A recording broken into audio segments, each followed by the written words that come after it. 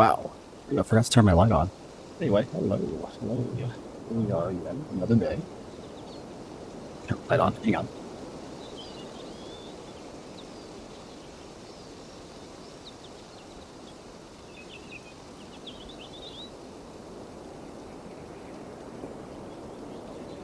There we go. That's better.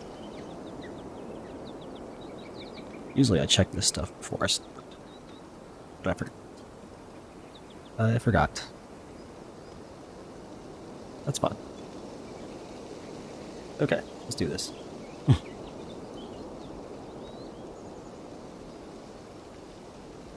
sure my screen is stream safe.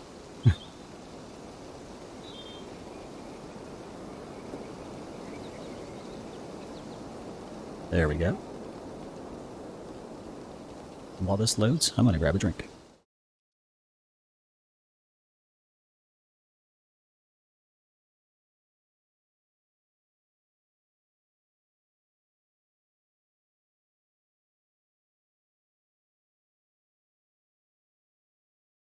Kind of quiet though.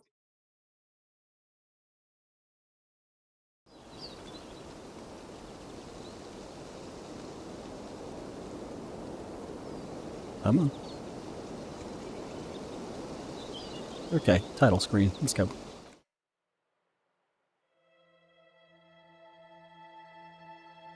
I have no sound. That's annoying.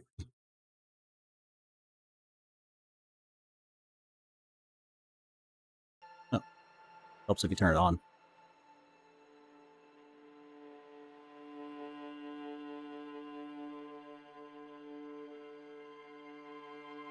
Let's do this.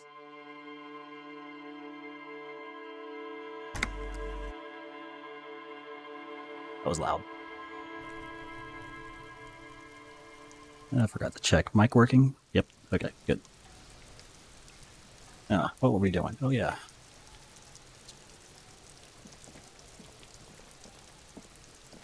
Just trying to figure out how to get back here.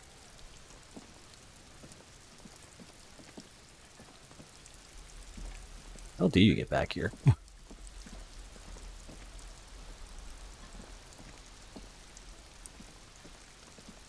feel like I'm missing something important. Yes?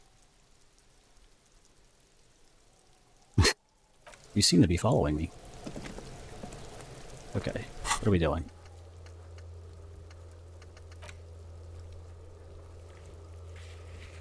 It says that. A basement door behind the greenhouse in the yard.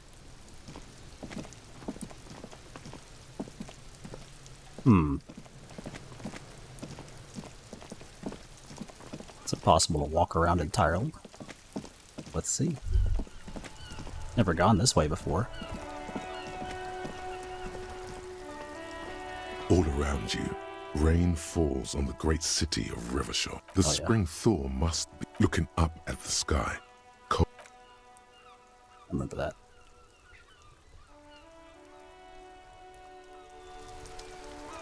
What's all this?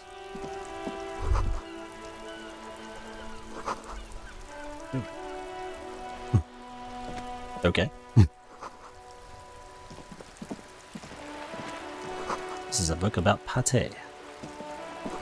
This book, you don't really understand what it is about, nor does it seem important. I like how these books are just sitting out here in the rain. A book about Paidera culture. The book says you must maintain a Nigerian hard body at the nearest gym. Okay. So what is that? It's a bookstore. Hello, sir. Step right in. The store is open. Let's talk to everybody. Hi. Are you interested in a new and exciting book? Okay, sir. I'll try to answer any questions you have. I hope they're about books. My name is Annette, sir. My mum, her name is Plaisance. She owns the store. She's inside minding the register or organising the stock. The girl gazes at the window, then suddenly jolts, her eyes wide, as if recalling something. Feel free to step in and browse our wares. And you're just standing out here in the cold I'm signaling because... that the store is open. Otherwise, people might not know. They'd miss out on the crime, romance, and biographies of famous people.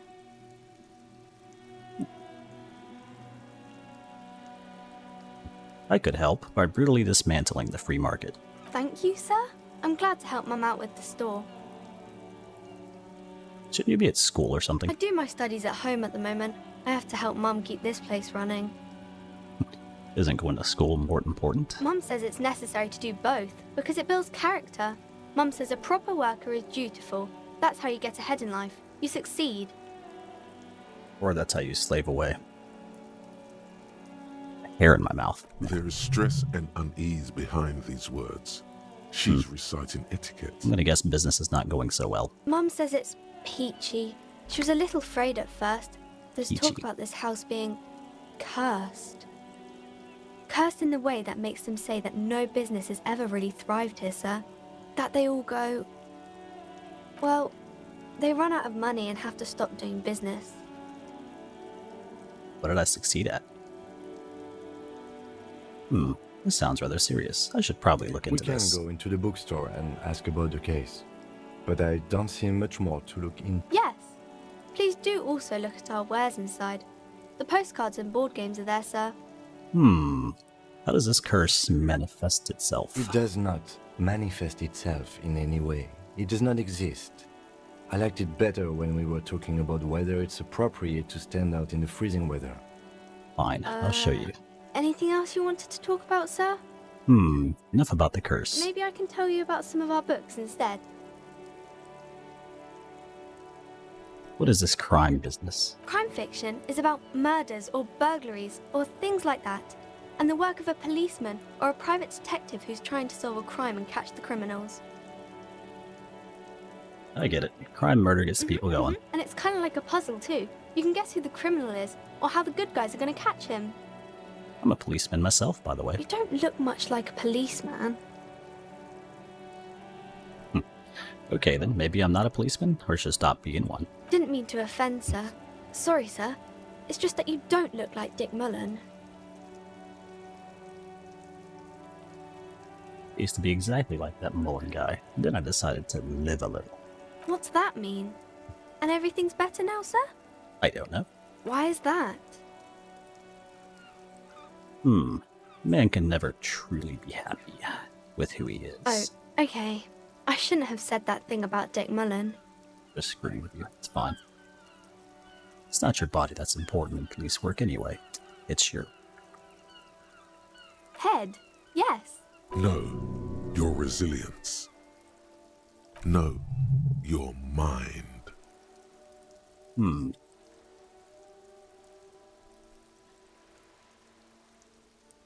Let's go with a Quicksilver mind. This Mullen guy looks like he needs 4 hours just to come up with a single idea. No, he's wicked smart in the stories.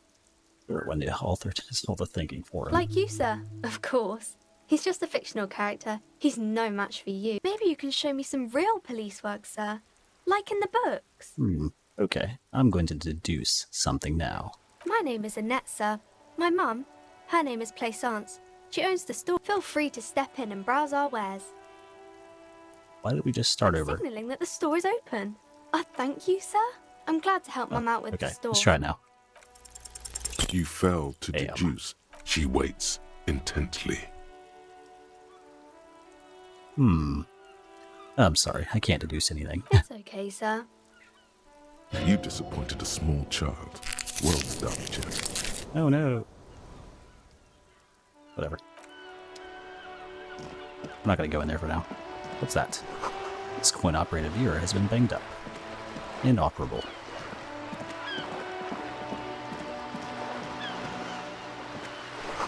To Roundabout North. Cape Side Apartments. Martinez Pier. Broken window. Tim's got windows. If you had a bag in your hand, perhaps you could collect these bottles and sell them.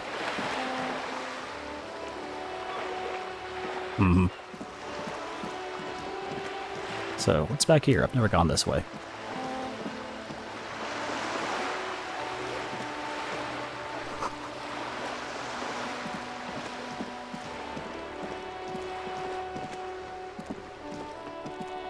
The wall. This is a wall on the side of an apartment building. It's a white check. You have no clue. It's just a wall. So many walls all over Martinez. Weather-worn, cracked. You need more conceptualization points. There. What is that? Balcony with a view to the yard. And a hanging garden hose. Chairs and tables heated by rain. Now they show up? There must be another way into the building. Why was that so loud? You see a young man on a balcony nursing a cigarette. His eyes have been following you for a while. Not looking for any trouble, officer. It's funny that I never figured it out. How'd I get here? Well, now. Why are you whispering? Sounds like you're already in trouble. There's no trouble. I'm just speaking in a lowered voice. I don't want to be seen talking to the gendarmerie, if that's okay. I just want to finish my cigarette. Okay, fair enough. It's the god of cigarettes and youth. Ask him if he's got anything to spit. Don't let him go. This could be your witness. The balcony has a great view of the whole thing. Hold on. Can I at least have a cigarette? Apologies, but this is my last one. The god himself has denied you absolution. Absolution? I don't know that brand, but I'm pretty sure you can get Astras at the Frit. I'm not sure that's a good idea. You're right. It's a As bad you idea. wish. Is it really that important? Like a nervous cat, he keeps stealing looks at the neighboring windows. All right, but Interesting. make it quick. Once I finish this cigarette, I have to run. But run where? I can tell that you finally got him down. Thank you. It was quite a disturbing sight, even by Martinez standards.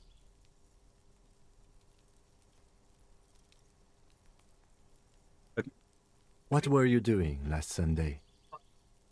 What are you doing? Oh. You already asked me that, didn't you? No. No, not you. Some more muscular type. Muscular type. Like Measurehead. And when did you speak to this more muscular? Last week? I don't know. Look, You didn't answer the question. What were you doing last Sunday? I had a friend over. What kind of friend? It was my Sunday friend. Okay. A Sunday friend. How intriguing. He doesn't reply, gesturing no with his cigarette. Under the grey sky, snow continues to pile on the neighboring windowsills. Someone hides behind a curtain. Those windows have eyes, and those eyes are watching, spying on you three. Okay. Can you tell me your name? My name? My name is Martin Martinez. I'm pretty sure it's not. Martin Martinez? Good local name. Let's go with that. Good local name. What's going on here? Okay. We'll talk later. No. We won't. Okay. Now, if you'll excuse me, I really need to get going. Hmm.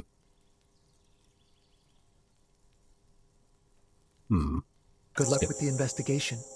Good luck.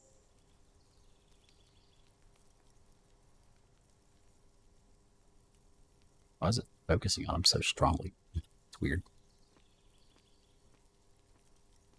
He knows something. He's gone. Okay. No point in running.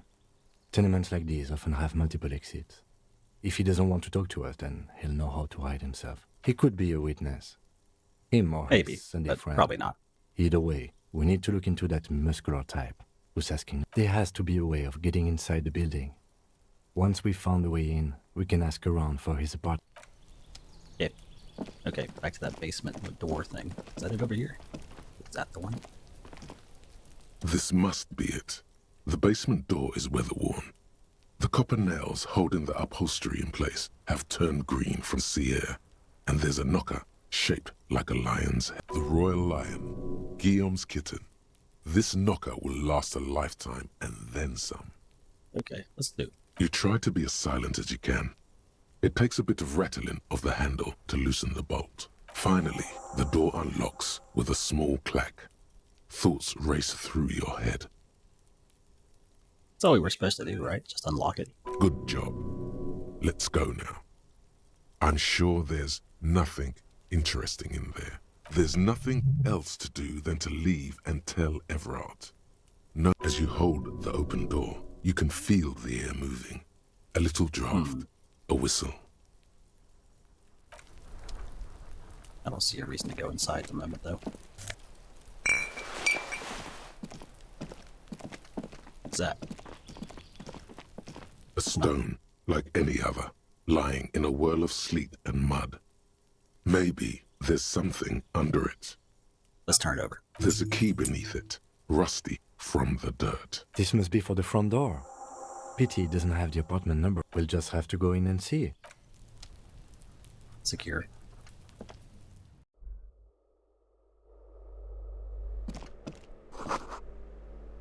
Fiction notices missing pets. Pick up glasses. The auditor. An old shoe rack. Boots, sneakers, old slippers. Loud rumbling snoring comes from within. Storing scary. This looks like a bathroom. Why is there booze in the toilet?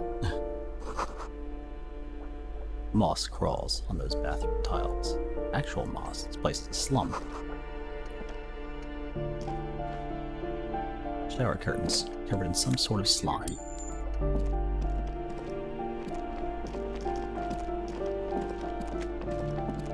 I'm just running around in these fancy gloves. Someone has drawn a 5-pointed star on the wall. This door has been closed with a padlock. A chalk-drawn number on the board says, number 11. Padlock would suggest they didn't pay their rent. It's a solid lump of metal, but the shackle is deeply corroded. A solid pair of chain cutters would make short work of it. Knock. No reply. Of course not. It's not gonna be anybody in there. Why would we want to break into some random citizen's apartment? Why wouldn't we want to? The lieutenant looks at I suppose if one were committed to it, there's a pair of chain cutters in the kinema. Of course there is. Should have taken everything. you. Hear someone walking around inside, rearranging. The walking stops abruptly, but no one comes. Whatever. They don't want to talk. Postcard. Let's talk to this person. Give me a moment. The cold never does any good for my bronchitis. This woman's health is failing her. There's not much to do. Not in this damp. Are you alright? I'm fine. Fine. Don't you worry. Now, what do you want from me, policeman? I'm almost certain that's not his name, but I'm looking for Martinites. Oh, you'll find plenty of Martins here. Don't you worry. Pea-brain. Someone played a trick on you. Martinaise is a name for anyone who comes from Martinaise, like Tim Jambrock or Raoul Ravachol. Oops. You really didn't get the joke there. That really just went over your head. I thought it was obvious. Anyway, officer, we don't have the witness's name. Let's describe him. Yes, I know who you mean. The scrawny boy who's always smoking like the devil, right? Somewhere in the building, a child starts crying. You hear a radio tuned to a talk show and someone taking a shower. What's he in trouble for? He's wanted for murder. No. Talk? She's like, good He joke. lives upstairs in room 28. Go to the balcony.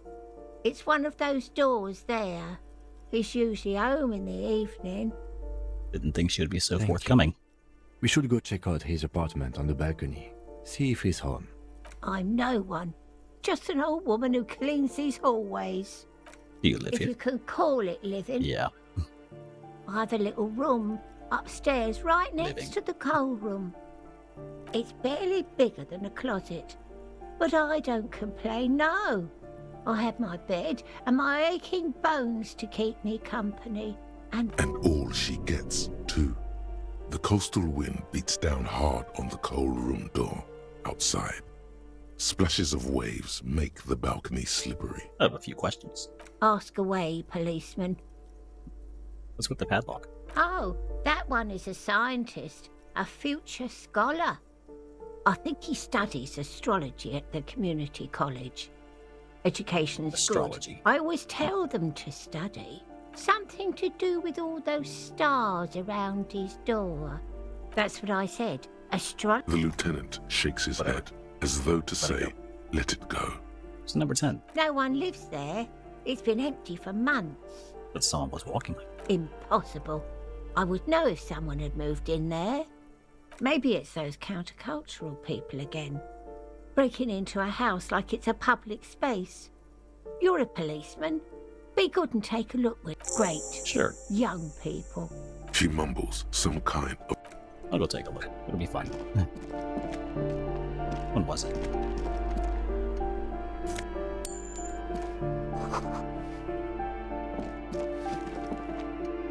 Was it that one? No. It's the other way around. You hear someone walking around inside, rearranging the furniture. The number on the panel, a poor communard from the looks Who of is it. it? The room... Do I have to open the door? Do you have a warrant? I'm not obligated to open the door if you don't have a warrant. Let's Fair go. enough. We don't have a reason to get inside that apartment. We don't. We can just ask questions through the door, though. Excuse me? Of course not. Scare them. Suspected of some big crime. I don't need a warrant if I suspect there's been a break-in. Oh, come on. That was smart. We just want to talk.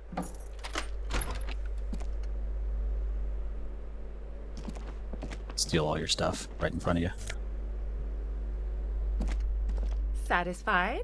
My name is Marielle Charpentier, and I'm an agent with Martinez Realty Associates. I am not breaking in, as I have every right to be here. The keys, see? I mean, you could have just said that. Boy, there are a lot of different keys there.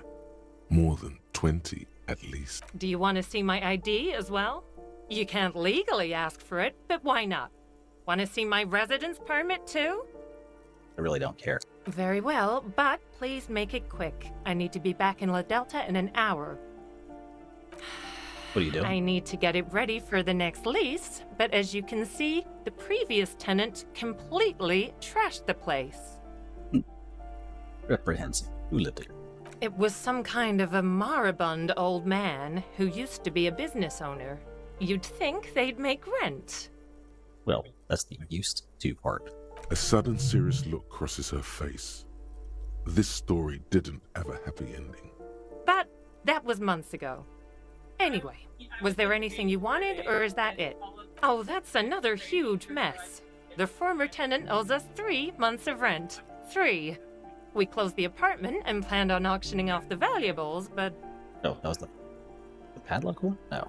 And again, I have no idea how stupid mistakes like this can even happen. But Ron, when he came to close the door, didn't close the neighboring door. And there's a hole in the wall. So preppy. She's probably on some low-grade performance enhancers, like Preptide or Really? Pericanine. A hole in the wall. Can you believe it? And then the tenant ran off with his stuff. He's gone. The money's gone. Just like that. Could have been that much. These apartments look like ass. Wait, so what happened with the wall? Don't ask me what happened with the wall. I have no idea how we're going to find the time or resources to fix it. Both apartments are now unrentable. Both. Well, that's unfortunate. Place Of looks like a course. slum anyway.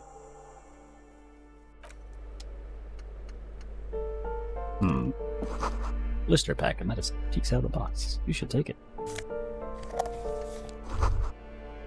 It's like a fine mattress. Don't be ridiculous. You can hear it swarming with bugs. Some nice shoes. Ooh.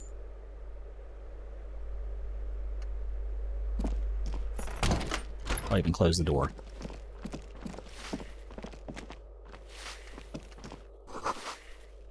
Vito says, a firing squad for the rich. Foreclosed. Was this the foreclosure? Wow. Someone has torn down the wall. To be fair, there used to be a door there. Probably.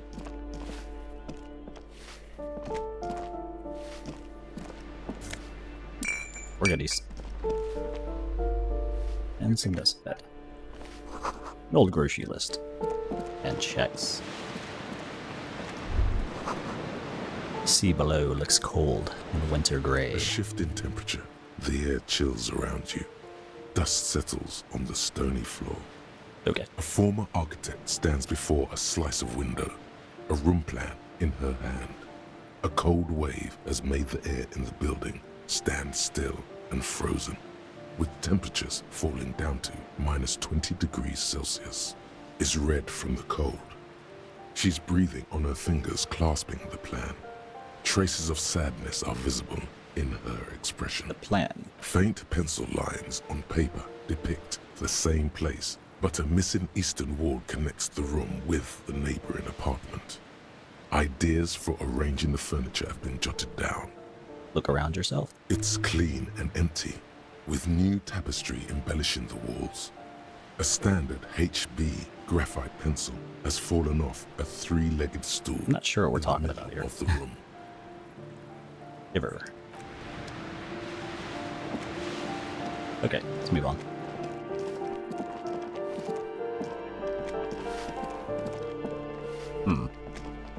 Balcony it is.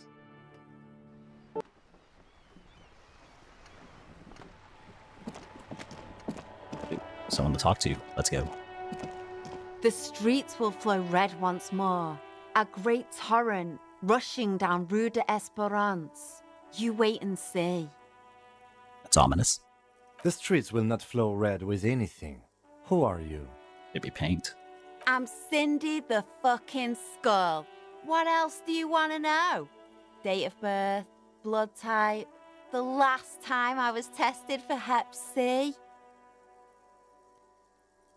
And here I was trying to be polite. Just can't win with you pigs. That smell coming from her paint bucket. It's not paint. It's heavy fuel oil. You keep looking off to the side. What are you looking at? The lieutenant is desperately searching for a handkerchief. Turns her head to face the coast and nods disdainfully towards the woman performing maintenance on the boat. Woman. Hatred, disgust. It's difficult to tell which of the two is more present in her girlish features. The woman on the boat does not notice her staring. That is on her. Someone's got to keep an eye on her. Wild Yes, Pines we Rip. should go talk to her. She's a professional negotiator, though. I have the feeling she will be very cooperative while telling us nothing. Of course. You should take the lead. Ask her unexpected questions, you know? Do your thing. Don't be afraid to be a bit wacky. Throwing her off is our best bet. I like that he's suggesting that. Good idea, piggies. Run along now. Fuck her shit up good. Impound that boat while you're at it. I'd like to watch her swim back to us on. Okay. Can't you tell? I'm painting a beautiful mural, an aereo graffitio visible from low orbit. Graffito. I haven't really started it yet. I'm waiting for the right words. So you don't know what to write? Have you ever tried your hand at graffitio? When faced with a blank wall, most people write unimaginative stuff, like pigs go home and Mona was here. We rarely see pigs round here, though. Just union cats. And my name's not Mona, so... Why are you so committed to defacing the building? This place is severely lacking in havoc. Not Wow. even the occasional trash can fire to break up the tedium. I thought I'd mix it up, you know. Summon the forces of crime and social chaos with a world-sized invitation. I have an opinion on this. Want to hear it? Yeah? I actually don't have an opinion. I lied. Lying is cool, I guess. Is that heavy fuel oil? Red-dyed heavy fuel oil, intended for exclusive use in government vehicles, to be precise. What did you think I was using? Aquarels? Sucked it out of a cop's fuel tank myself. Back in Jamrock. Some clever cultural commentary. You ain't seen nothing yet, Piggy Boo. Piggy boo. Piggy boo. Do you know anything about the recent murder? I ain't no snitch, Pigstein. Go forth and forage in someone else's shit. No shortage of squealers in these parts. Actually, there is a shortage of people who talk to us in a normal, calm, informative manner.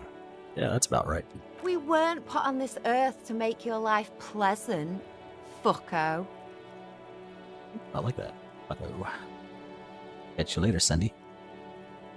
Watch your back, Ungulate. You've got eyes on you. Okay.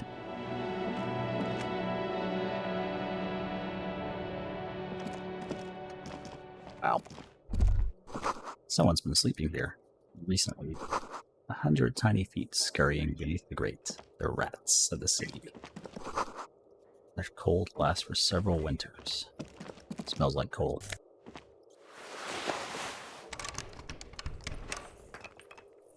Some ants. Okay. That is all.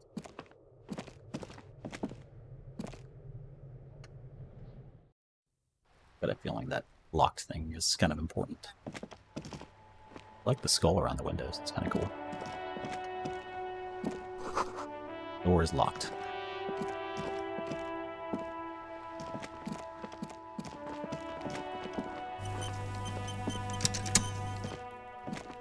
Okay. I guess... Oh, the box. Go back to the box. What's in the box? Wow. Making some dollars today.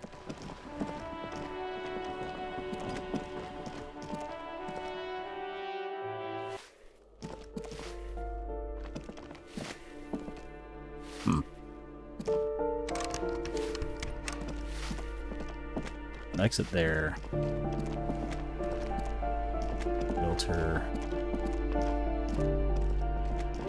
So are there like any stairs? Or are you supposed to access it from the balcony?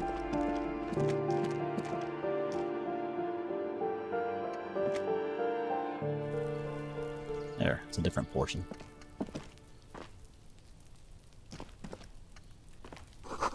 Breaker box is full of cigarette butts and wires.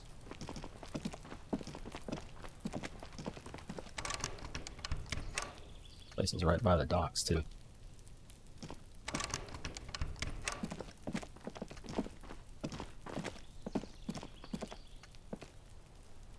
Let's go. Come on. What's in the bucket? Woo. Curtains shift just a little. Someone is watching from within.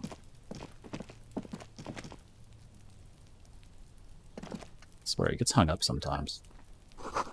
Someone's growing some rosemary, thyme, and a cactus. This door is made of metal and appears to be reinforced. Someone here really values their security. Number 28. This is where the cleaning lady said the smoker on the balcony lives. Let's see if anyone's home. Knock on the door. No one answers. Oh. Looks like the young man we are looking for isn't home. I think our best chance to catch him is in the evening. We should return tomorrow after we have finished with our day's work. How about 9 p.m.? Sound good? Tomorrow, okay. 9 p.m., right? Damn. Turns out it's quite tricky finding someone in a big apartment building. Yeah, turns out it is. Don't worry. You remember. Tomorrow. He's probably gone for no one. We should return tomorrow. I thought I'd try it. Complete silence. Whoever lives here is not home. 30. Just a door. Nothing for you here right now. Voices from within, singing along with some buoyant dance track. Okay, I guess we got to leave. Fine.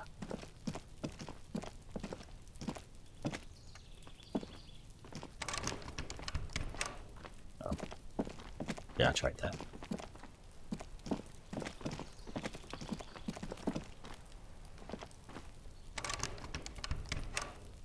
Nope. Okay, let's move on.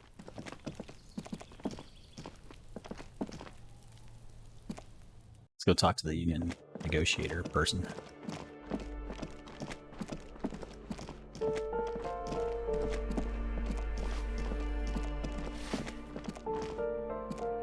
Go learn some things. Pass time, buy a book. Inside, the frame of a motorcycle in repair, and the tools used to disassemble it. Capeside Apartments. Rue de Gislaine, de Saint Gislaine, roundabout north. What is that one? Oh, that's where we came out.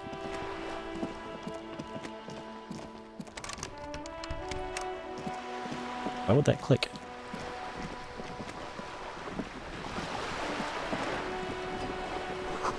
The belly of this boat shines like it was recently painted. Often reserved for residents of this spot.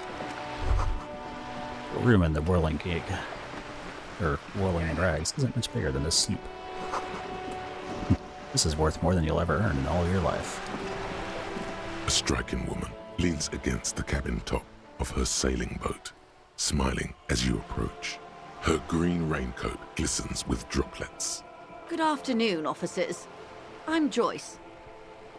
Joyce L. Messier. I represent the board of Wild Pines, the owners of the harbour. You gentlemen must be from the RCM. Joyce L. What does the L stand for? Peyton, my maiden name.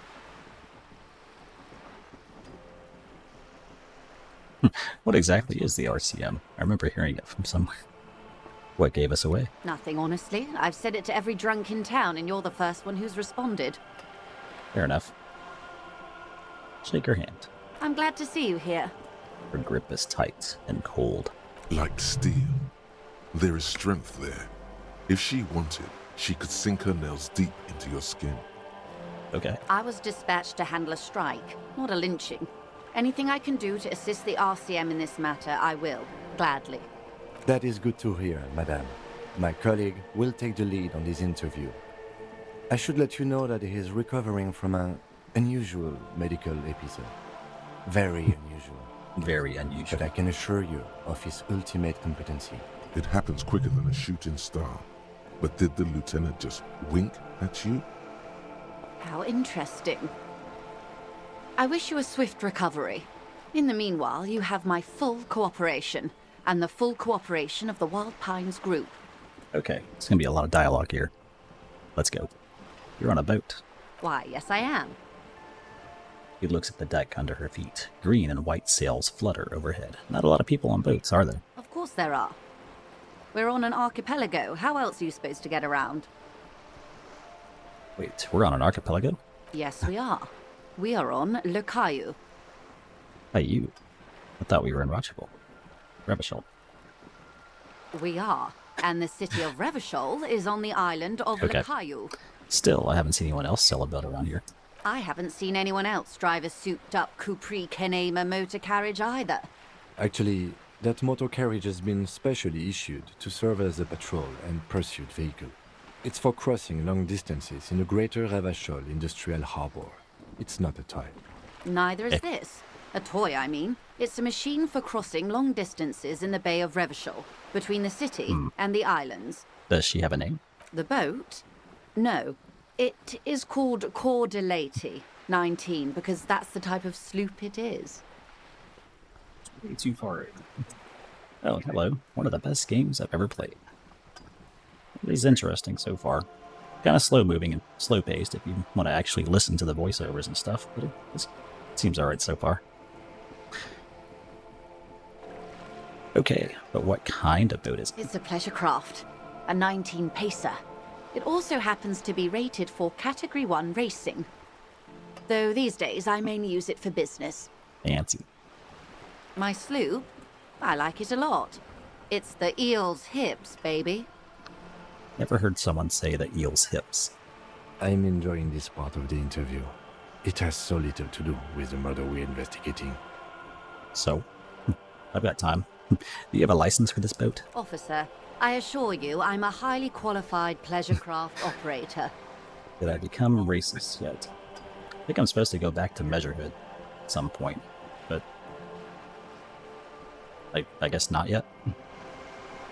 The crowns of her teeth are porcelain, white as the boat's hull as she smiles. Qualified pleasure craft operator. So charming. Where's the damn license? I really don't care about the license. This is actually my first time playing this, so Why wouldn't probably doing things in a this weird is order. Revachol, Wayfair Act and all. Anyone can drive a boat. Okay. We're done with the boat thing. Let's just Good. move on here. Lots of questions. Tell me about Wild Pines. What do you do? Oh, voiceovers are great. What we do. I'm afraid I don't speak for Wild Pines as a whole. It's a giant undertaking. So what do they do? The Pines' core competency is logistics. Oh, I had my camera Container off. Oops. shipping, freight, that sort of thing. See those airships there, blinking? Those are the shipping side of things. Okay. And that is the terminal. Another subdivision deals with energy, oil and gas exploration, offshore platforms. How much money does Wild Pines have? A lot, obviously. I'm not at liberty to discuss the company balance sheet, but I can tell you that last year, the company booked more than 20 billion real in revenue. Okay. A billion?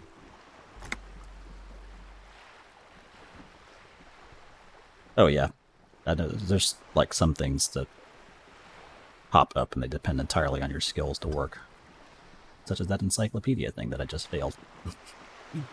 A billion? What exactly is a billion? It's a number, officer.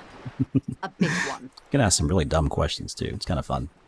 What is it made of? It's made of 1,000 millions. A million is made of 1,000 thousands. That's it? I thought Wild Pines was supposed to be big time. And to think, there are years when the group books losses in the billions. Oh, okay. Wild Pines employs 72,000 people, all of whom have families that depend on their salaries. It is a tremendous responsibility. Where do they get all these They billions? started as an exploration and cargo fleet conducting trade between the Samaran and Insulindian Isolas 250 years ago, when pine ships explored the South Seminese and charted Lormentang on behalf of the suzerain. What is the suzerain? Centuries of care, deliberation, and madness have gone into this endeavor. Vessels pass through the great unrest to re-emerge with apricots in tow. The logic of the system is totalizing. It's taken everything from its employees to build it. What does such a huge system want with a place like this? You mean aside from being the terminal's legal owners, who are responsible for moving 8% of the world's cargo? You don't keep it moving, the workers do. We built this district. Okay, sure you did. All the best parts of it. Rue de Saint-Ghislain, with its bastions. The plaza's meteor and mosaic. Even some of the old street lamps have been put back thanks to the investments from the WP. Yeah, I guess it would. Before Martinez was swallowed by the industrial harbour, even before it was part of Revachol, long before Terminal B was erected here, the Pines built it as a resort for its Revacholian employees. Revacholian. A company getaway, for a weekend or a summer holiday. Then came the revolution. But that's another matter. I'm here to make sure the Pines can fulfill their responsibilities to the place they built. Long escape. School. Yeah, okay. What can you tell me about this strike? What's our political ideology here? I don't know. Everything. Right up to, Just kinda but stumbling not through here. including, trade secrets. What if I want to hear about trade secrets? First, you'd have to repeal the Emergencies Act of Trade in Aliments that gives me the right to silence. It's quite the octopus. An octopus? Good luck. It's only kept in place by the vested interests of half the civilized world, including your own. What the ma'am means is that the Emergencies Act and the RCM both get their authority from the coalition government. But I am derailing us. You wanted to know about the strike. Let's go on. What is your role in this, precisely? I believe the official title is Senior Labor Negotiator. In practice, I'm a grocery clerk. I relay the union's demands to Wild Pines and return with Wild Pines' counteroffer. Go on. And how are the talks going? They're not. That's the problem. The union stopped all negotiations a week ago, after that awful lynching took place. Wait, she just admitted that the lynching and the strike are connected. Interesting. The nature of the world here is fascinating and never fully explained. It is an interesting place. Now they won't even let me into the harbor. There's a 2-meter-20 racist behemoth blocking the gates. Oh, this guy. You mean Jean-Luc, my race mentor. He is just full of stuff. Oh, so you've met him.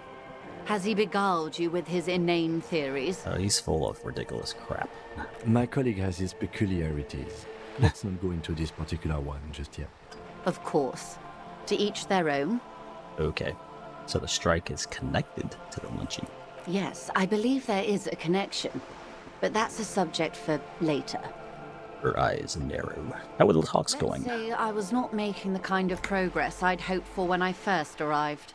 And when did you first arrive? I arrived 3 weeks ago. Yes, in the middle of February. The bay was still partially frozen then. I prefer to do these things on site, like the RCM. But the strike began in December. I wasn't the original negotiator here. I took over after Mr. Gaumont hit a wall with Mr. Clare, the union boss. Mr. Clare refused to speak with Gaumont despite concessions he'd granted the union in prior negotiations. This isn't the first time the union has gone on strike. Oh, probably not. Heavens no. There have been 2 prior strikes. Both times the union won significant concessions, including overtime pay and a medical plan. So where did This time their demands are more, I guess you could say, aggressive. Where did Galmont go? Mr. Clare told him to... How did he put it? Fuck off, midget. Gaumont is short of stature, you see. Not cool. Keep in mind, this is a negotiator Mr. Clare has worked with before, and who was more than fair with him and the union. There are leaflets everywhere, and banners. What did they say again? Oh, yes. Every worker, a member of the board.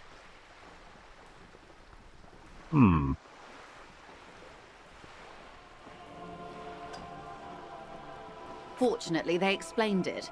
Every time the Wild Pines group makes a decision about anything, it needs the signature of each of the 2,200 workers in its Martinez terminal. That sounds a bit inefficient. Just so you understand, this is but one of 22 terminals owned by Wild Pines. Essentially, not only are they kings of the company, they are also kings of the 72,000 employees of Wild Pines Group. Right. Yeah, it seems like it. It seems based some French. Francis. Right after a war of some kind that I didn't really read into at all.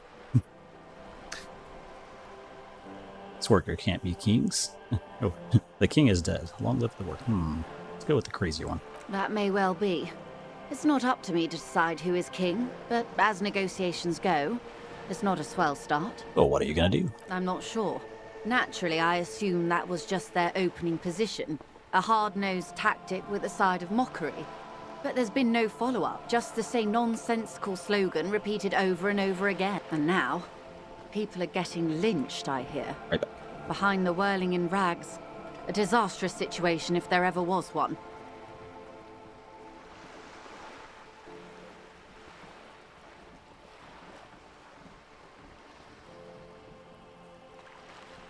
Excuse me, from whom did you hear about this lynching? Oh, how do you know about this? I first heard it from the bowyer at the gates. The one whose very name advertises his aversion to work. Him.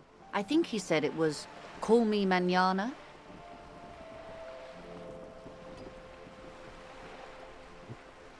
Yes. I need to move my monitor over. Keep having to look around the other one. Got it sitting in a weird place. This checks out. This checks out. Call me mañana. Scabs at the gate. Did you put them there? The scabs? You mean the huddled masses of Jamrock, come to plead for work where the Union refuses to? Don't let her answer it herself.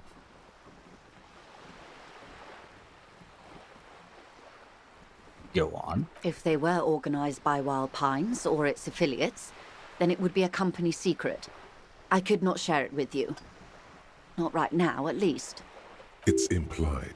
She's open to discussing this matter with you at a later occasion.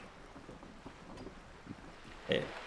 So what do you think of Everett? Everard Clare is a man of the utmost integrity. If you can say one thing about him, it's that he always puts the interests of the workers first. Well, I guess so. That's about it, though. Of course not. Everard is fantastically corrupt. I imagine he has a thick, viscous goo where you and I have blood. What are our stats like? Can I look at them while I'm in?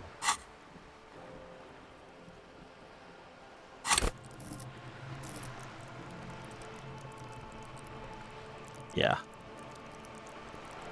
Probably need to put some points in intellect or something. I don't know why I did hand-eye coordination.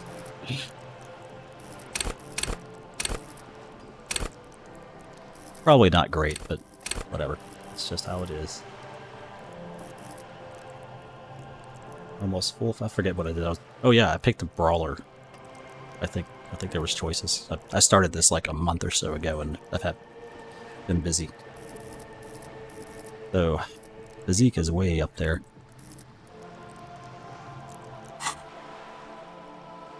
If you were to prick it with something sharp, you could see it oozing out. A knife, maybe? No, a rapier. Sounds like about to take a rapier to him. Oh, heavens, no. We get along just fine. Yet, now that you mention it, I can't stop imagining that black treacle just dribbling down his double chin. Yeah, that's him. He's the most corrupt individual I have ever seen, and I deal with men like him for a living. If there is anyone more venal, more irredeemably nepotistic, then it's his twin brother, Edgar. Wait, there are two of them? Yes. Edgar looks exactly like his brother, except for that lazy eye. He also talks exactly like Everard does, and when one's term as foreman is up, the other takes over. This game is in a museum of modern arts in France. I didn't know that. It's kind of cool. It's how they circumvent the term limits, you see, with a funny little switcheroo. While in office, they've embezzled God knows how much of their workers' dues. What about the union itself? The Débardeurs Union was once a perfectly normal institution. 20 years ago, anyway. It must not have been easy to establish under the Emergency Act, but they did it. I can respect that. I don't know if it matters much, but this one is specifically was the final cut version. Got it from the Humble Bundle, I think. I'm not sure what that means. I know these. It's best, as they say. I know these voiceovers weren't part of it initially. Organized labor, whatever. A mob. The Débardeurs are a crime syndicate. Sad as it may be, we are forced to cooperate with... Refreshingly honest, officer. The company has tried appeasing in the past, but I'm afraid our concessions have only emboldened Everard. Mostly, I was just happy. I was just happy when I opened it the first time that it had controller support, so I can kind of sit back. And your opinion, Detective, if I may ask? I'm a curious and talkative person, you see. Would you say the Débardeurs Union is... An effective advocate. Why do you think so?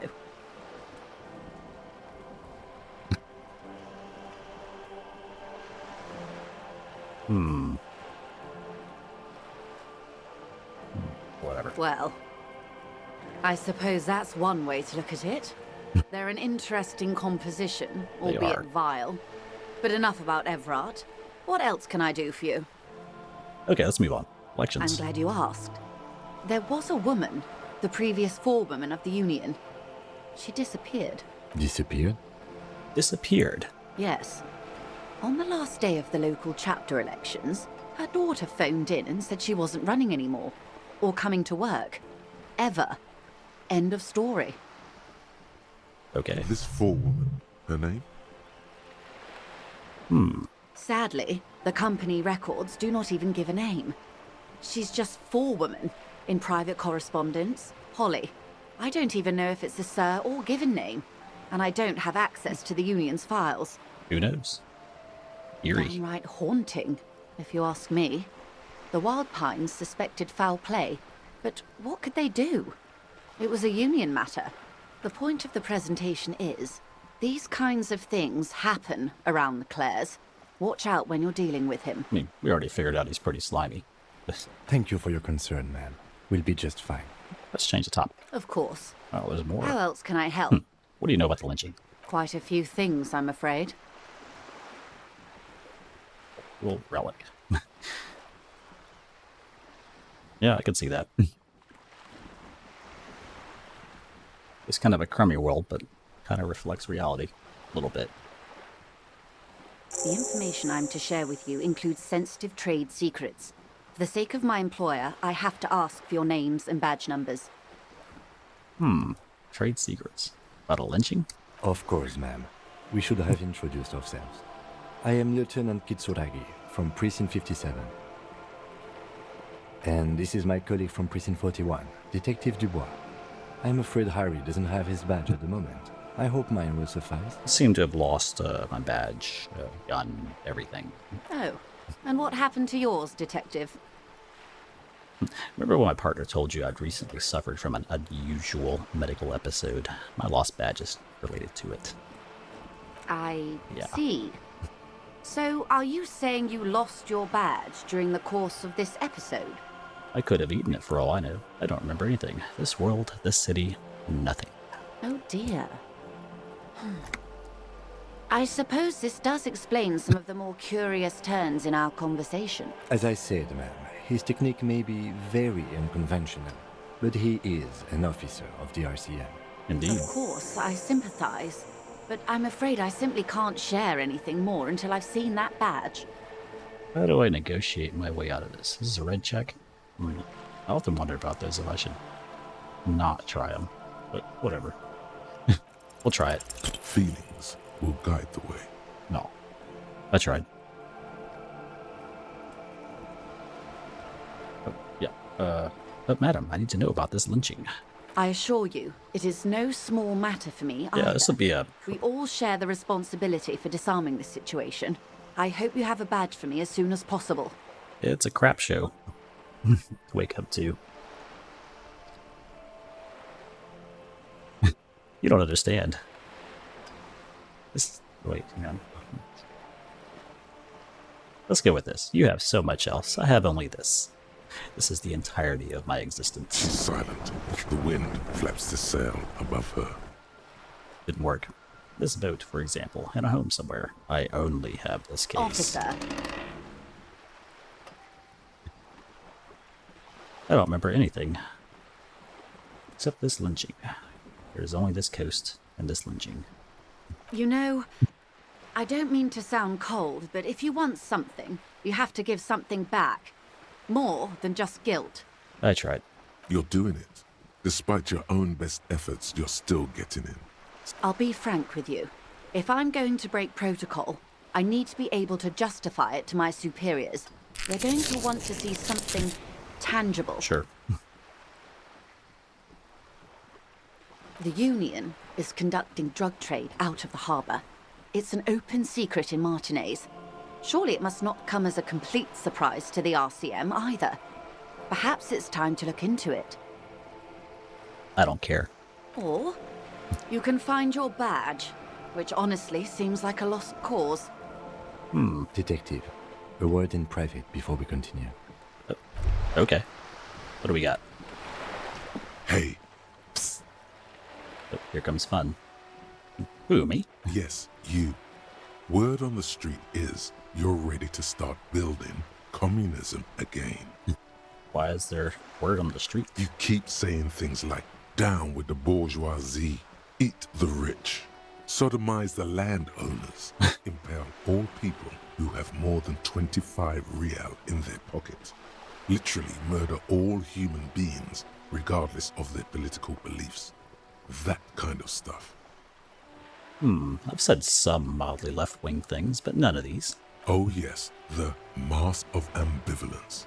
Don't deny it. You're about to rip it off and reveal the monstrous seven-eyed lamb of global communism that would devour and masticate mankind. Everyone can see that. So tell me, do you have any questions before we fire up the big communism builder? Or do we get right down to it? What's this communism even out? Roll up your sleeves and start building communism. Sure, whatever. Oh yeah. Get the firing squads and the animal wagons ready. Wait, what? Firing squads? You didn't say anything about those. To back out now. You can't make an omelette without breaking a few million eggs. Roll up your sleeves further and breathe in the pristine air. Okay. So there's something about whipping something.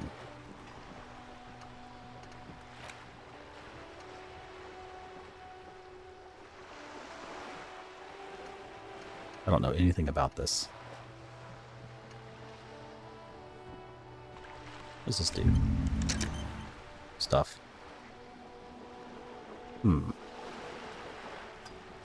Whatever. Can always cancel it.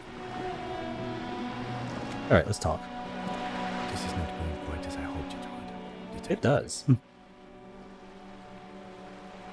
How'd you hope it would go? Honestly, I was expecting you to use your unorthodox technique to keep her off balance, and not volunteer us to be her henchmen.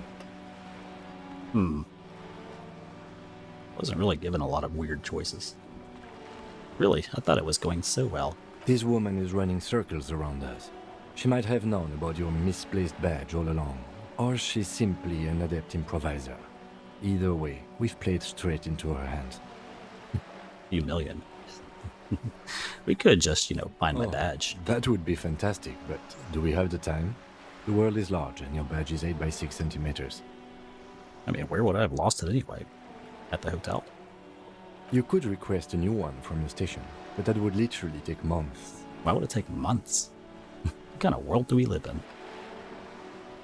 So what do you propose? That we don't investigate the drug trafficking? No. Exactly. If there is reasonable suspicion, we must investigate. Otherwise, she could claim we are siding with the Union, or that we are on their tail. I guess if we want to get answers, we're probably going to have to do that. What I propose is, we ask her, then we investigate, briefly. But do not share the outcome of this investigation with her. We tell her it's done, and demand for her information on the lynching. Alright, back to work.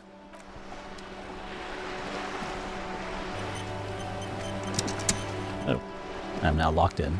Autosave.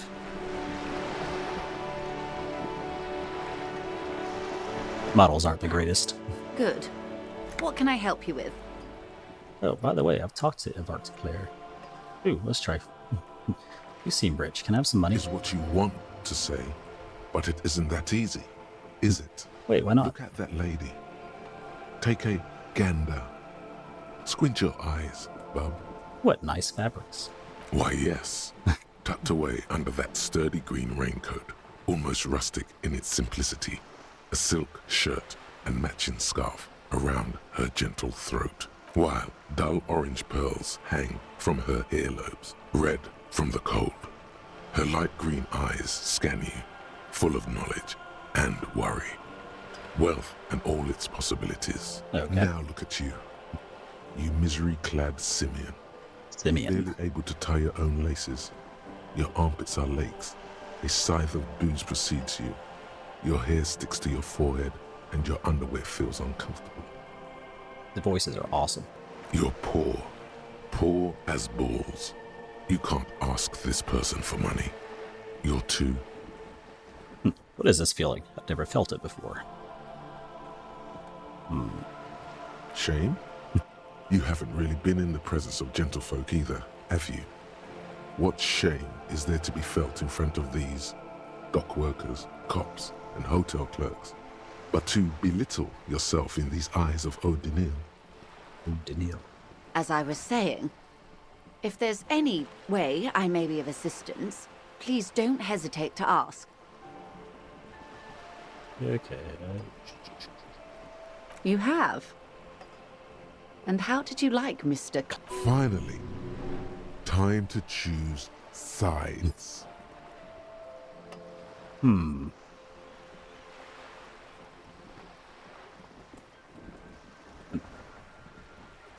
He's not the champion I have chosen. I wish to swear fealty to you in the cause of capital. What? Oh, I am afraid you have misread the situation, Detective. This is not some feudal conflict.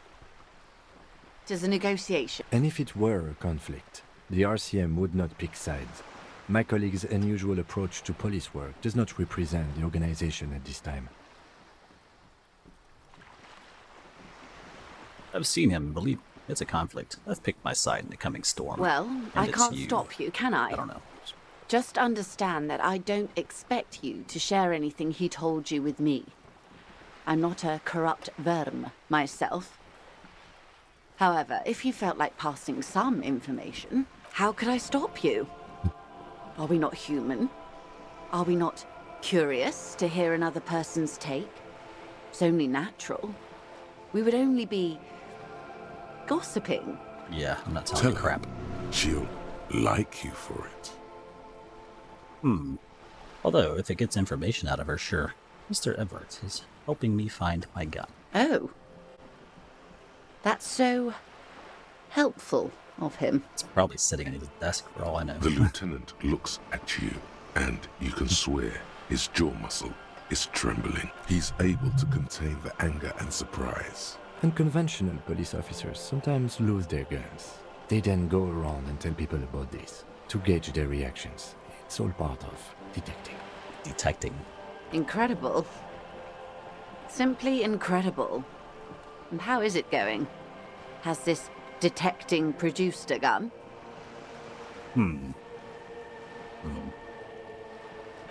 Yes. As you said. Please don't get him in a loop. If he gets in a loop, it will last forever. Ask him to say something Fine, else. but I want to please. get stuck in the loop. Totally slanderous. Maybe you've gotten into one tiny loop once. No, several. Of course. Thank you for the advice. I'm glad you were here to assist. Your other dealings with Everard are still of considerable interest to me. The lieutenant will be more lenient toward sharing those, hopefully. Okay. Mr. Everett's helping me find my gun. Oh, The lieutenant, he's able to... Unconventional. incredible. Just restarts. Simply incredible. The lieutenant will... Back out of that. Until then, is there anything I can help you with? You know something about these tattoos? That's the man who was killed. I'm afraid this is a discussion for once we've cleared the lynching question. So she does know something. Why? How is she looking at the Better photo? not tied tie to- the fourth day to the bat's day on this. I hope there is something else I can help you with. Heard of billions. Say it. Can I have some money? Voila, you're doing it. Really put your back into it. Yell it from the top of your lungs. Mercenary. Oh. Yeah, he did have some interesting armor. At least the boots. Help me, I'm poor. I liked him before. Money. I'm sorry, I couldn't hear you. The wind is a bit strong. Could you repeat that? I need money. How much money? That's a good sum. Not too small, not fantastically large. I mean, I guess spoilers don't really matter with this game since it follows so many branching She paths. removes So, a few notes and hands them to you. I didn't think she Paper would. is cold and oily to the touch. Didn't think she would actually give me that. There must be about 200 real in that zip bag. Maybe a little less. Plus some change at the bottom. So, I hope I didn't just bribe you, officer. It may not be technically illegal under the Emergency Act, but still. Why ain't you worried about this and not your ruthless exploitation of the entire Great. So wait, I like this one better. I'm still getting my head around this whole money concept. You're right, man, that donations are permitted under the Emergency Act, unseemly as it may be, as long as they are properly logged with the precinct. I mean, to be fair, this game's been out for a good while now, so I'm just only now getting to it. So I don't really care if there's spoilers or not. Which he most certainly will do. Now, how else can I help the RCM today, besides supplementing its salaries? Dead man is a mercenary hired by this corporation. Makes sense given the boots he was wearing. Fancy. It's quite straightforward. Someone is using Terminal B to smuggle raw ingredients from the Samaran Isola into Revachol with the Union's blessing. Wild Pines has suspected it for years. Ingredients for what, man? Meth and dextroamphetamine, GBL, and various synthetic psychedelics. Honestly, it might be quicker to say what you can't make from the stuff. Of course. Shit, yeah, baby. It's the party pipeline. Party pipeline. Why would you want to shut that down? Why are you trying to shut down the party pipeline? I assure you, officer, these are not the sort of parties you'd want to attend. You don't know me very well. She has no idea what kind of parties you've been to. Yes. After they clear the terminal, we lose track. The actual production is taking place at various sites in and around Jamrock Quarter, north of here. Wild Pine seems to be well apprised of the local drug trade, man. Do you mean to say the Union also produces the product? Sells drugs, I mean? It's based. He doesn't have any idea what kind of parties I've been to. In fact, I don't know either. We're in logistics. It's our business to know. And no. As far as the company knows, the Union does not produce it. They transport the ingredients for a cut. Okay, and you want us to investigate. Yes, but you won't get anything out of Evrat and the Dock Workers Union. Of course you won't. Still, every chain has its weak link. Am I going to need bolt cutters for this? Unlikely, officer. I'm talking about the lorries. Once the ingredients reach Jamrock, they're distributed to a network of local manufacturers, well beyond our grasp. But in transit, they may be vulnerable. Perhaps you've noticed that a number of lorries are tangled in a traffic jam at the roundabout just now. Interview the drivers who are still hanging about. One of them might be waiting for a crucial shipment. I mean, they're all kind of waiting for crucial shipments.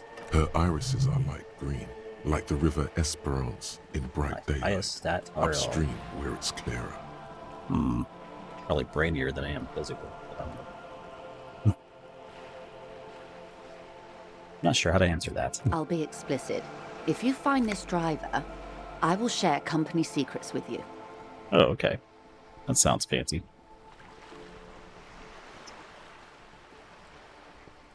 We did. On more than one occasion. Apparently, there's some sort of inter-precinct disagreement about whose jurisdiction this area falls. We know the company has launched its own probe into the Union's alleged involvement. We also know it's come up empty. It's not just the RCM. No one's been able to find any hard evidence. Hard evidence. Well, here's your chance, officers. Okay. It's no coincidence the lorries are stranded there like that, is it? No. We asked East Motor Track to raise the drawbridge. The road company is a partner of one of our subsidiaries. However, this is a limited time opportunity. Once the complaint has been processed by the trade committee, they'll have no choice but to lower the drawbridge. So you're the one who did it. The operation will continue. Thousands of litres of raw ingredients will pour onto the streets of Revachol. Not the east across the river, but the west. The vulnerable. The weary. You got a voice that sounds like some others I've heard, but it's really interesting. A cold breath rushes in from the bay, making its way down the alleyways and potholed streets. From Martinez to Jamrock, in the traffic you hear the clinking of glass vials, concealed beneath tarpaulin. Or is it just your teeth chattering in the cold? Great. A lot of it. It comes in from large Samaran factories in South Safre, Sigai, and Sinyao. The literage they must get from this terminal alone must be oceanic. Well, at least this solves one mystery. What is that, Lieutenant? Why I had to call East Motor Tract and beg them to open a drawbridge for me. I'd wondered since I first drove in, on my motor carriage. I am sorry for the inconvenience, Lieutenant Kisaragi, but we need them trapped here. This is a unique opportunity. I'm sure you understand. Brief. How do you think they're financing this strike? There are thousands of unpaid dock workers going strong for the 4th month straight. There was a shakedown of local businesses preceding the strike. Many were squeezed to bankruptcy to fund it. Okay. With all due respect to these desert cacti, the contents of a few cash registers cannot provide for 2,000 men. The local businesses can scarcely provide for themselves. Well, to be fair, given the housing I've seen here so far, it probably doesn't cost much to live here. Precisely. Smuggled out of that very gate at night, most likely, then loaded onto lorries and driven to Jamrock. You simply need to find one driver who will open up to you.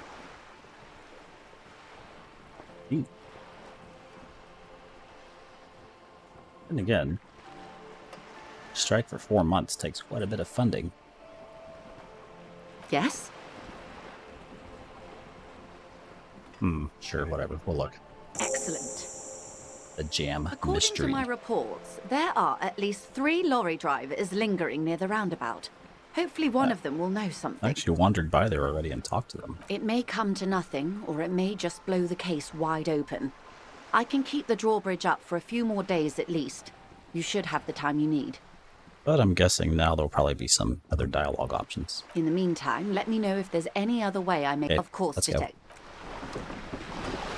Sure, let's walk.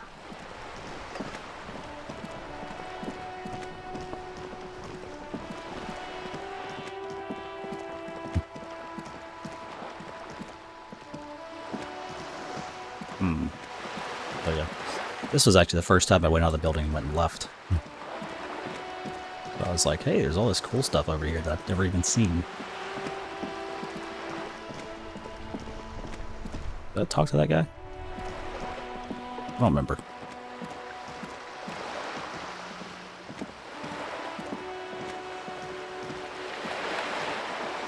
Tons of dialogue. Nothing I can't do. I'm a job for every man. Oh, betting he smells, doesn't he? Why isn't... Wanted to see what it said. Oh. You hear the distant squall of seabirds.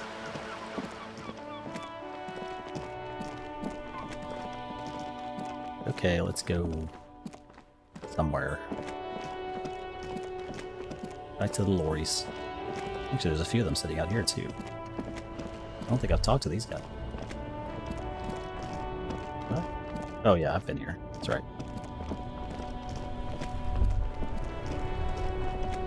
Whatever. Let's talk to this guy first. He had the one. This is the guy with the tracksuits and stuff. I don't think he has anything again, special. my man. What's on your mind? Yeah, I've already talked to him. You seem like a man who knows about drugs. Ah, man. Me and narcotics go way back. Had some good times surfing the psychic waves of my own consciousness, you know?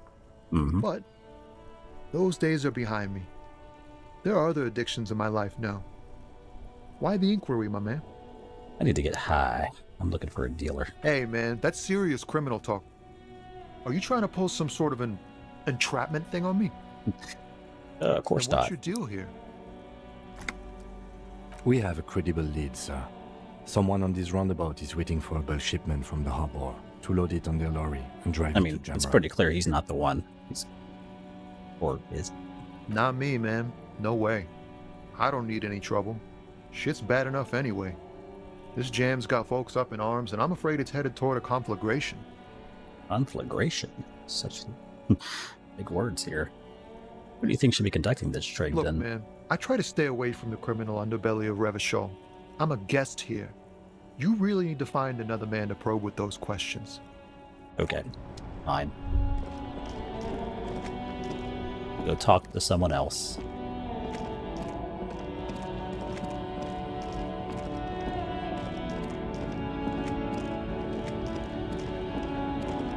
What's this? Ruins full of snow. No one lives here anymore. I don't think I talked to this guy. The But woman yeah, still I did. has her eyes fixed on the photograph in her hands. In the background, the radio plays.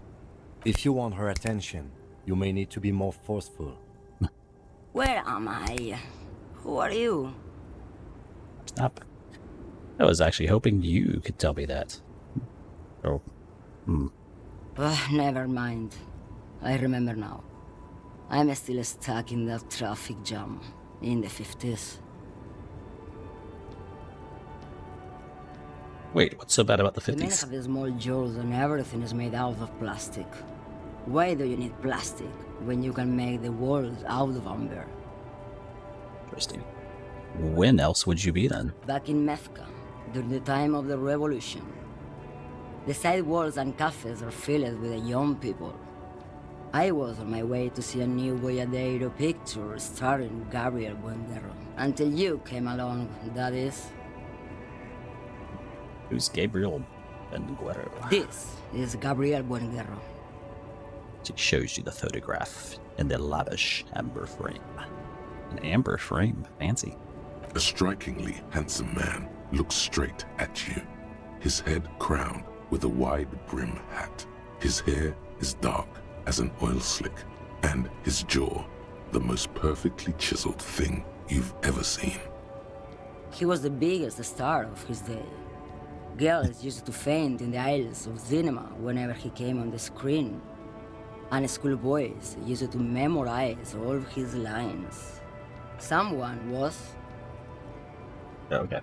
Someone, but he's not your They are memories. someone's memories, boy. What difference does it make if it's me or not? They're beautiful. That is all that matters. Beautiful and true. And they will win. They're coming for this, you know? All of what? The world? The present? Who knows? I wasn't dreaming. I was there, Loman. It was early spring, and the man behind the black sun had just come out. The man behind the black The sun. posters were 20 meters tall. Like an eclipse. Everything was golden. While you, people, were tearing each other apart over your petty little revolution, in Methk, it was a golden Yeah, age. it is a bit of a crap order. Right, I have some other questions. Why not, Harife? It's not like I have anything better to do in this hellhole. What you hauling?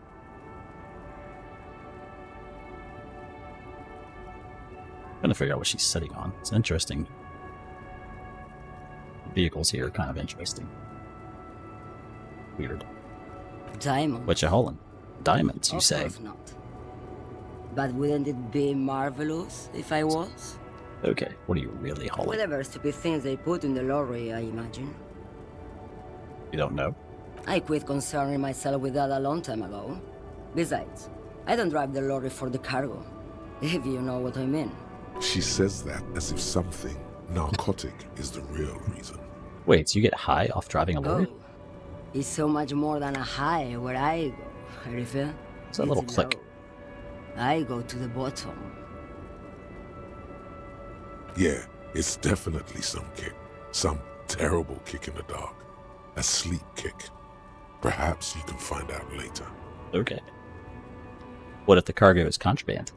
Then it's contraband, Loman. What? Do you want to take an old woman in? Be my guest. Lock me This- away like Bad Hand Hermenegildo. Seems like someone who has no more fucks to give. I really don't understand this whole Boyadero thing. Of course not. To truly understand the Boyadero, you need to Boyadero. listen to On the Western Plain. It's an old ballad about a young girl who falls in love with a daring Boyadero. He promises to marry her as soon as he returns from the Western Plain. I'm guessing that doesn't happen. Of course not. The Boyadero returns from the Western Plain a changed man. One night, as he and his beloved are out walking along the river Maygrit, she pleads with him to give up his riding and settle down. I think I see where this is going. So the Boyadero strangles his beloved Oh. and throws her body in the Magritte. Then he rides off, because the Western Plain is calling to him. A beautiful song. The most beautiful. A true boyadero needs a whole horizon to himself. He can be tied down by man or woman. His beloved was selfish. Didn't think she would go there. Know what it meant to love a boyadero. Before I came, you seemed away. She's just a distracted old woman. We should... So he doesn't think she's a smuggler? Clearly. You hear that, Loman? I don't think your partner likes you spending too much time with me. Okay, let's change the subject. Hell dream is what it is. You seem like a woman who knows a thing or two about drugs. What do I need drugs for, Loman? What I see, what I feel, the great adversary, no drugs can compare. The adversary. Yes. There is a protagonista and an adversario. I am on the side of the adversary. There's no coming back from that hole. Those epithets are familiar somehow. The great adversary, the great unrest. I don't like the sound of any of that. Sounds like a horrible drug. The worst one of them all. Where could I get my hands on an experience like that? If you don't know, Okay, I wanted to ask if you'd be interested in smuggling some why drugs. would I want to do that? For the glory of the World Republic. Not a thrill of the criminal lifestyle. Loman, what in the name of God are you talking about? Are you smuggling drugs? Maybe. Probably not. Makes no difference to me either way. She doesn't know. Just this month, I made half a dozen trips from Saramiriza to Grad on the U41A. What do you think they take from Saramiriza to Grad? Drugs? No, Loman. Diamonds. Damn this. Make her answer. If you had to guess, who do you blame? Easy. He's the skinny man who thinks he's a poet. Never trust a poet. The only person she can see. Also, he's the only one I can see from here.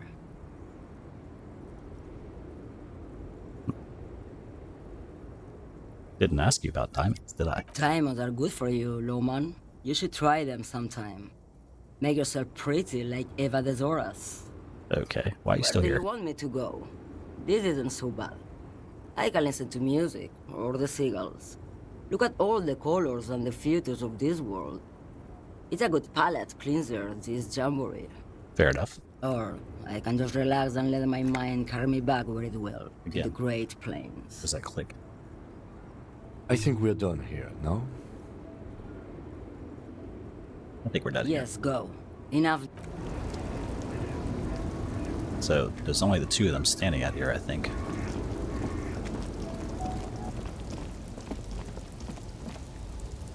Unions are a scam. Let us through. Just let us work. Anyone in here? Lorry stuck in the traffic jam. This big, heavy Grad-made machine is well kept for such an old machine. They have some weird-looking vehicles. They're probably effective. The windows are clear. They've been recently washed. You can see a lorryman's cabin with personal belongings, stickers, insignia. The driver has adorned his space with a substantial collection of peculiar paraphernalia. Really? Proclamations about honor, strength, and purity are glued to various panels. A large metal pendant hangs from the rear view mirror. The pendant features a sun crown with wavy rays. Okay. What about the backseat? The back end of the cabin has a small perch to sleep, large ashtrays. There are several suns and wheels sewn into the curtains. Racist nationalist paraphernalia. Not unusual in this part of town. This is our guy. Maybe. Possibly.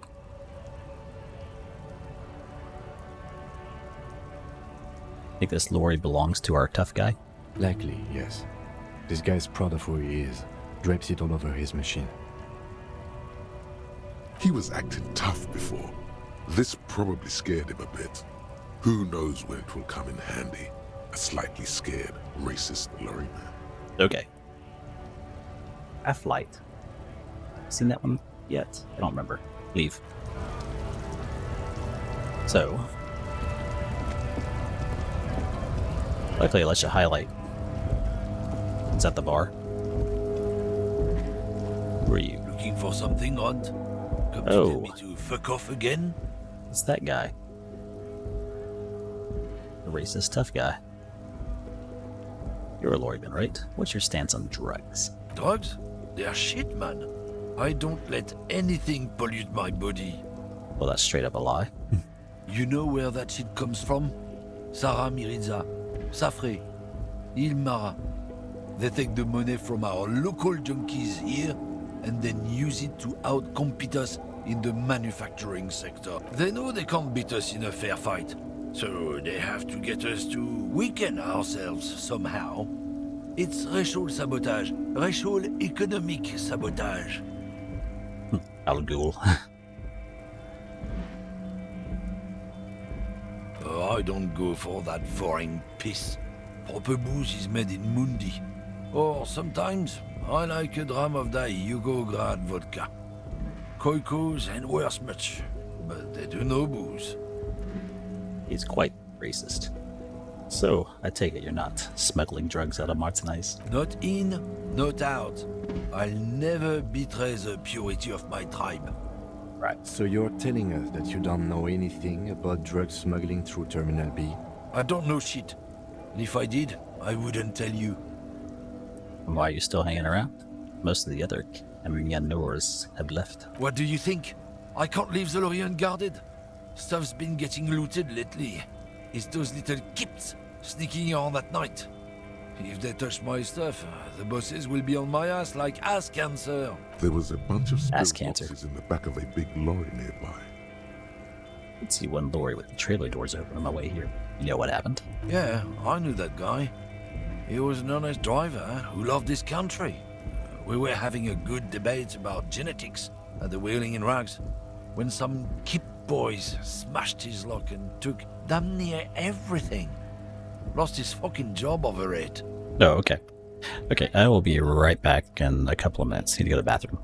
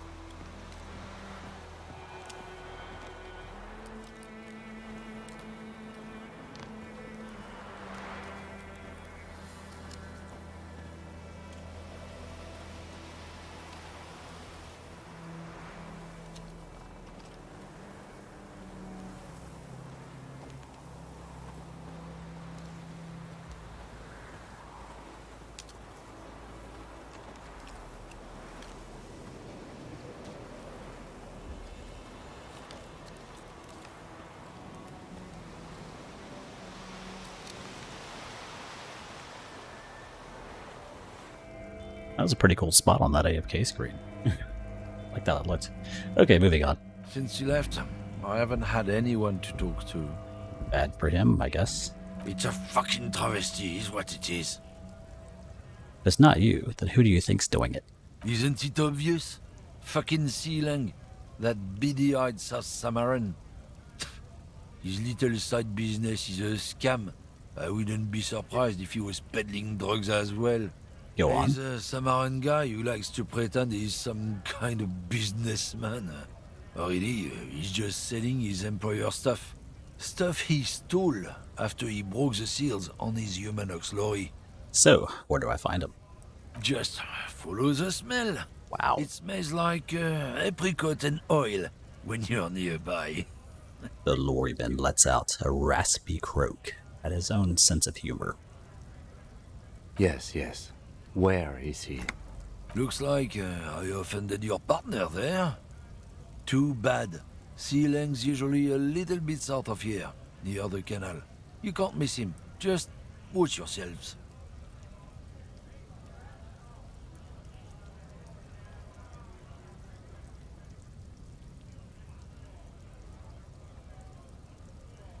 a bit south, near the canal. His tribe are natural liars. It's in their blood. There he goes again with the He's your racism. man, all right? 100%. I wouldn't be so sure about it.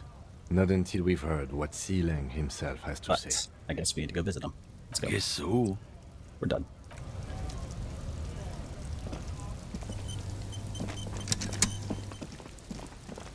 Squeaky sounds.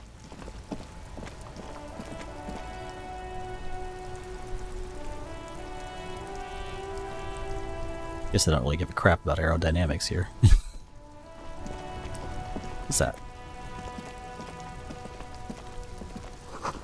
Some great tectonic force has cracked the pavement like an eggshell.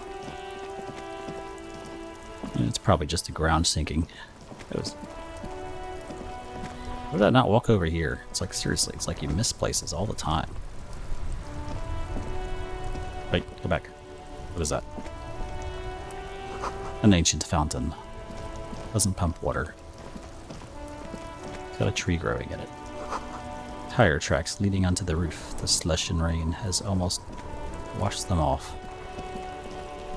You mean onto the roof?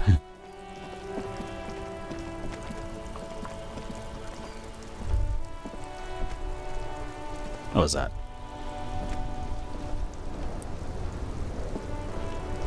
Happens right here. The spirited chirps and clicks of swallows fill the air.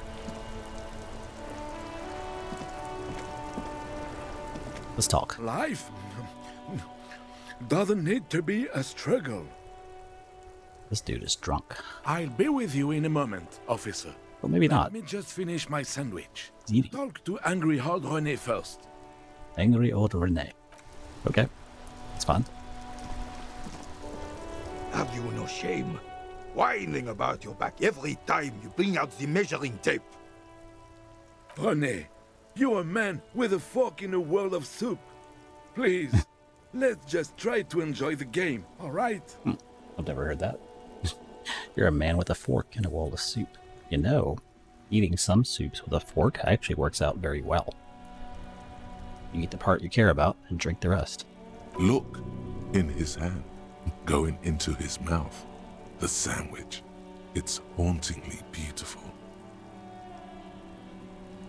Really, these electrochemistry ones are the best. I'm trying to, but you keep breaking my concentration. You're old. I can see that. We're both old. Now stop grabbing your ass like it's a girl. That and Inland Empire. No one's kind of interested. These manly men are playing balls. This is a ball game. Grab a ball and play it. Don't ask questions. Okay. Shoot first. Ask questions never. Are we sitting on skills anyway? Interesting that thought cabinet is abbreviated THC. What game is this? No, you got this. There's the ball. You're the game. Well, okay. Let's go.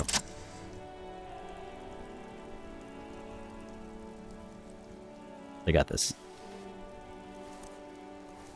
We don't need them. You are immediately surprised by the ball's lack of weight. No matter. You'll make it work.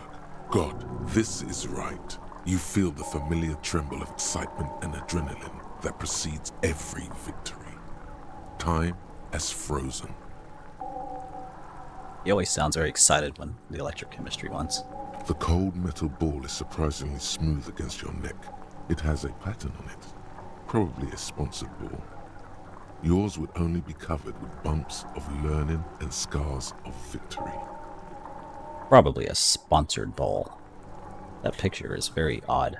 A lot of hands. Already, your muscles are adjusting to the weight, the nervous system calibrating, until you and the ball have merged into a single entity. The man ball is ready.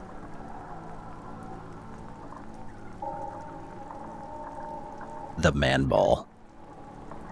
Take in the surroundings. A chilly breeze ruffles your hair as you stand there, feet firmly planted.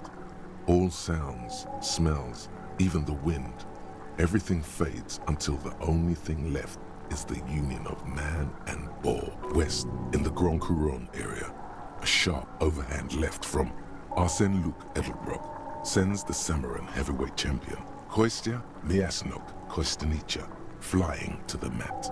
The crowd goes wild. Revachol loves her heroes. Well, in a world that's terrible, like your heroes, there's time for a last glance inward. Who am I? An embodiment of pure motion. A fine-tuned locomotor running at maximum efficiency. Behold the fear and confusion reflected in the eyes of the two feeble geezers. They are in awe of your superiority. You are a god to them. Okay. The inertia can be contained no more than a bullet leaving a gun. Let go. Be the bullet.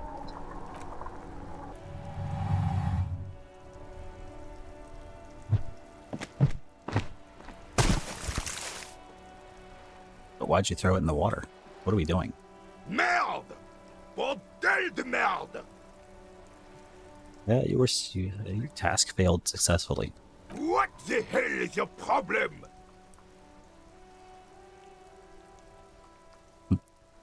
I am a god of track and field. Why would I have a problem? I don't care if you are a cop. You do not just ruin someone's game. It's so goddamn disrespectful. In hindsight, that was probably not the best choice. A man his age getting worked up like that? Better watch that blood pressure. I'm sorry. You vandalized our game, son. We can't play pétanque with 5 bull. Oh, pétanque. No, you don't. Our pétanque game is ruined. We want our bull back. Take it easy, René. This is just a misunderstanding, isn't it, officer? No harm done. What do you mean with 5 bulls? I see at least, like, 10. Oh, there is 10. Of course there's harm done, you orange slug. You owe us a goddamn bull. Fine. Good. Mistakes are forgiven when men at least try to right their wrongs. I'll buy you another one. You will try. With my Now, why did you approach us? money that I got from begging. Ah, yes. King Philip III on his steed. A reminder of what Revachol once was. Oh, absolutely. At the mercy of a cocaine-snorting tyrant who emptied the treasury so he could sleep on a bed of gold. You know what? Corruption runs deep here. Cocaine. Cocainum. Sounds like our kind of king. And just imagine what kind of cocaine a king would have had. Indeed. A superpower, feared and respected.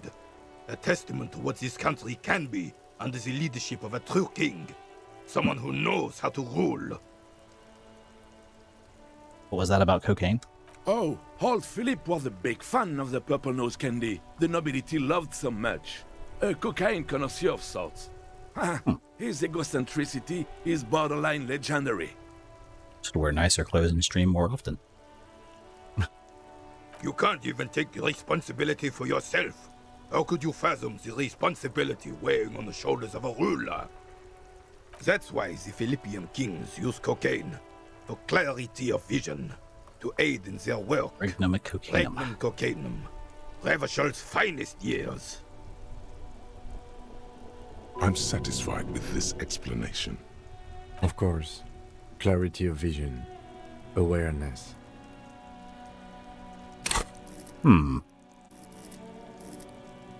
So where does electrochemistry come from, exactly?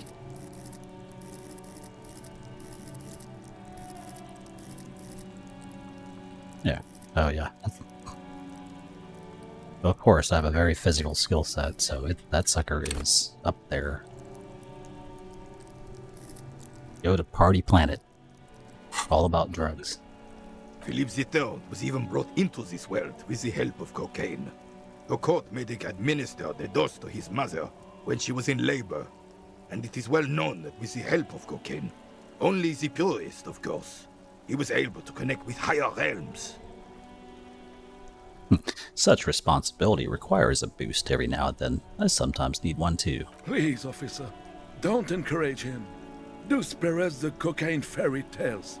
The RCM isn't interested in them. Yes, indeed. We're not here to investigate the drug trade of centuries past.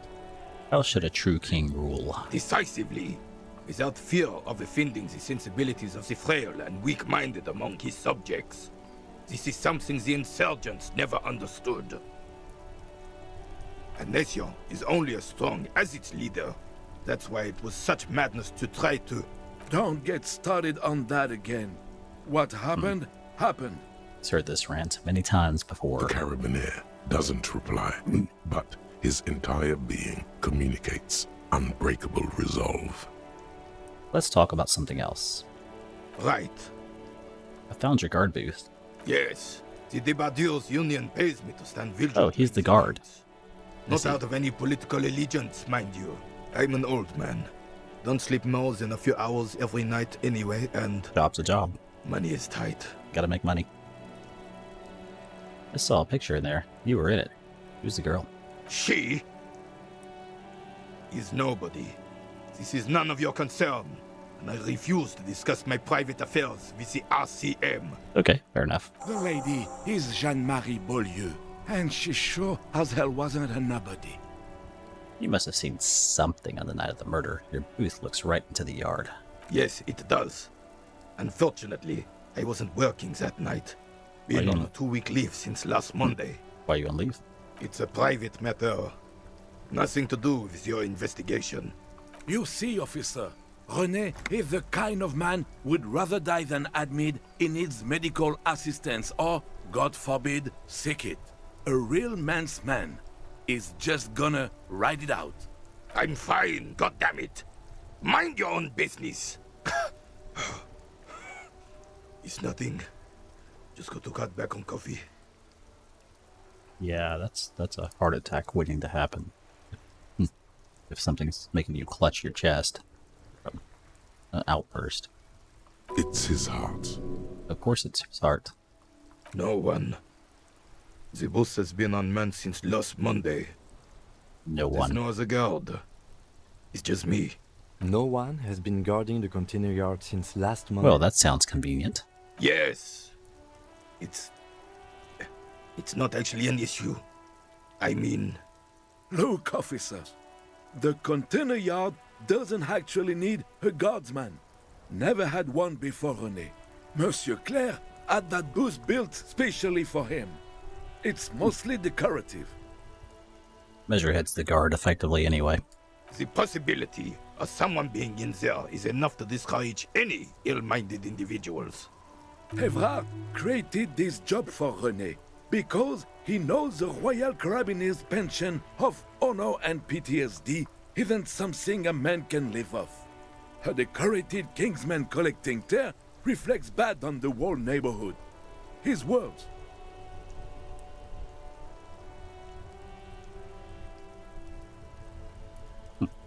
René should rent out his services, invest the profit, get a few more guys, expand, and repeat. Wage work is a dead end. It is. Yes, yes, yes. Can we conclude the topic of my guard booth now? Yes, it does. Oh, wait. Unfortunately, no one. No one? Yes. Look, officer. The possibility... Evrard created this job for René because... Can we conclude the topic of my guard? Yes, yes. Like No, I said, I would be up anyway, so might as well keep an eye out. It keeps my senses sharp. Unfortunately, I don't. Unlike most of the locals, I have no qualms about assisting law enforcement, but this affair has passed me by completely. In Martinez, the Union is the law, so can you really blame them? Cop is a pejorative term. I don't have a problem with policemen. On the contrary, I admire the effort to bring order to our streets. If I knew, I would not be afraid to tell you. I simply don't. I'm an old man, not a coward. The daily business of the riffraff no longer concerns me. Okay, you seem to be playing in a crater. Yes. The terrain here provides an interesting variety to a familiar game. I do. Fire from heavy artillery. Heavy artillery fire, you say? That's the best kind of artillery fire. Very interesting. Okay, it's a crater left by artillery fire. Why what? But why? Because that's what happens when communards hijack your country, execute your supreme leadership, and turn your capital into a slaughterhouse. You use heavy ordnance to clean up your home. Who are the communards again? Commies, communists, socialists, anarchists, call them what you like. They just chose the name to feel special. Senseless sentimentality. Did you use artillery fire against them? Sadly, no. It was the foreigners who brought them to their knees. We fought valiantly. Too valiantly. So valiantly we got licked. Should have fought dirty, like they did with their suicide sex cult propaganda and mad anarchist women strapped to shrapnel bombs. We didn't though, and we lacked caliber. God bless him, but the suzerain's cannons simply weren't big enough. I don't know, you had me at suicide sex cult. Because this place is a damn beachhead. Had to soften the commies up first. Yes, the military coordinated amphibious landing to take back Revachol. Martinez was used as one of the 3 footholds in Revachol during Operation Deathblow in 08.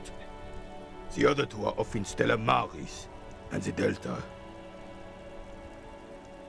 Deathblow. This here is Blood Ground, where coalition boots first made landfall and cleaned those rabid dogs out. Most likely, we're playing pétanque on their mangled corpses. Blood Ground. You got old René going there. Like he isn't hungry enough already. Coalition? Don't get me wrong, officer. I hate those foreign dogs, but the enemy of my enemy and all that. They're the lesser evil. Fair enough. Damn right, son. They laid the fire of hell on the city before they stormed it. And it worked, too. He approves of this radical approach. Knows it was necessary. The rest of the city got cleaned up, but Martinez they keep as a monument. And now the Union Socialists are practically running the place. Well, it's your own damn fault. You, we, the coalition, Revachol, whoever you want to blame, never finished the job. Those damn union workers. The party never surrendered. Of course they still hold influence. You don't even begin to truly understand the players at the table, let alone the specific circumstances surrounding the... What do you think? Foreign powers cleaned up our mess, and now they rule us. I'm sorry it had to be them. After 8 years of fighting those hyenas, boiling cats for food and drinking piss in the mountains, I would have preferred if the Right Honorable King Guillaume returned through Revachol, or even if that damn clan Frisel had risen from the grave and led us. From the grave? Sadly, that was not the case. Instead, all that is just, holy, and beautiful in the world was wiped away, and now it's neon signs with toothpaste ads everywhere.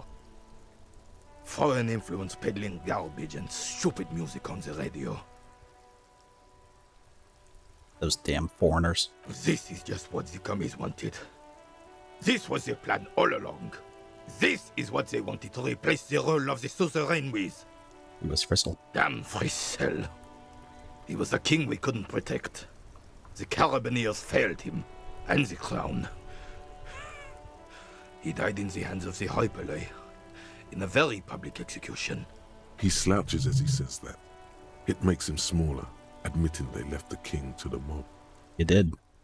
A true king in both blood and mind led Revachol before Frisel. He would have been better, but the damn commies drove him into exile. So what is a suzerain? The suzerain is the king! Has everyone forgotten already? Yeah. It's no use talking to you. You were still in Daddy's balls when it happened. When we took our last stand against the Filth and rode the cavalry straight into gunfire. What is it about this old soldier that makes him stand so proud? All you observe is a veteran refusing to let go of the past and his old uniform. This is the uniform of the Royal Carabineers in service of Frisel I, Guillaume Le Lion, and the valiant King Philip V before him. Don't you mean Frisel the Fun? Frisel the Fun? You do not speak his name, Craven. Although he was a clown, But he was our clown. He was ours to ridicule. Our clown. And to mourn. There's something you missed. You will get to it. Don't worry. Okay. As you turn, a bright light catches your eye, making you squint. Cool. So cool. Where's it coming from? From a distant sunset, a stage light, flash photography, nowhere in particular. It's just what superstar law officers do. They squint at lights, and they solve shit. Yeah, that's me. I've been establishing my superstardom hard. You have. You're a big dick cop. That's right. Dick Mullen. Salam Rocky Bai. Badass on the edge disco cop. Time to recede into a ludicrous fantasy world. Here we go. Camera. Lights. Wait, what's that about a ludicrous fantasy world? Yeah, you know. Beneath it is just heartbreak. A pulmonary tract infection. Atherosclerotic disease. This is where you say action and reconceptualize all that. Reinvent it as the world's first celebrity police officer. Okay, action. With a sudden flash, the world freezes around you, and you along with it. In an we have a new thought. Some kind of superstar. Silhouette against a rasterized orange world. Oh. It's on. I'm not sure how this research thing works. It's not like there was a tutorial or anything. Whatever, let's go. What's that? Enormous boodles worthy of a big man. That's just graffiti. Anyway, we're looking for the idiot, which I forget where we can find him now. It's not the correct button. Tasks. Need to go talk to Everett. Actually, I have a lot of tasks.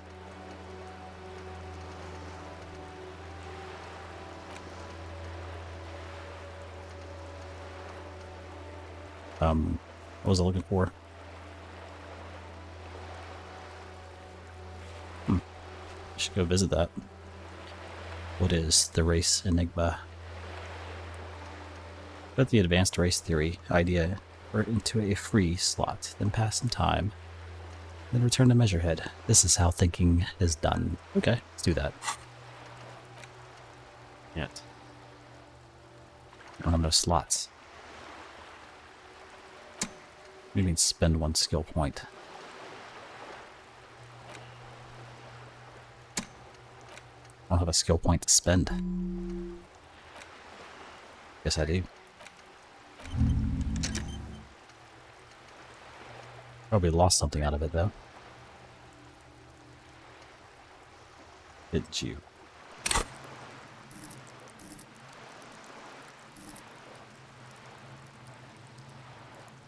Oh, I know what happened. You just burned the skill point you would have gotten. Never mind, okay. Whatever. The driver.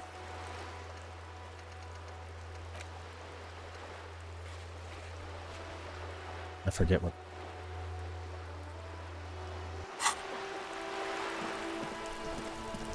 Let's go look in the bookstore. It'll be fun.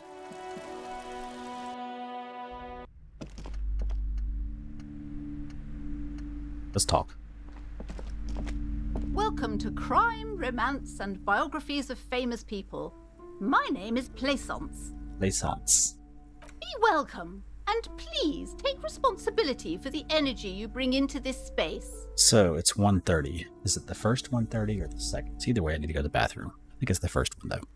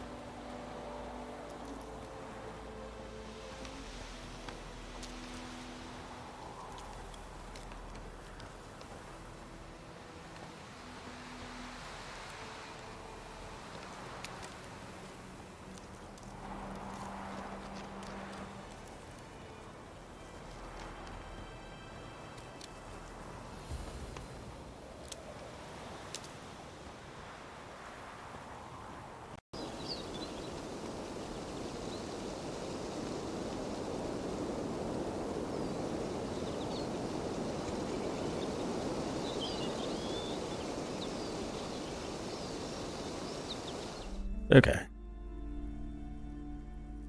Wait. Wow. So you're the owner of this store? I am. The proudest owner of our little shop of culture. What if I want to buy a book? Then why are you talking to me? Everything is on the shelves to browse. Don't you feel compelled to buy anything? Oh, what you got? Everything is on the shelves. Take Okay. a look yourself. The shelves compel you, don't they? No, not really. She smiles and nods, seemingly relieved. Girl outside mentioned that this place is cursed. Cursed? Who said that? Annette? I will have a word with her. This place is not cursed. It has a robustly magnetic energy. Well, Good for commercial activity. My sounds like business it's cursed. is thriving, sir. Daughter is the one standing outside the store? Annette, yes, my daughter. I hope she wasn't slacking off again with her nose in science fiction. Tell me, was she at her post doing her job like a proper girl? Sure. Wonderful. Did you talk to her? Yep. Great. On a scale of 1 to 10, how compelled were you to buy books after talking with her? I'm not going to grade a human. I don't do that. Come now, it's not personal. It's about proper sales practices and market research. I expect an answer. Sure, she was very nice. My precious, her dedication brings joy to my heart.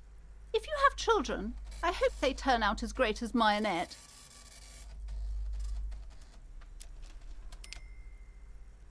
I'm here to dismantle the free market and abolish child labor.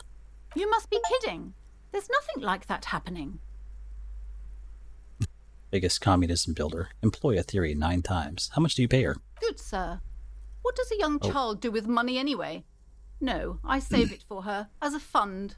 You She's already- securing her financial future out there. Unpaid. Indeed. Are we done with the jokes now? No. Yes, we've had quite enough fun here. Let's change the subject. Before you scans the store.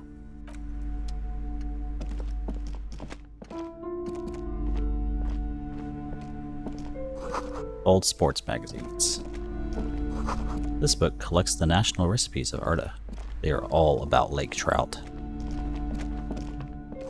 Gift books, molten candy.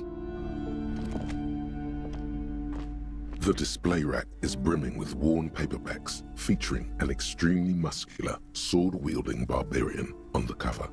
Nearly all the titles contain the word Heimdall somewhere. Storekeep, tell me about the Muscle Man books. Oh, Man from Heimdall.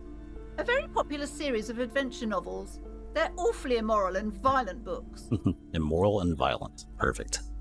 Blood and violence, scantily clad women, epic narratives, all those mystical things he encounters. Sounds like a good time. I'm bound to grab those with little imagination and nothing to do. What does it matter? They're all the same. However, the customer is always right, they say. She's not a fan. If you're a novice of the series, I'd recommend Heimdallaman, the man from Heimdall. It's supposed to be a good introduction to the series. Okay, I'll buy it. I've got money. Oh yes, certainly. Another good sale. Look through the Rows display. and rows of Heimdallamen blur your vision. You make out some titles. Man from Heimdall and the Mammoth Riders. Man from Heimdall. Return to Heimdall. Good God. The solipsistic Man from Heimdall and the Heimdall Man. How many are there? Maybe 100. Wow. Man from Heimdall and the sages at the end of the world. Man from Heimdall and the false god. Okay, skip. Those snow crabs are worse than they sound. Man from Heimdall and the snow crabs. Is that all? Not even close. Man from Heimdall in hell. Man from Heimdall and the forest of slaves.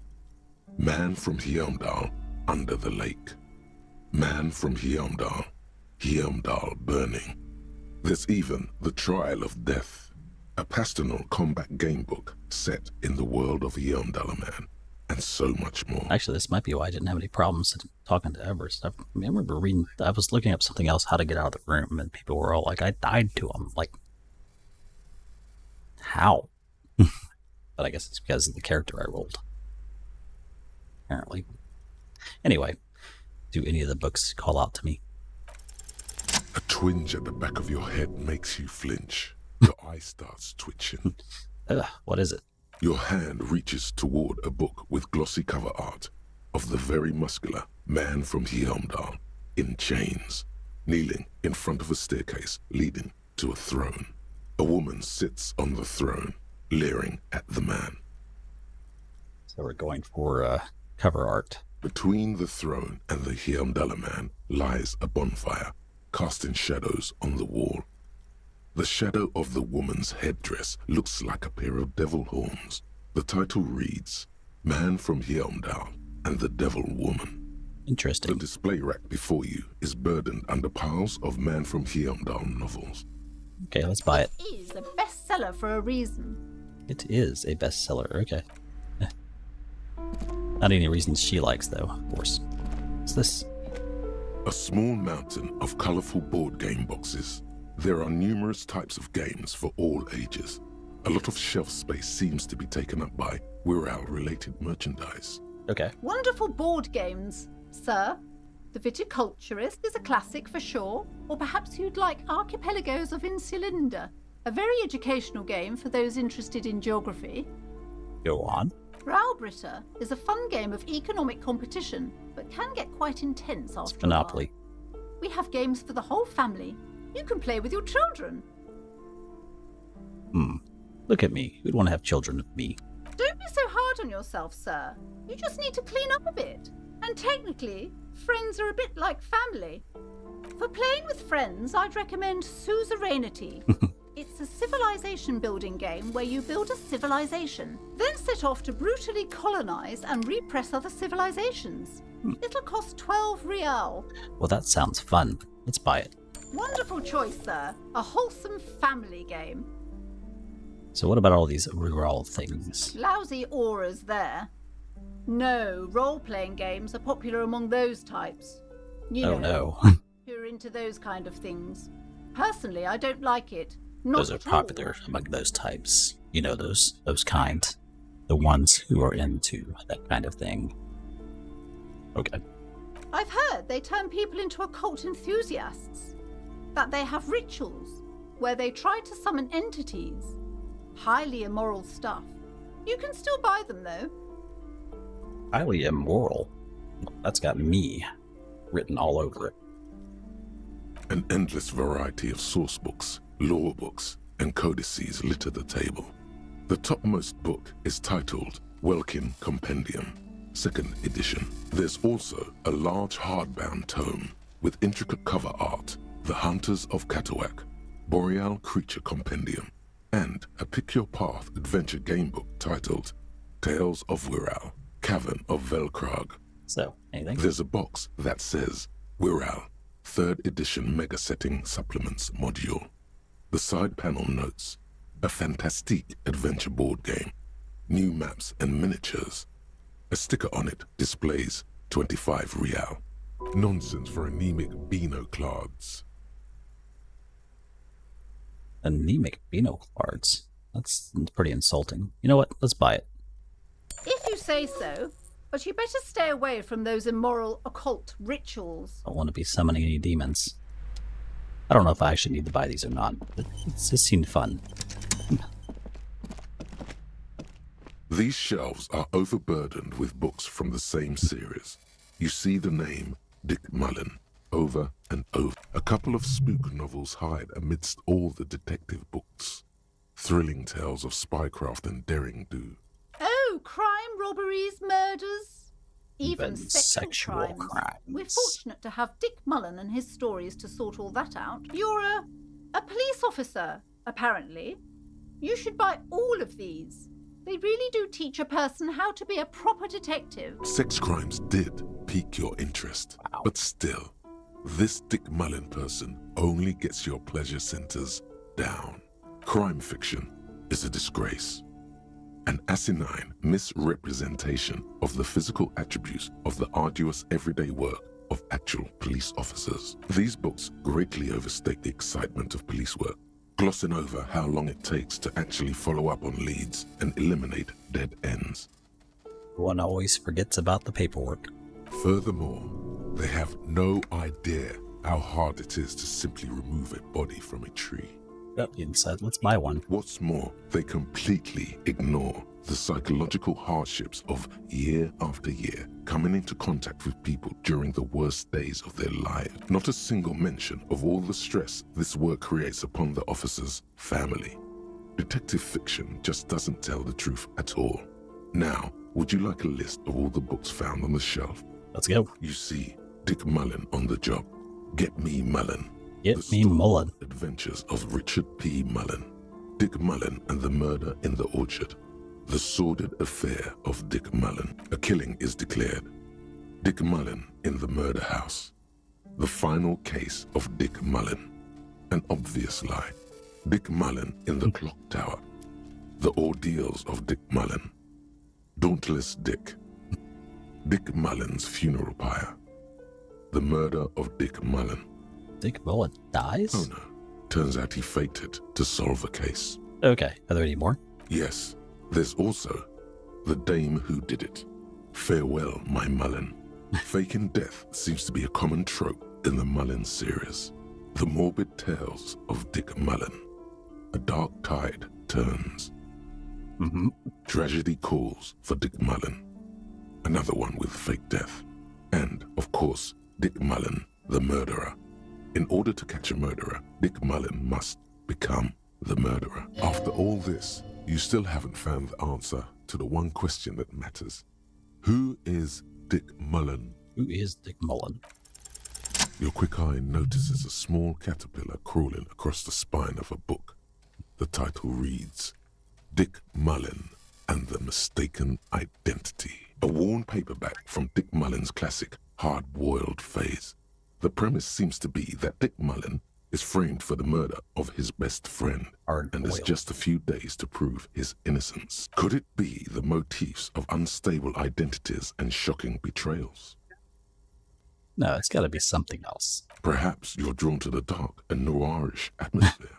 Yeah, I'm pretty intense. I'm all about that dark stuff. Then this is the book for you. Let's buy it. Oh, crime, robberies, murders, even sexual. You're a Sex crimes did pique your interest, but wrong still. one. of course. Of course. She doesn't care. You got money? Buy it.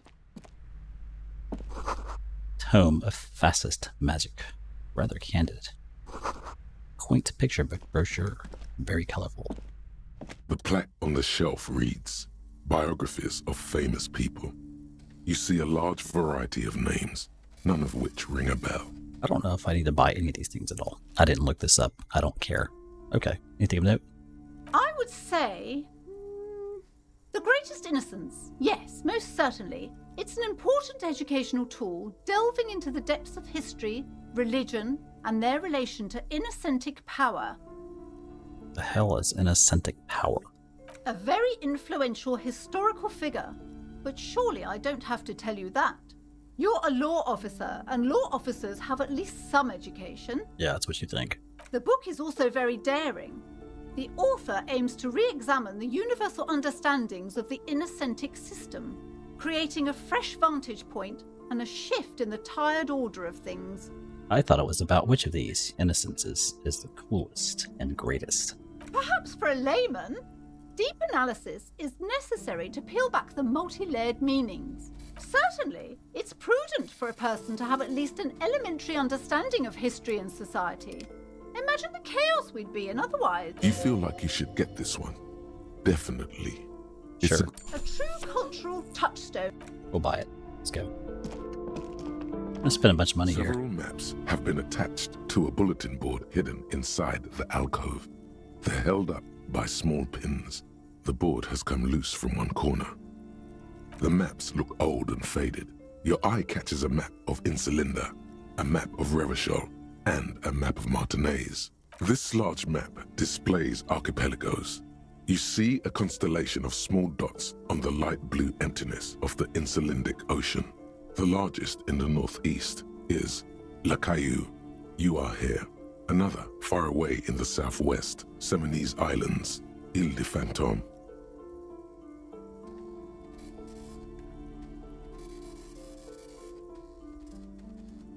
Okay, but what does it all mean? Ozon, Laurentide, Fas à la Mer, Archipelagos, North Arcade Islands. all just specks of dust on the vastness of the Insulindic. On the edges of the map, all this racism from Measurehead is just stuff that's really just right by us. And white. In the northeast, a dust mite stands on the north coast of Caillou. In a bookstore, it's you. Caillou. Radiating outwards from you, the suzerain Revachol. With a radius of 80 kilometers, still, the crown jewel of this Isola would be barely visible. Squint first. Can you see the cities on the islands? You can. On Caillou, Revachol, a single black star. On Caillou. Fondelier and Vilmandu. On archipelagos, Croyan Morin. I can do it Villiers, all by myself. The ocean breaks apart into a tangle of cosines and azimuths, all pointing into pale nothingness. Windy is the north azimuth. Grad is the northeast azimuth. Samara is the east azimuth. Seol is the west azimuth. Isolas, they're called. Connections to other worlds. Words past the Insulindian, unknown to you. You only know you've never been there. You have little idea what they are. Distant stars. Impossible. Gods. But looking at them makes you feel almost non-existent. Whatever they are, the Isolas are immeasurably large compared to you, and very, very far away. Perhaps they are gods. Gods of distance and outer dust. Okay. The north coast of a verdant island is shattered by the delta of a river. It is the River Esperance. Countless bridges put the shards back together, connecting city blocks to river islands. La Delta says a great artificial heart in the center, teeming with life forms and construction. Okay, I'm going to take a quick couple-minute break. I'll be right back.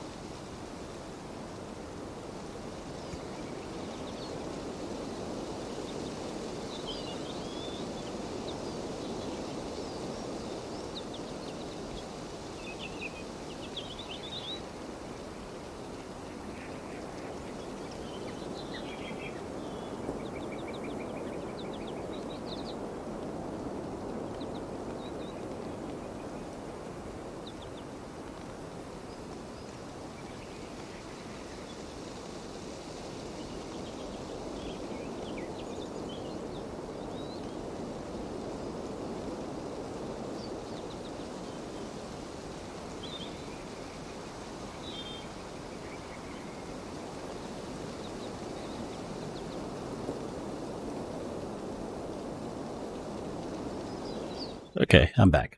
Moving on.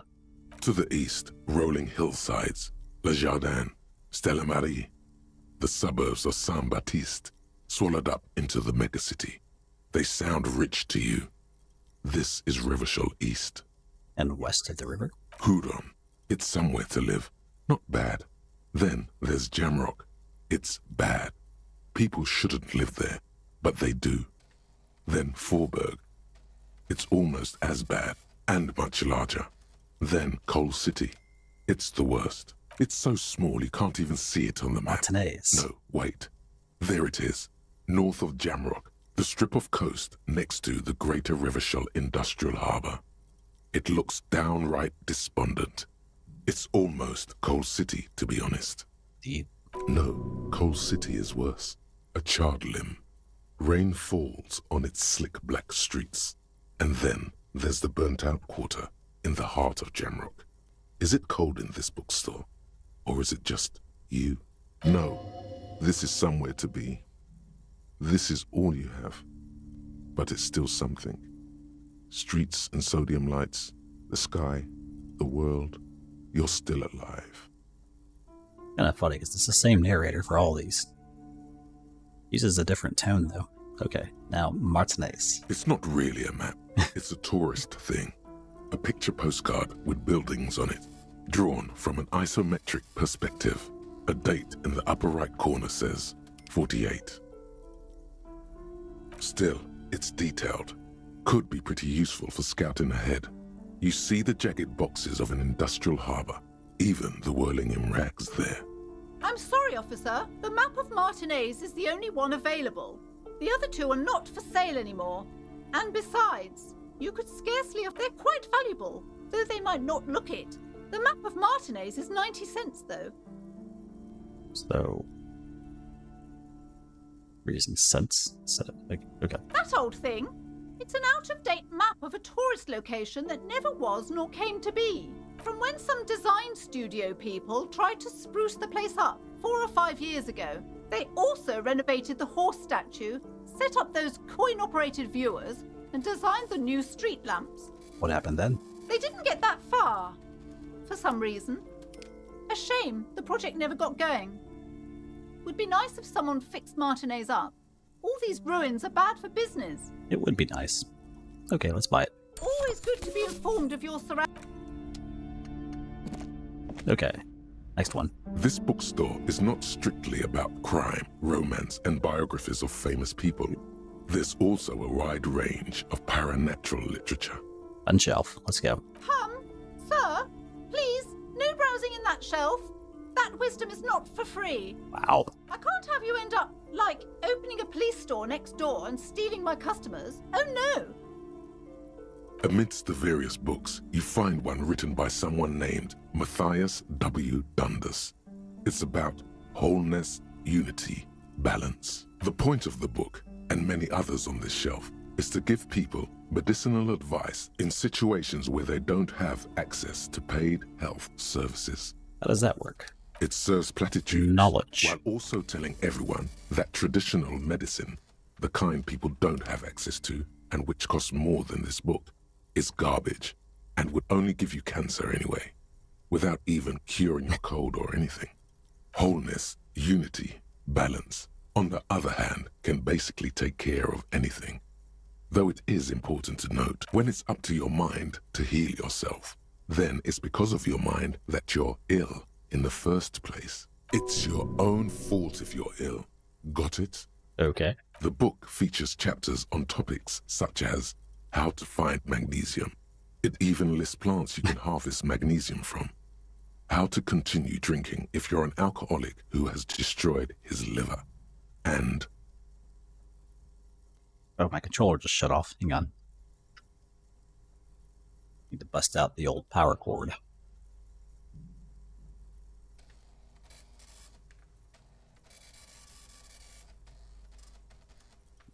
Turn on. We have work to do. There's even a chapter on the ancient Seraïs tradition of using duck gallbladder, preservatives, to treat and prevent sexually transmitted diseases. Pre- and post-factum apply. Nothing worth buying. Right. Everything. Oh, wait, one last thing. Book on the floor.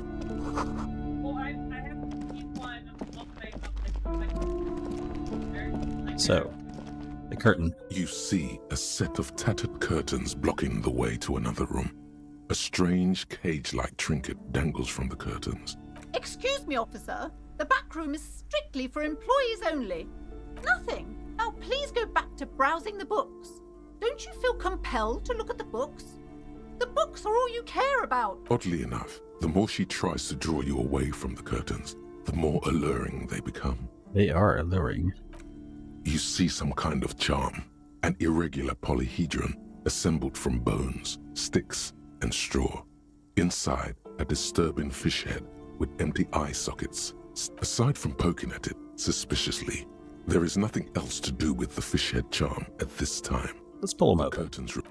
Just as you're about to pull apart the curtains, the petrified voice of the shop owner cries out once more. Very worried about what's back there. Sir, don't touch that. I told you it's off limits for the customers.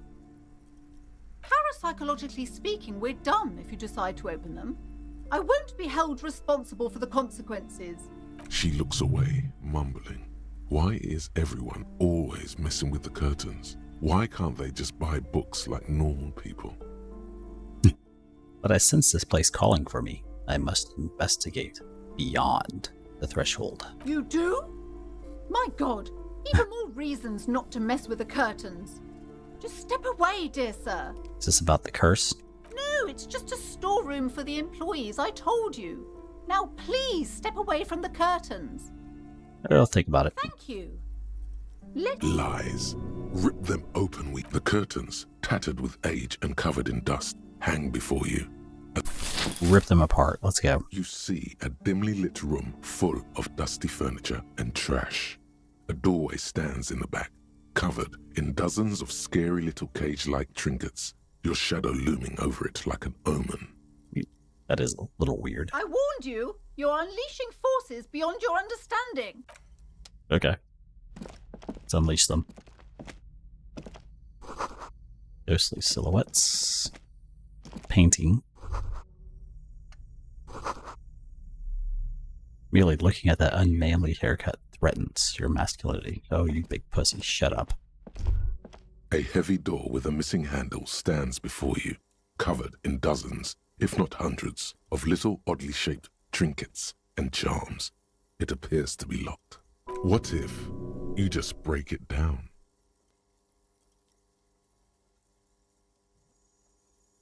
Maybe I should break it down, but not before I strategize. That's right. Take in your surroundings. You need to have a solid ground and a proper posture if you want to succeed. Check your posture. Steady breathing. Solid core.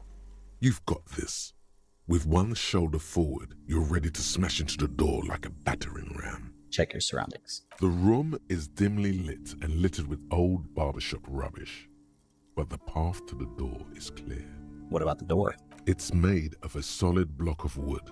Yeah. But it has stood there for ages. A solid wood door. Old and coated with a carmine layer of rust. It should be doable. Knock on it.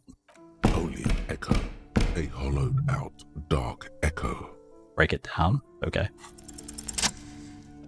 Seems like a bad idea, but who cares? We're full of bad ideas. Of course, it's a solid wood door, you dumbass. You smash into the wood and see a small crack appear on the... You're not thinking of trying again, are you? Smashing the door again. Wordless.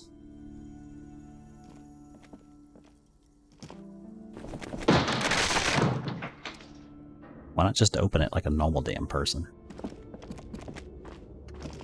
The whole apartment down here. Sand dripping from a punch bag. Smells like leather and sweat. What's this? Worn out wall bars. They don't look safe.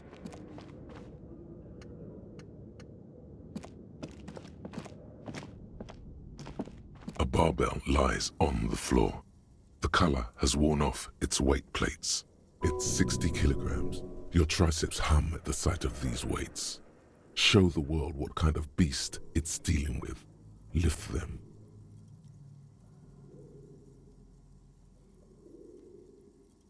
Okay, for us idiot Americans, 60 kilograms is 132 pounds. Most people, men anyway, should be able to deadlift it. Probably, but it would be rough. Let's try it. We have failed. Oh, we get to watch them fail.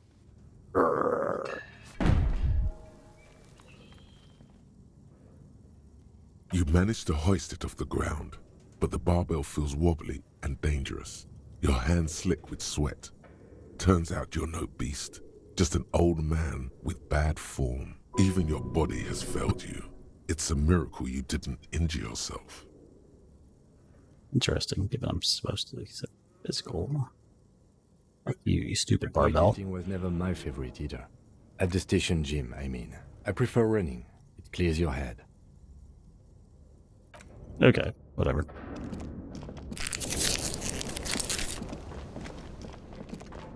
Never mind. Hallway is blocked. That is all. The horrors. What's that? Ah, I got the ball.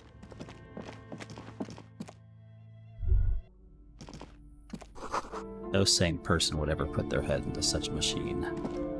What show? That's just a hairdryer. Let's talk to her again. Should be fun. You broke down the back door, the wards, the door. It's all gone now. Dark psychic energy leeching onto my shop. Yeah, that doesn't do anything, woman. I suppose it's all over now. I guess there's no escape. Just a door. Just a door? This place is cursed, Detective. They don't call it the doomed commercial area for nothing. Just look at the sheer amount of companies that have failed in this house. Okay, I hate to be this person, but have you looked around you? Do you see a bustling commercial district outside your business? It was doomed to fail. Who the fuck's going to a bookshop in the middle of this shit? Hope your rent's cheap. I hope you're happy now. Happy that you've ruined everything. Now that you've broken the door, the curse is coming to get me as well. Host Almighty, she prays, guard me and my honest business venture from the curse that lurks behind the door. Blessed be your name. Cursed, but I thought the curse wasn't real. Of course you didn't. You're nothing but a policeman. Yes, of course. All right. Just you know an what? idiot. I'm willing to let you investigate the doomed commercial area. We are set on the path. There's little else to do. Her facade has dropped. Now you see the curiosity behind the fit. But before we go on, tell me, did you encounter the malignant entity? No. Yes, the malignant entity that lives inside the chimney. It takes the shape of a woman, a witch probably. I've suspected that she knows more about the curse than she lets on ever since I first saw her. Yes, chimneys. The passage between heaven and hell. Of course. It all makes sense now. Yes, that chimney is part of the building's central furnace, and it's enormous. She has barricaded herself behind some metal security curtains. God knows what she's doing. You're probably just bitching with your downstairs neighbor. Some unnatural magic, I assume.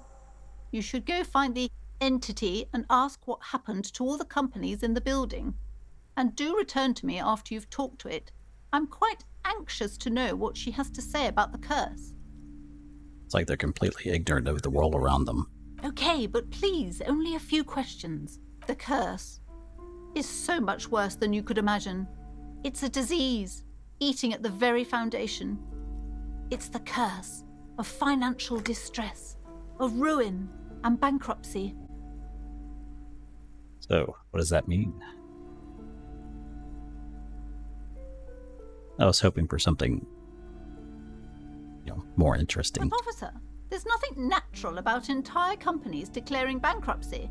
I'm talking about cacodemons, feeding off bad business practices and disappointing income statements. It's kind of funny that she's going on about all this when I'm like, have you looked outside? There's no foot traffic. There's no car traffic. You can't even get into the town right now because the drawbridge is up. I swear, some people are just so oblivious or in denial about what's around them. There's something wrong with this building, I can tell you. Ever since I arrived, I've sensed an eerie lingering presence, as if I was unwanted here. Why didn't you just tell me? It's not good to talk about the curse, not in detail. The negativism, it's dangerous. So it's dangerous. Okay, we're in the second 1 to 2 a.m. block now. Such wraiths may prove a formidable enemy. Suit up. Suit up. Have you sought help? Yes, I've contacted numerous parapsychologists and even a pair of Simonese mediators. They provided me with the wards. And you act shocked that it didn't work. The wards help to keep the doom at bay and protect us against the darkness that lies further in the building, even though now I fear it's not enough. Is your pendant part of it? Oh, this? No, it's a special Himian amulet, blessed by desert pygmy shamans, with a spell of compulsion. It's to compel people to buy books. Sounds like you're one of those people that believe in crystals. There are numerous spells cast throughout the store. I had the books anointed with a different inducement spell, for example. It's guaranteed to boost sales 15%. Guaranteed. I doubt it. Yes, the Simonese are very crafty, and their wards are extremely powerful. Lesser wards simply won't do here. The woman before you scans the store. Yeah. Hey, I found a ball, though, so we can take that back. Let's go take that back. Then let's go visit the car and take all the tools. They all seem like they're going to be useful. Oh, they're all gone. That's because it's late. Inside, you see a set of steering levers, a radio microphone, a pull-out toolbox, and a metallic drawer slides out. The pries are cold and useful for opening the handles. You can do good work. It's robust. Lets you see the pull-out toolbox slides back into its nest. Preheater gauge casts a warm glow on the steering levers. I was supposed to radio something. Call your station's Lazarus. Okay. This is Precinct 57. How may I? It will take just a moment, officer. Her voices fade out into... Gottlieb, what do you want? He's carelessly chewing on a piece of hard candy. I was told to call the Lazarus. People are worried about me. Oh, it's you. It's you. Hang on, I'll be right back. Just a minute.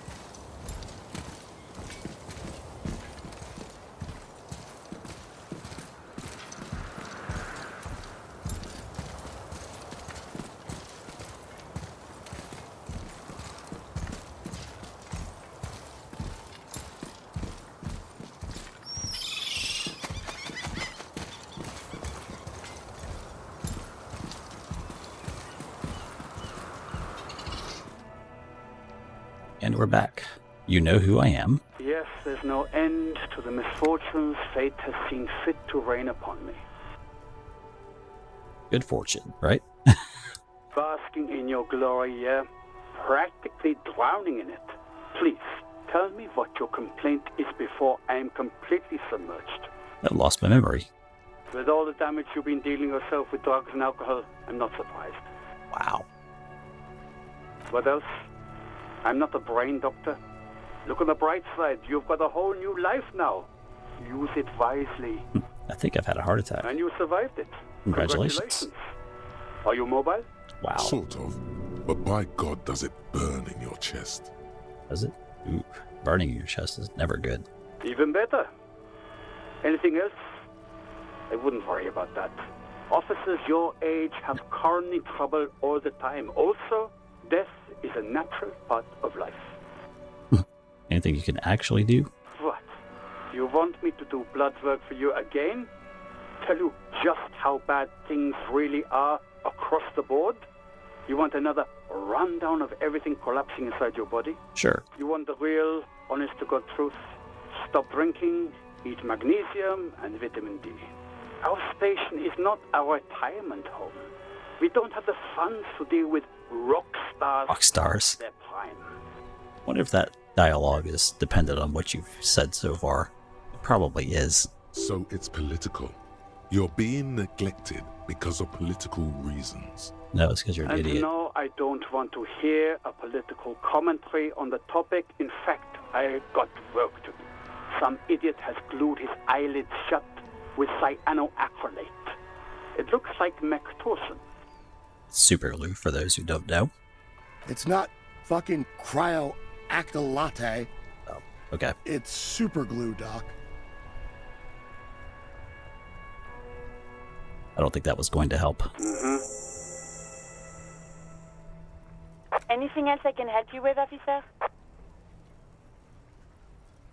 As always, it's DJ Mesh and Fellatio, and you're listening Fellatio. to Freaks FM, bringing you the hottest, the nastiest, the most vulgar. A flock of seagulls takes off nearby, startled by the roaring rain. Right away, the lieutenant reaches into the cabin and turns off the radio. What?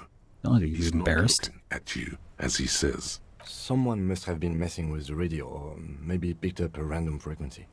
You So- wanted a prime line, right? Speed Freaks FM, huh? Oh, is that what it was called? Go for it. Turn the radio back on while it's still on the Speed Freaks FM. Let's go. Souped up motor carriage for one bad mama's boy, for the heavier foot and the freakier. God damn it! Nice. Look, it helps me to stay alert on long nights, okay? It's a method. I'm not some kind of speed freak or... You don't have to explain Thank yourself. This is Precinct 57. Can I connect you to someone? I'm done. 57's over and out. In the cabin, you see a set of steering levers. Does she just work nonstop? Okay, let's go visit that apartment, and then I guess we're gonna have to sleep. Some kind of superstar. Woo! Is that good? They say the world isn't ready for a rock and roll cop. No one wants their state monopoly on violence. Price of self-delusion. Celebrity worship. They claim to know it would be dangerous for detectives to rise to the ranks of demigods and have sexual encounters with barely legal cover girls. It would be insane, they say. To all this, you say, fuck off and die, in a cool voice. You people have no idea how good these cops are gonna get. They're gonna crack 20 cases a day. In the future, cops will be like astrophysicists, or prime ministers, or prophets. And you're the first one. So it just raises your caps. Okay. I'll take it. I think it only counts when it's equipped, though, of course. Okay, let's go visit the shitty rundown thing in the middle of the night, because why not? Everyone's asleep.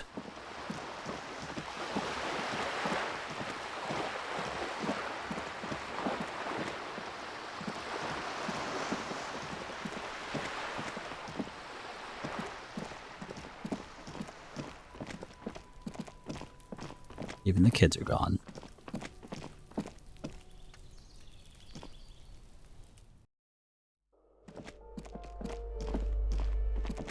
You'll break the padlock.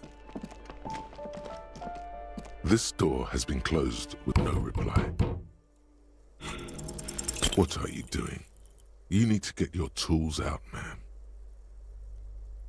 What?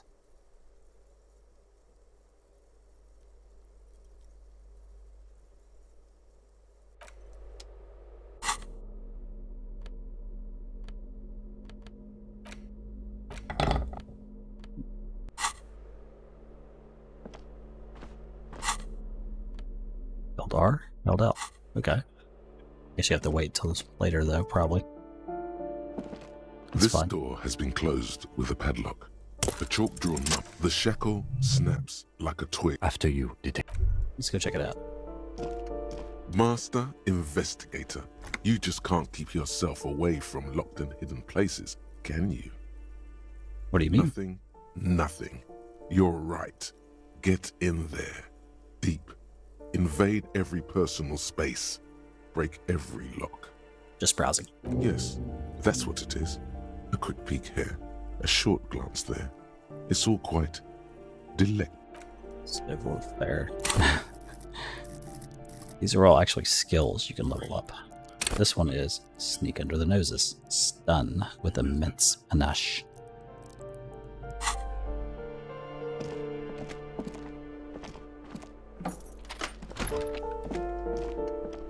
This one was probably made by like Baldur's Gate 3, so where it's got a ton of branching dialogue and paths. Flamboyant poster of a white star. Real lickery. A plaster cast bust depicts a middle-aged man with impressive sideburns. Impressive. The name on the plinth reads Kraz Mazov. Father Mazov, the hero of the working class. Whoever lives here definitely shares your enthusiasm. There aren't many communists around, not after the revolution. Some youth still keep the ideology going, it seems. The White Star, the photos on the wall. I think we have broken into the apartment of a young communard. How fitting. Okay. Photos of revolutionaries posing with guns.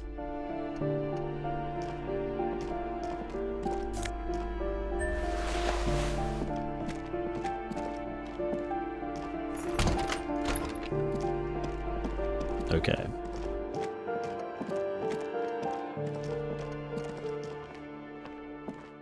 Police work is tough. Take breaks, talk to strangers, whatever. Do what you want. Who cares? Let's go to our apartment, hotel, whatever. It'll heal you up without dealing with drugs.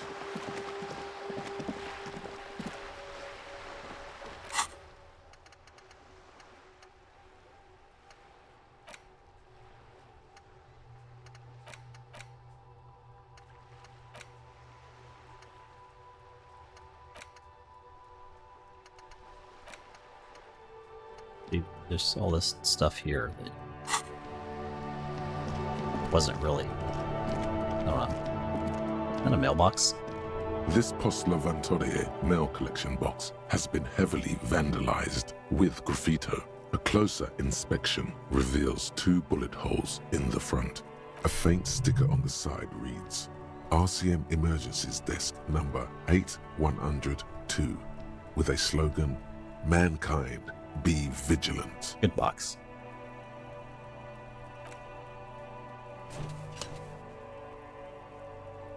Can't pet the dog, but we can pet the box. Happy. Eat shit pig, fucked by the coon, and St. G with a crown have been scribbled on it. Jenny is a whore, and best set mailbox also.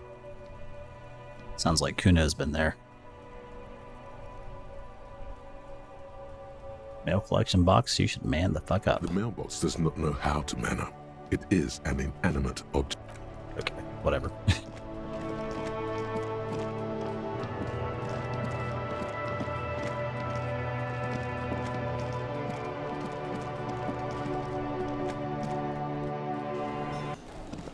So we have a bed. Wait, I talked to these people before? I thought I did. Wait, this place gets fancy at night. That sugary black rum stain on the counter makes you teary-eyed with joy.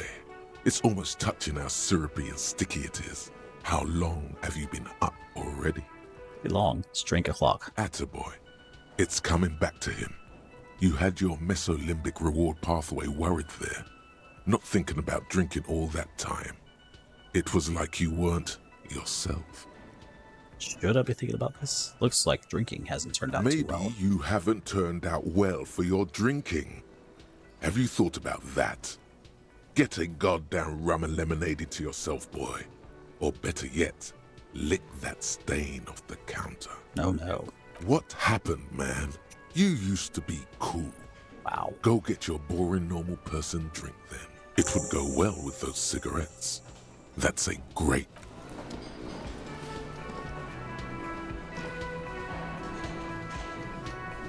Don't think they have anything interesting to say, though. Gotta spend money to make money. Okay, let's go get a drink. That's fine. Why can't I select you? Can I help you? Trash container out. Mine? No, it belongs to the Whirling in Rags. Thank you for clearing the debt. Why do you keep the container locked? Why do you keep it locked? It's in your yard. Why? To keep the hobos and drunks out. That's why. And the neighbors too. They put their trash there and they don't pay for the garbage company. I thought as much. And are you the only party with access to the trash container? Well, yes. Us and the garbage disposal company. It seems a little callous, doesn't it? Something stirs in you. What is this feeling? Prod at him and find out. Callous? What are you? Kras Mazov? Almost all establishments in Revachol keep their trash locked. No one was implying you were, officer. Where were we? He was implying. You know. Callous? What are you? What are we talking about? Was this not about the trash container? What if I am? We should return to the case of your mistaken identity at a later time, officer. This Okay. What for? Mazov? Are you planning to nationalize my trash container? It concerns the case. Please cooperate. Just bring them back once you're done, please. Do I have a shaker in my hand? Is this a shaker? Is it? I don't know. Am I wearing a little bow tie? Am I wearing a bow tie and doing this? Well, you clearly are working in the bar. Am I smiling? Do you see me smiling and shaking my little shaker? No. Do you know why? Why? Because I'm not a bartender. I'm a cafeteria manager. Is there anything else you wanted? Well, someone has clearly served all these drinks. So it must be you. What you want is a goddamn drink. Ow. How is that so hard to Play it calm. This man needs to understand you need a drink to help the community deal with police Like stuff. this. I'm an alcohol-operated detective. If you want me to clean up the dead body and solve the case, then you need to insert alcohol, or alcohol, into my mouth. Oh, well, in that case, let me pour you a nice, big, refreshing marinella. Do you want that out of a glass or a pineapple? Pineapple, please. Don't be an imbecile. I'm not going to serve you a marinella. I have work to do and broken things to fix. Yes, have you got it? Yes. Do I have a shaker in my hand? Am I wearing a... Am I smiling? Do you see me smiling? That's right. What you want is Oh, so I can just redo the conversations and get even more you experience? need a drink to help the community deal with police stuff. Well, I want to fucking drink, asshole. Even more reason for me not to serve you, sir. Was there... What thing? I saw a sign that the mess hall is reserved for the union. Yes, not the whole damn union, thank God. Just the nastiest and loudest faction. They come here in the evenings. Dumb, unruly types. Think they're big shit. But they're good customers. They place big orders and always pay on time. We should find out who this Lord faction is, occupying the booth. Loudness means talkative, and we need info. We don't. We have to wait. They'll show up sooner or later. Men get hungry, even men on strike. You glance at the clock on the wall behind the manager. Huh. Good question. They're probably getting drunk or protesting something somewhere. Or playing... They probably fucking killed that... There you go. I have a feeling we'll make their acquaintance sooner. What? Breakthrough imminent. By the way, you should come back to this thing-based questionnaire if you see anything interesting in the whirling later. Okay. I saw another thing. Another thing. Great. Oh, yes. Nope, I didn't. I'm gonna sing karaoke. Let's go. Absolutely. End the question. The question. Goodbye. In fact, I'm gonna do it right now. Let's go. Where sometimes my controller just decides to not work. Socioeconomics. Advanced race. What do you get?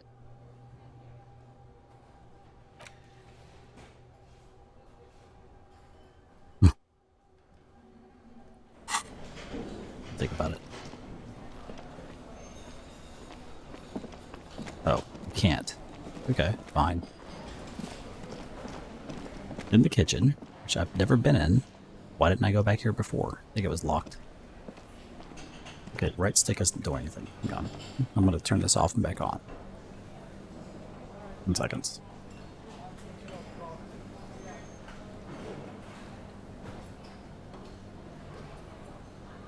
It's off. Okay, now back on. There we go. Dishes are drying. They smell of chemicals and pine trees.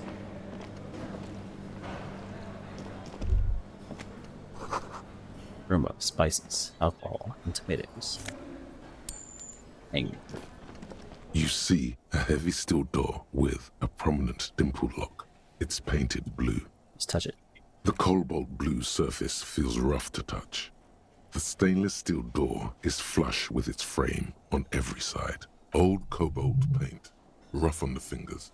40, 50 years since this was painted, maybe. The door does not budge. Yeah. You do? Where's it go? It's a door in the back of the kitchen. Why do you care where it leads? The winch. Oh, what's behind it? In the backyard. Remember? No? Your fingers do. The winch. Well, if there was a winch, I suppose we could look into it. As a side investigation. The door and the main investigation will merge into a stereo investigation. If you say so. Gart is the person to ask about this. The cafeteria manager. Yeah, you need to get on his good side first. He ain't gonna help you.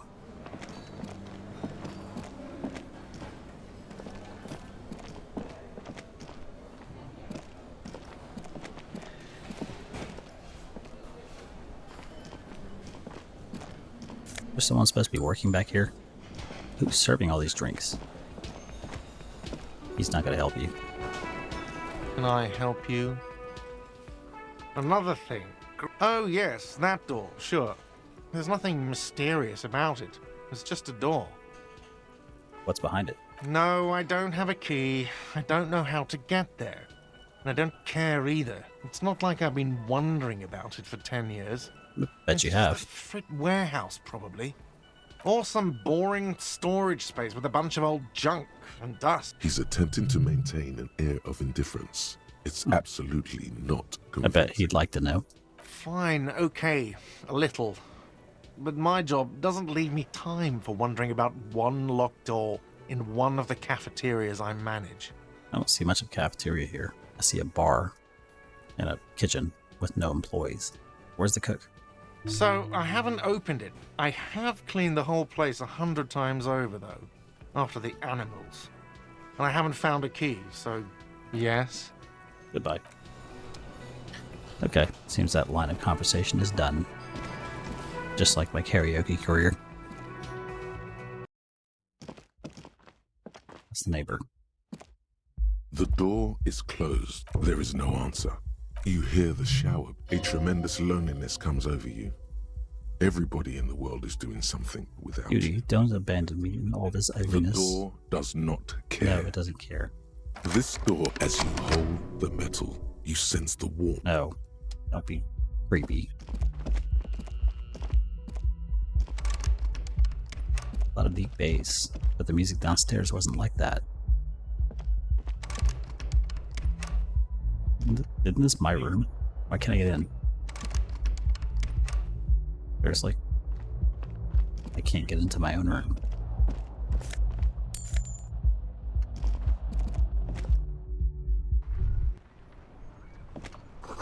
Smell the sea makes you dizzy.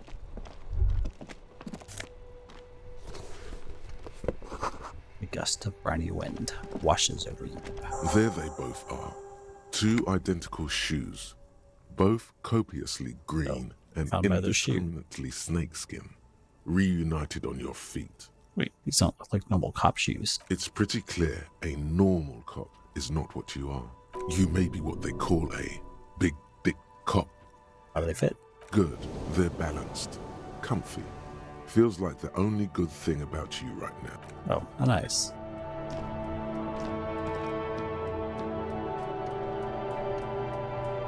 So how do I sleep if I can't get in my room? What's in my inventory? You have... These are tools. Alcohol. Pry bar. And a flashlight. Lowe's. Oh, we don't have a cool hat yet.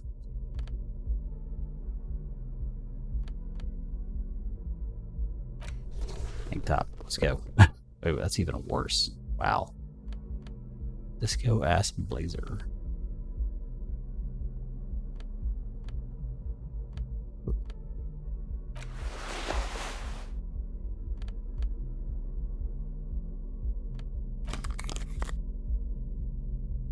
+1 to indirect modes of taxation. What? +1 electrochemistry. -1. Sure. Now we look weird.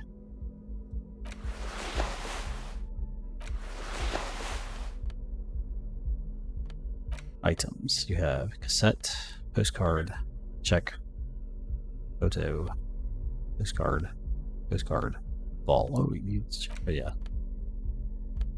Instant photo interactions or whatever. Okay. The pockets of these new jeans are perfect for sticking your hand into. Makes you look cool, calm, and collected. As your hand enters the pocket, your fingers brush against something. Didn't know that could happen. Yet crinkly. Hey, it's a chewing gum wrapper. It reminds you of the fruity juice of apricots. You should inspect it closely. Not familiar in a good way, you might say. There's pain in there somewhere. Hear that? Magnesium. That's what you're lacking. The lack of magnesium has you slouched. The magnesium levels in your blood are dangerously low. It's about the low magnesium levels and not the high alcohol level. Yes, and it's critical. Look at yourself. You need to get so magged up. You've probably had 2 heart attacks and a minor stroke already. Okay. Yes. If you want to live, you need to evolve. Just remember, it's certainly not smoking for 40 years. It's the lack of magnesium and excess of coffee. So wait, I got more thoughts. What is that?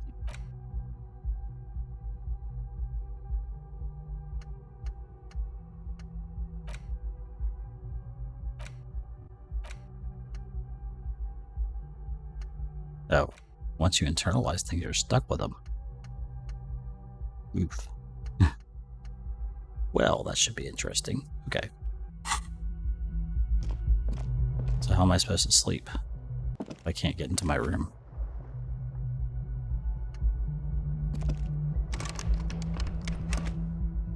Okay.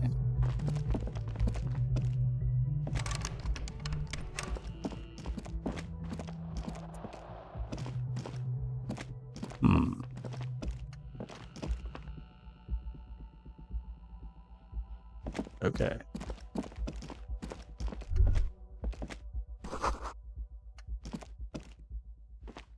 Strange. Okay, can we sing some karaoke? Of course not. Nope, no karaoke for you here. What's that? Photo of men.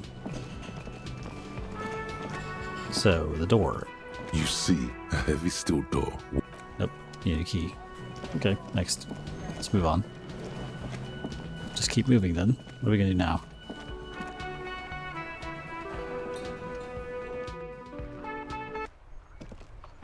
I mean, I guess you could talk to Everett. Or find a different bed.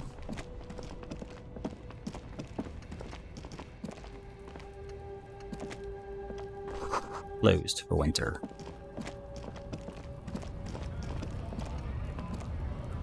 What is this place? A shoppy. Is this about the questions again? Because I don't really know anything. A warehouse? I don't know. Maybe. She looks up from under. Fine. For it doesn't have a warehouse. Just a little back room here. Okay? Okay. Wow. I didn't know you worked for the union, sir. Anything else I... That was easy. Worryingly. Blow the whole thing on speed and gin. Right now. Didn't think that would work.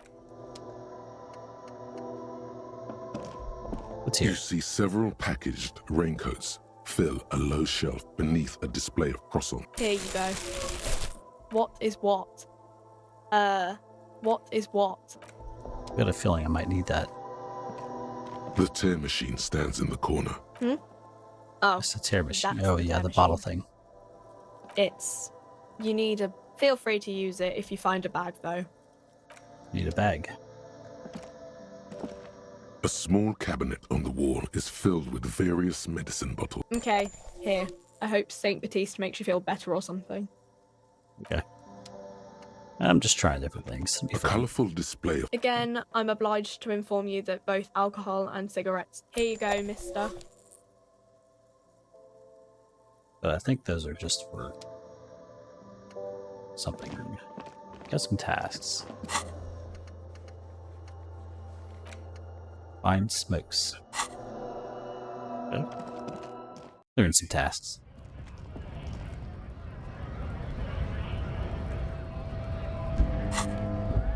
I don't know how to access my inventory from the controller. Items. Where's the smokes? Smokes. Use one.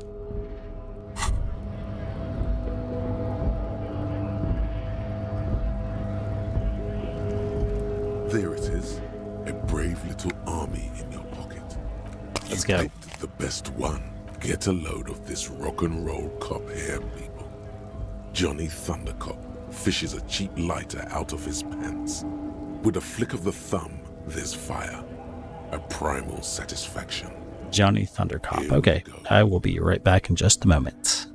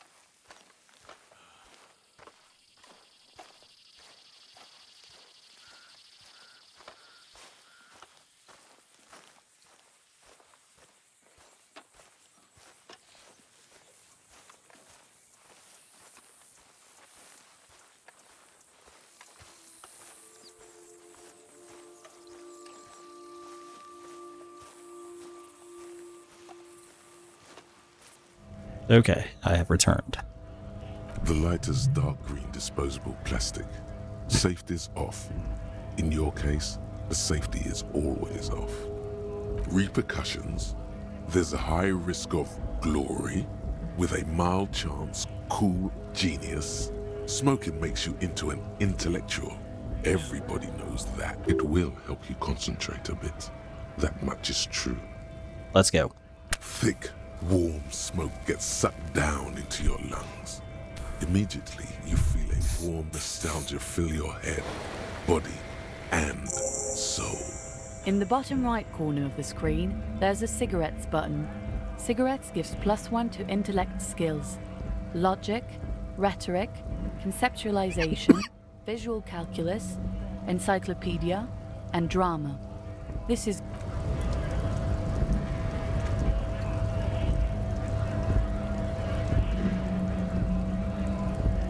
Okay. We should think about calling it a day, maybe. The nights are still miserably cold this time of year. We should take care of that then. Let's talk to him anyway. An officer of the RCM. I mean, that's what I was trying to do.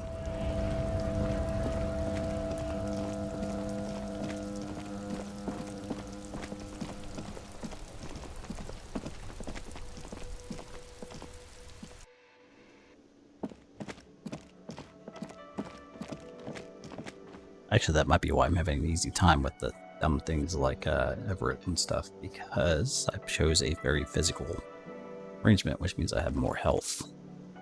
Can I help you? So, Yes, have you got it? come to an arrangement. Does that arrangement include you paying me what we already agreed you owe me? Let Kim talk. I understand your predicament as the manager. However, I feel I must remind you that we are here to conduct an important investigation that also affects your business. That's right. Forgive me for saying this, but your colleague seems more committed to drinking, and I mean no offense. It's really nothing personal. I just have to protect the interests of this establishment. Good luck trying to use it. Draconian measures. Draconian. All the locks have an electronic component. They have to be unlocked down here with a master key before your guest key will open the lock. Not until you bring me the money. Okay. I might have something in my motor carriage we can use. When you're... Oh, Lieutenant, we're done here. Yeah, I've already got it. Let's go. It's called Break the Door Down.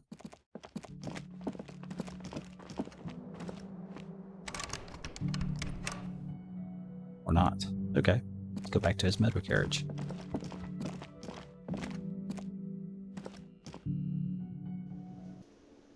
So is this how every playthrough goes? I don't know. Wouldn't be surprised if it's entirely different. When you're light on graphics, you can spend all of your time on dialogue.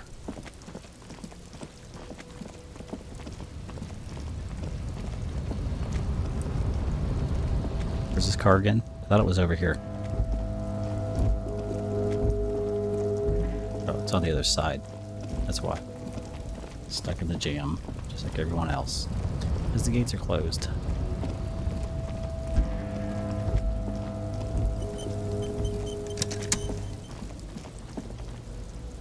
Isn't this his car? No. Okay, so where the heck's his car?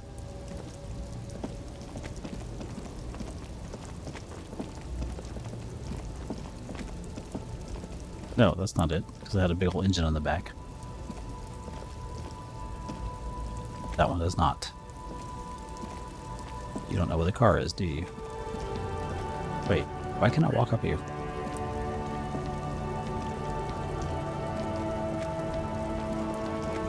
Interesting.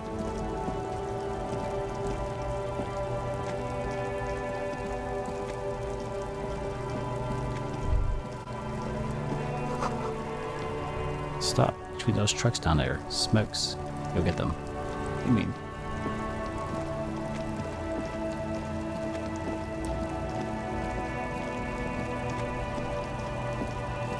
I don't see any smokes.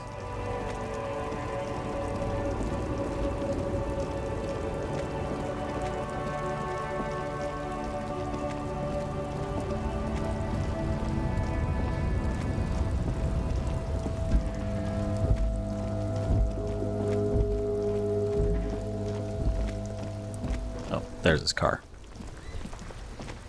It's not even parked. You see a set of steering levers, a rate. I have something here we could sell. Look in the back. Transport enclosure. Regular people just call it the cage. The cage at the back of the motor carriage looks rather uncomfortable. 4 shiny hubcaps are stacked against the seat. Their silver edges sparkle in the dark. I confiscated these 4 a little while back. We can take them to the pawn shop down by the Martinez Canal. What pawn shop? There are spinner hubcaps, frivolous things you put on your wheels. When the wheels come to a stop, the caps keep on spinning. There's no real use for them, it's just for vanity. Remember those stupid ass things? I haven't seen one in about 10 years, at least.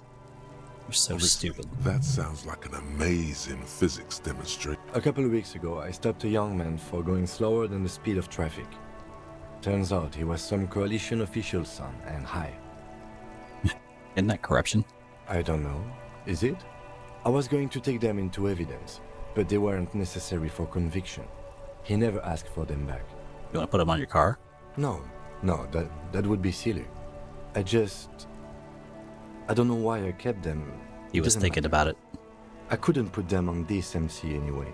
A cup with spinners. That would be outrageous. Also, if you notice, look at this car. It doesn't have any mud flaps. That means this thing spews all kinds of shit behind it every time it rolls. He flashes a smile, barely visible in the Yeah, it's only right whether we sell them. Don't make your unpaid hostel bill shut down. I've nothing to add. Yes, there's one 100 meters south of here. Items that can be pawned at Bird's Nest Roy's appear in your inventory under the... The lieutenant nods as you take the spinners. I guess a different option would have been other ways to get money. That's fine. You know, I never went south. Never. Never went this far.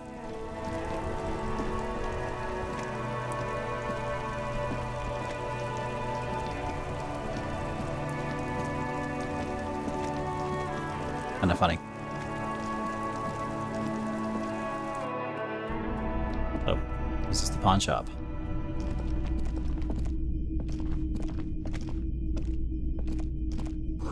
Some kind of machine. Bust of a woman. In the dark, a film projector is whirring away. A typical Martinez streetlight sits among assorted floor and table lamps. Is that a streetlight? Yes, officer. As you see, it's in perfect working order. His manner is casual, but his speech is careful, measured. He wants you to know that he has nothing to hide. Why do you have a streetlight? The light pole has been carefully cut, and the wiring has been redone and attached to a standard indoor plug. The light buzzes faintly, but persistently. It was brought to me to be altered. We are not here to investigate the theft of You have to admit it's 700 real. A bargain? No, it's not. He's trying to sweet-talk you into buying trash. Are you out of your mind? There's one on every corner. The light has undergone 3 transformations, and every transformation, large or small, has a price tag. Well, there are the cost of removal and reward. The most important transformation is the light's placement among ordinary indoor fixtures, which has adjusted is more... Don't care. Really don't care. Sounds like I might need that, though. If I'm able to buy it, that means I might have a use for it, right? It's not often that I see officers from the RCM in my pawn shop. What can I do? His courtesy is not insincere, but he prefers being alone with his projector, just watching the movement of light across the walls of the shop. Now that I'm here... I haven't had any problems myself, though some of my customers have complained about inconsistent law enforcement. Who are your customers, usually? That weird kind of accent that, like, turns a W kind of into an R, like Warsh. All kinds of people come through here. Locals, travelers, people looking for a deal, people looking for a keepsake. People who are terminally bored.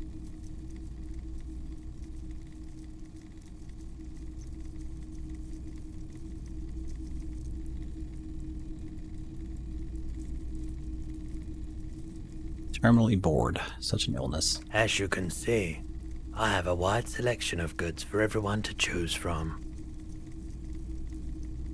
I think some of your selections are more tasteful than others. It keeps me entertained. He's well composed, but underneath it you sense psychedelic processes bubbling. Some kind of drug, maybe. Entertained. Okay. He might be high. If he is, on what? Okay. Is he? Challenging. Feeling warm and enthralled by the movement of light, while the mind continues to race forward. Lucky bastard. He's probably on Perolidon. It's tough to come by on the street. Perolidon. A drug developed by the military to treat and prevent radiation sickness. It has psychedelic side effects, and it makes your eyes turn yellow. Get straight to the point. Where do we get it? How would I know? No judgment. Just asking. I've had to take it. You know, since the People's Pile cleanup. I was with the Emergency Relief Brigade. The People's Pile. He's taken it for mental and emotional, not physical pain these days. What is the People's Pile? A bad idea. Some poor leftist built a particle decay generator in hopes of bringing affordable electricity to underserved communities. It malfunctioned. Radioactive waste everywhere. Probably some of it in you, too. That's pretty terrible. We were an all-volunteer force. Self-organized. Tried to help the fire brigades contain the spill. On the patch, gamma radiation lines crossed with a red drop of blood. I lived by the river since I was a small boy. The Esperance. Didn't have the art to let it all go to shit without trying to do something to help out. Right. There wasn't much the volunteer force could do, however. We wasted years in the river mud. Years getting sick. Okay.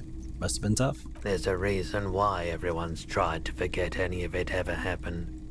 And why no one has tried to repair or replace the pile. So much disappointment. And early deaths. Cancer mostly. And we knew all that was coming even as we were cleaning up as best we could. That's pretty fucked up, by the way. No one's.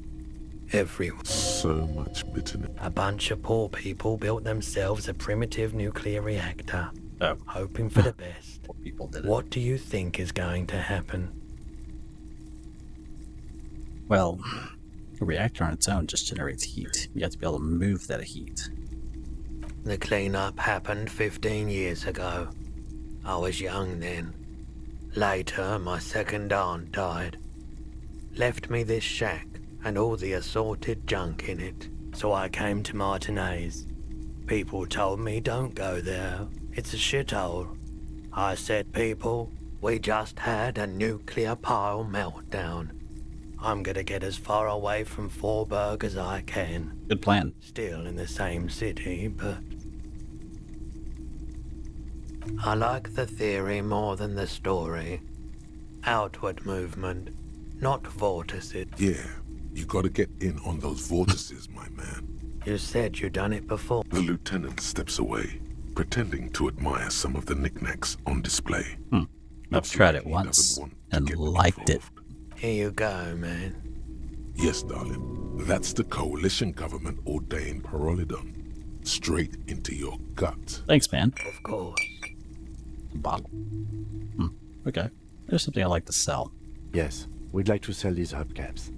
Roy takes the hubcaps from the lieutenant and inspects them. The spinners appear iridescent in the dancing light of his pawn shop.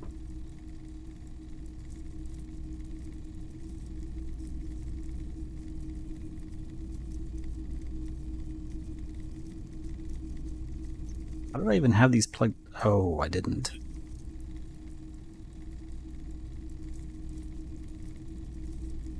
This one. It's not that I bought a special red flat cable. It's more like I acquired one from... I don't even know how the hell I got this one. I forget. Was this the one that came with that neat little... the toy we got our kid? I think it did. Neat. Scout, I think its name was.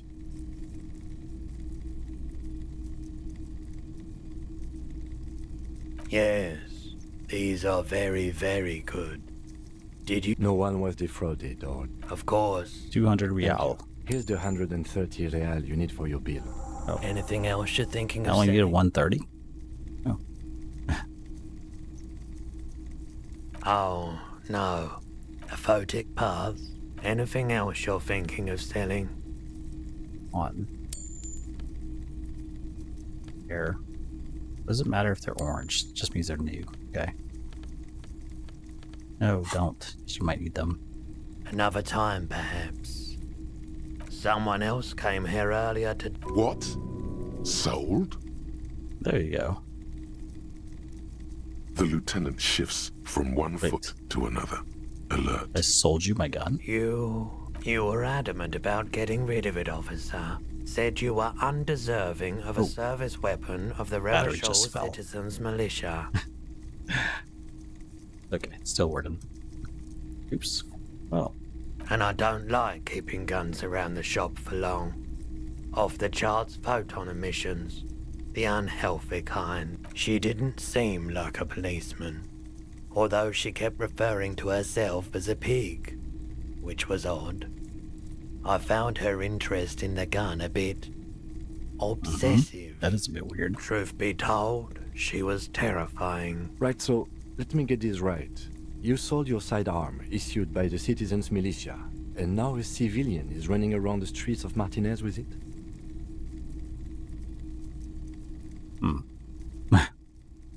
Must be one of my rabid fans. In that case, she'll be happy to get a visit from us, if we can find her. Okay. Where's she at? My apologies, officer, but I have no idea where she was coming from or where she... A needle in a haystack. There is nothing you can do about it right now. You'll just have to hope Everard wasn't lying, and the Union can track her down in time. They might know. Maybe. Shady-looking guys came in here yesterday, looking like they'd just taken off their Wild Pines overalls. They asked if I have a police weapon to sell. I told them I already sold it. They knew. They went their way. It was a trip, but you... Wait, then it might be true. Everard's... Maybe Claire really is tracking down your gun. Interesting. Of course. I doubt it, but I can try and answer any questions you may have. Know anything? I do my best to keep my distance from all manner of No one likes to see what you have to see every day. The pawnbroker's gaze is already fixed on the dancing colors. Sure thing. Oh, okay. Sure, man. We're done here. Okay, let's go.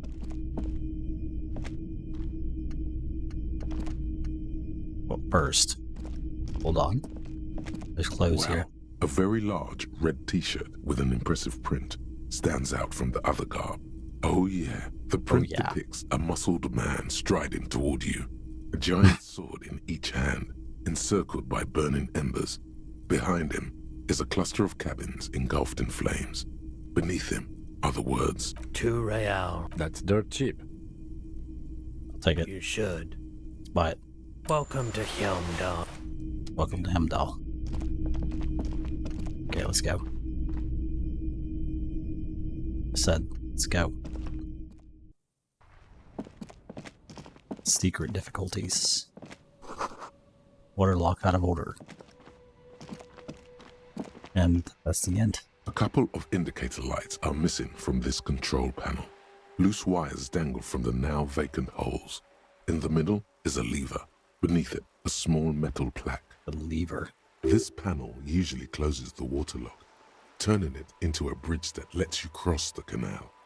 But there's a crashed salmon and butter sign in the way. You pull the lever all the way up until the metal clicks against the contact pins. You hear a soft clunk. Then nothing happens. Nothing happens. A cold gust of wind. Push it harder. From the... Okay. A spring brings the lever back to its original position. Wasn't there a sign over there saying functionality will be restored? Let's go.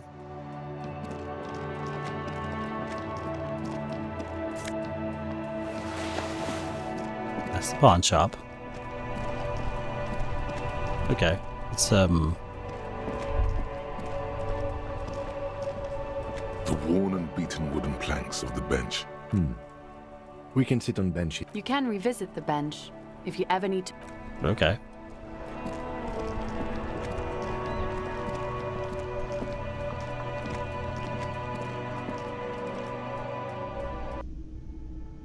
Let's go. Pay your bill. Everybody's happy. Can I help? Yes. Have you? Well. Great. Thank you, officer. you That's apologized, all too. I wanted. Payment for services rendered. If you continue to stay here, I just ask that you please pay your nightly bill in advance starting tomorrow. Wow. The electronic lock to your room has been disabled till 9 p.m. tomorrow. Please pay for each night in advance starting... I'll take a room here too. Of course. Always happy to have officers from the RCM as... Do I have a shaker in my hand? I tried. Am I smart? Because I... What you want, play it calm. Like what? He doesn't like you. Okay, let's skip to the next day. And actually, I'm strongly considering stopping it right here, but, you know, I kind of don't want to. So... This is the door to the room you redecorate. Just a moment. You had some questions earlier, I believe.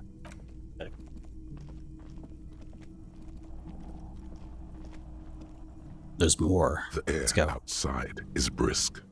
The lieutenant is silent for a moment. He listens to the traffic hum. Then... Where shall we begin? We should talk about the investigation, first and foremost. But I also remember you wanting to discuss the RCM? I have a cigarette every night when I go over my notes. It's something of a ritual. Oh man, he looks so devastatingly cool with that cigarette. Okay. You're cold, Detective. Again, I only have exactly one every night. Below, the city trembles with its remaining lights. People are rushing home, running away from home, smoking, sleeping, singing in the shower. Edges of dining tables, hands, aprons flicker through windows before the lights go out. How'd you get so cool? You mean this? This isn't cool. It's an unnecessary trial of will and unhealthy. Is a smoker trying to quit? They can't. Keeping the habit within the parameters he's given himself takes a lot of focus. It would be easy to simply quit. It would, actually. Yet, were he to quit, he would lose the cool factor. Okay. Yes. It's been a long and eventful day. How do you think today went? Terrible. We performed a cursory initial inspection of the victim's body. Then you shot the body down, which was quite a shot. I can't wait to shoot more shit. Just don't get carried away. At any rate, we still have to perform the autopsy, and there's more work to be done at the crime scene. Now, as for interviews, my list of people to talk to here in Martinez, I mean. I love doing interviews. People love me. I'm sure. Well, we conducted an interview with our player. He wasn't particularly forthcoming with useful information, however.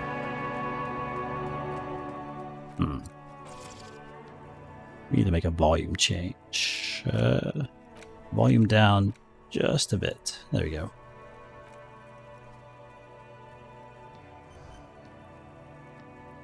Claire also helped you, how should I say, remember your name? That's a relief. It's a very serviceable name, too. I don't actually know how I feel about my name. That's normal. It's best not. We tried to interview the Wild Pines rep, but she asked us to do something for her first. Fine, so be it. I have a feeling Joyce knows how dangerous the situation really is. We have to get her to talk to us. Above all, though, today was exhausting. What's with all the running? You run a lot. Is that a standard Precinct 41 practice? Yeah, maybe. I have a really good theory about why you're running so fast, son. Just you wait until we get up tomorrow. That's just how we roll. It's impressive, especially for a man your age. And in those hills. I know. Nice shoes, by the way. I like the green. Goes with the orange. Oh, nice. So what are our powers exactly? The RCM. They're quite limited, actually. The power officers of the Revachol Citizens Militia exercise most frequently is imposing fines of up to 1,000 real for offenses, in accordance with an interdepartmental schedule. Why 1,000? Why not more? The RCM's primary role is to ensure safety. We are not really supposed to play any part in the economic structure of Revachol. Yes, although indirectly, as citizens can always request records from their local. Officers of the RCM have been known to take bribes of less than the prescribed fine amount. It undermines trust in the RCM. Fair enough. We can arrest people, of course, but rather than bringing someone in directly, it's preferable to serve a station cold sleep. It prevents confusion and overcrowding. I can be sure they'll show up. Well, you can't. If there's Those enough who of them. don't show up become fugitives, though, and have fewer legal rights when they are eventually caught. It's about power projection. Thus far, they seem to mostly show up. And if they resist? We are permitted to use whatever force we deem necessary, even lethal. Have I killed anyone? That's an improbability. Of course you've killed people. It's somewhere down there, melting in all the I probably have. Precinct 41 is known for a higher than average rate of police violence. Maybe so. So you have to supply compelling evidence for why it was necessary to use lethal force. In these cases, your partner is usually your witness. Not a good position to be in, by the way. Internal Affairs handles these cases thoroughly, by cross-examining you for inconsistencies. It is hard to cover for anyone. Have you killed anyone? Yes. The last time was 4 years ago. He has internalized it well. It's just that. A fact. A self-contained past event. It's just a part of the job. So what happens to the people we convict? We don't convict. We arrest and send them to coalition government courts in Couron and La Delta. The prosecution works off our testimonies and records, which is why it's paramount to keep them. So who makes these rules? Yes, the international community's mission in Revachol, and the moral intern more broadly. The RCM was formed by the coalition government to restore order in the international zone after the revolution. So we did. Now we attempt to maintain that order. No more, no less. Sounds okay. Or perhaps it is better to say we were allowed to form. It's a point of contention whether the citizens of Revachol or the coalition government founded the RCM. Be sentimental if you like. Either way, the moral intern leases us the right to keep the peace in this city, and they will take it away if we misuse it. The moral intern. The Moralists International are the world's largest political organization. You know who they are. They have been running this place after the revolution failed. And if I didn't know? They're a union of center-left and center-right parties across the Real Belt. Our coalition government is just one of its many projects. They also run the ICP, EPIS, most intergovernmental organizations in the world. So what do they believe in? What do they believe in? They are Dolorians. They believe they continue the humanist project set forth by Her Innocence Dolores Day 4 centuries ago. Others say they are just technocrats. What is their symbol? Interesting question. It's a blue forget-me-not. Their motto is love, compassion, self-discipline. I think you can gauge what they want you to think of them from that. Something even a little feminine, but in a strict manner. Something like the dark blue, serious color of the early night sky above. Who was Dolores Day? A historic figure? The author of the modern age? You will have to look elsewhere for opinions. The subject of humanism is too abstract for me. For you, she is something painful, though it's hard to say why. Okay. What do you think of them? The moral intern are a fact. I try not to have opinions on facts until they change. And it doesn't look like that's about to happen. Okay. I have an opinion. Do you? Things are bad out here.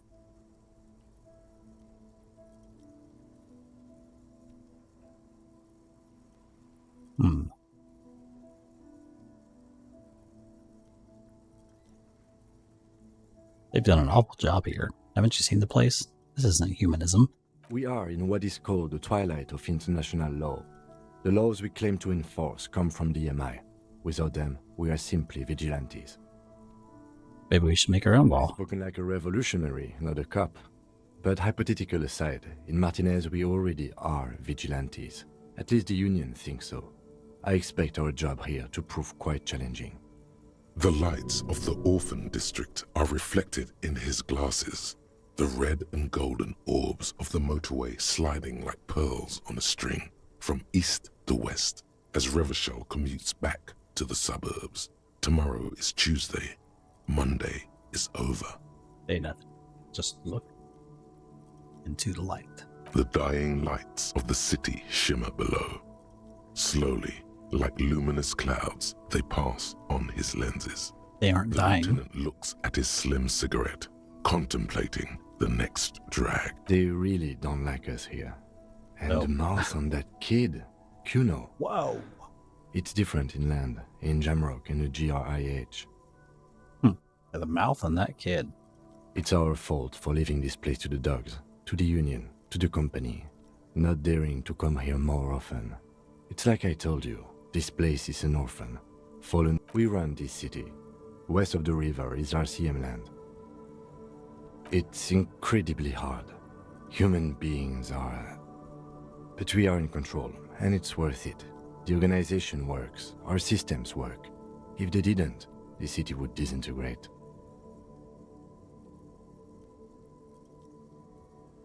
I hope our investigation will help improve the situation here. At least do some good. Me too. But I wouldn't count on any drastic changes in our lifetimes. He is very tired, but the dark circles under his eyes make him look... Okay, yeah, it's getting very cold now. Let's go. Time to sleep.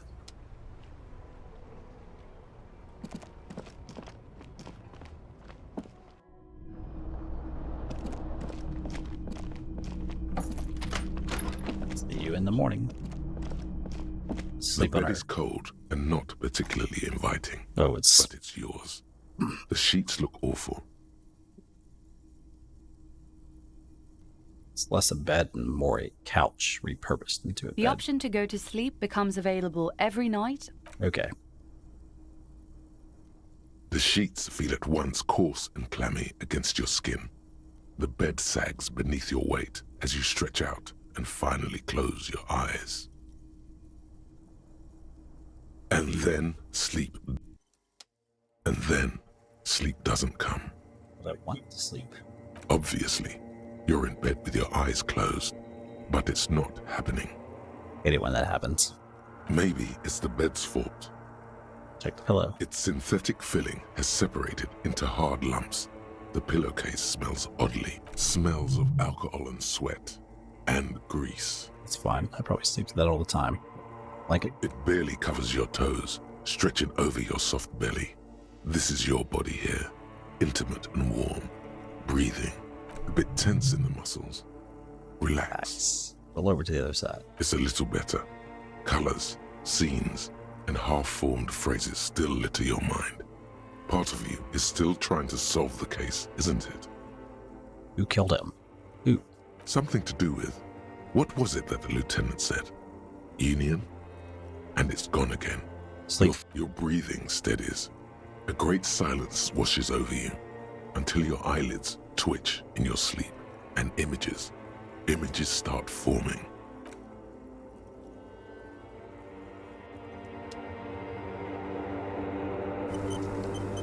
Ew, we're dreaming.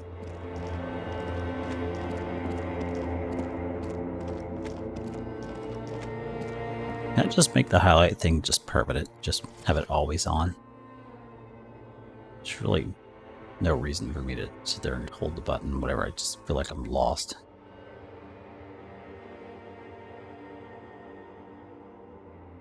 There you go. Easy mode.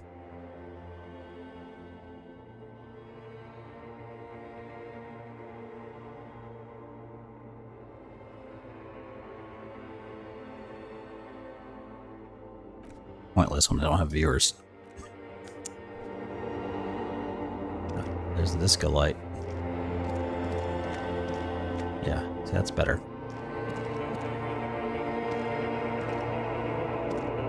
Do you remember the scent of your childhood? What is this? What it says on the can, Harry. Answer the question. I was born in a hospital where people usually go to die. You're not kidding anyone, Harry. You don't remember shit. Tell me, do you remember your wife's hand on your face? Wait, what? I have a wife? You know who I am. I'm the bad day.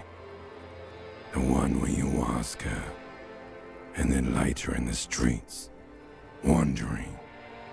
It's the worst day of all time, Harry dear. And it's coming.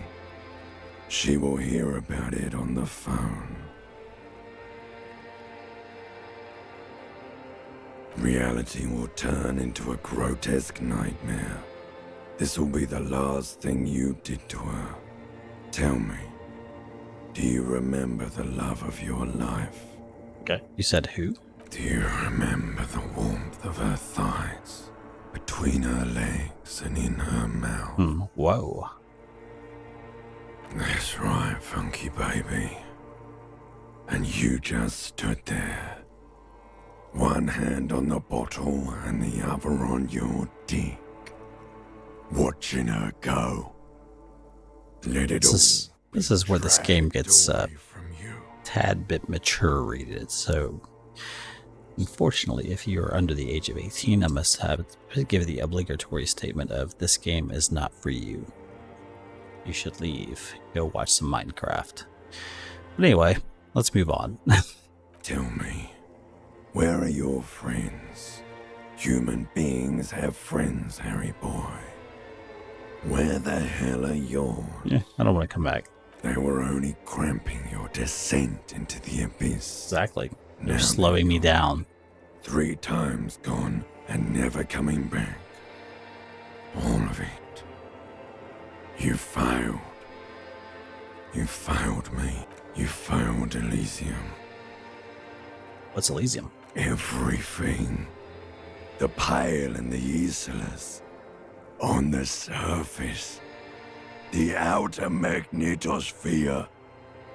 Burning, furious truth. 8,000 years of written history. Seems this poor guy can't even get a break when he sleeps. You really dropped the ball, Harry. 4.6 billion people. And you failed every single one of them. You really fucked up. Only 4 billion? The modern world has about 8 billion. Now, it used to be 7. Just recently became 8. I've talked to you before. No, Harry. You were just talking to yourself. That's all you ever do. Even in your dreams. And the act is wearing thin. The spots of the disco ball fade around you. Oh, speaking of talking to yourself, that's actually one of the reasons why I like streaming. Because I talk to myself all the time. You know what's kind of cool about this? I can talk to myself into a microphone. That's just like I'm narrating things. Interesting life. Too bad it hasn't been working out. You'll be back in those cold snakeskins in no time. Sweating up the bed. Okay. Stinky boy. Wow. Yeah, your body doesn't like you. I can come back from this. You're not coming back from shit. Thrashing around in that high conductivity state of yours. Bumping into things and acting like a clown. Who are you kidding? I'm gonna solve this case. You're trying to what? I can't hear you. This is just a word dream now. Jumbled up garbage. The pictures are gone. The bed rises to meet you. A thin, sleep-like state. More glass than velvet. Grinding in your head. This guy has some pretty fucked up dreams. Kinda like me. So something is wrong. Sleep shouldn't be this bad, this dry, this unnourishing. There's something wrong with your thoughts. Mm-hmm. Some kind of new type of hangover. There's another type. Oh yes, party boy, and it's worse than the one before. Just think of the shit you saw. Here it comes too. So soon already. A silent alarm goes off in your head like clockwork. Barely let you sleep at all. Time to get those clothes on, Harry. It's kind of funny when you look to the left at OBS and see what the camera sees. I'm like, oh wow. Yeah, I'm even closer to the camera so it sees everything. Cool. Time Okay. to go to work in the shit factory. This guy has... I thought I had bad dreams. This guy's got them worse.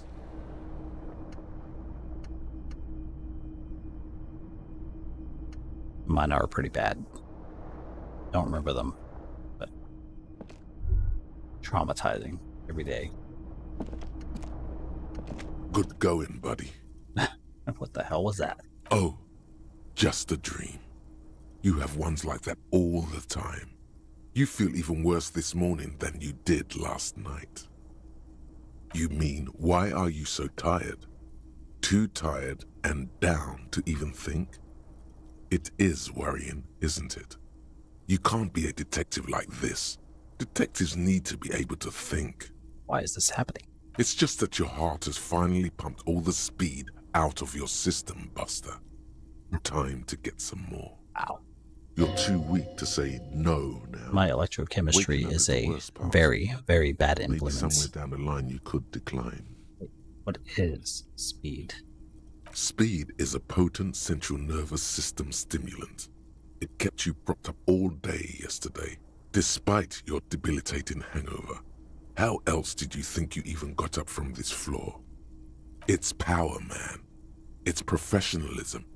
It makes you feel like you're young again and ready to detect. Ready to go to war against the world. I need more of it. Let's go. Of course. Martinez is Speed Central. You just gotta poke around. Follow your nose. You and Speed will be happy again. Find Speed and sniff it. Wow. Where'd you find it?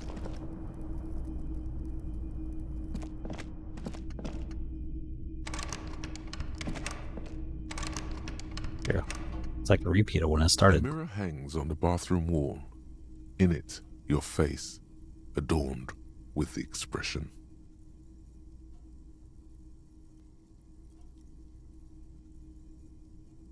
Stop steam fogging up your mirror. But you don't have the tool in your hand.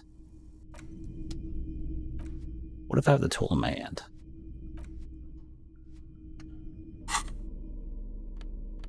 Forgive me for thinking that the buttons on the controller would do what I would expect them to do. Not the flashlight. Yes. Here we go. Let's try again. What does it look like then? A mirror hangs on the bathroom wall. In it, your face, adorned. The faucet is quite terribly mangled, but you just might be able to twist its parts into place. I'm an expert. You handle the chain cutters deftly, applying just enough pressure. The faucet regains a recognizable shape. The steam stops. That picture. It's like someone who should have stopped drinking a long, long time ago. Told you that you needed those chain cutters. Everything is connected.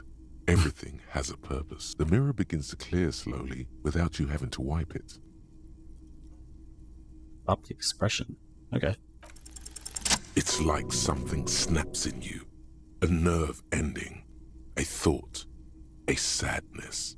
I mean, your face 18% is almost 1 in 5. Clean of the layer that had distorted it for God knows how long. Just like that, it's over. The running gag that your life had become. A sad old man looks back at you. Now we're back to normal.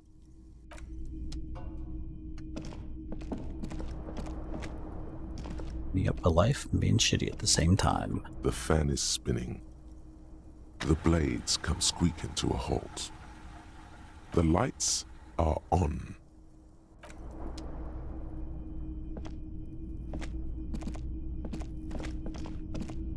Hey, I can be a disaster and not a terrible drunk at the same time.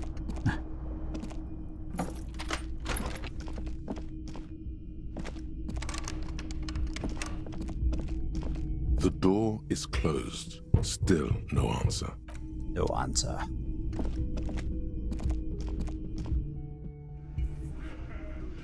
Wow. What is this? That was the curtain.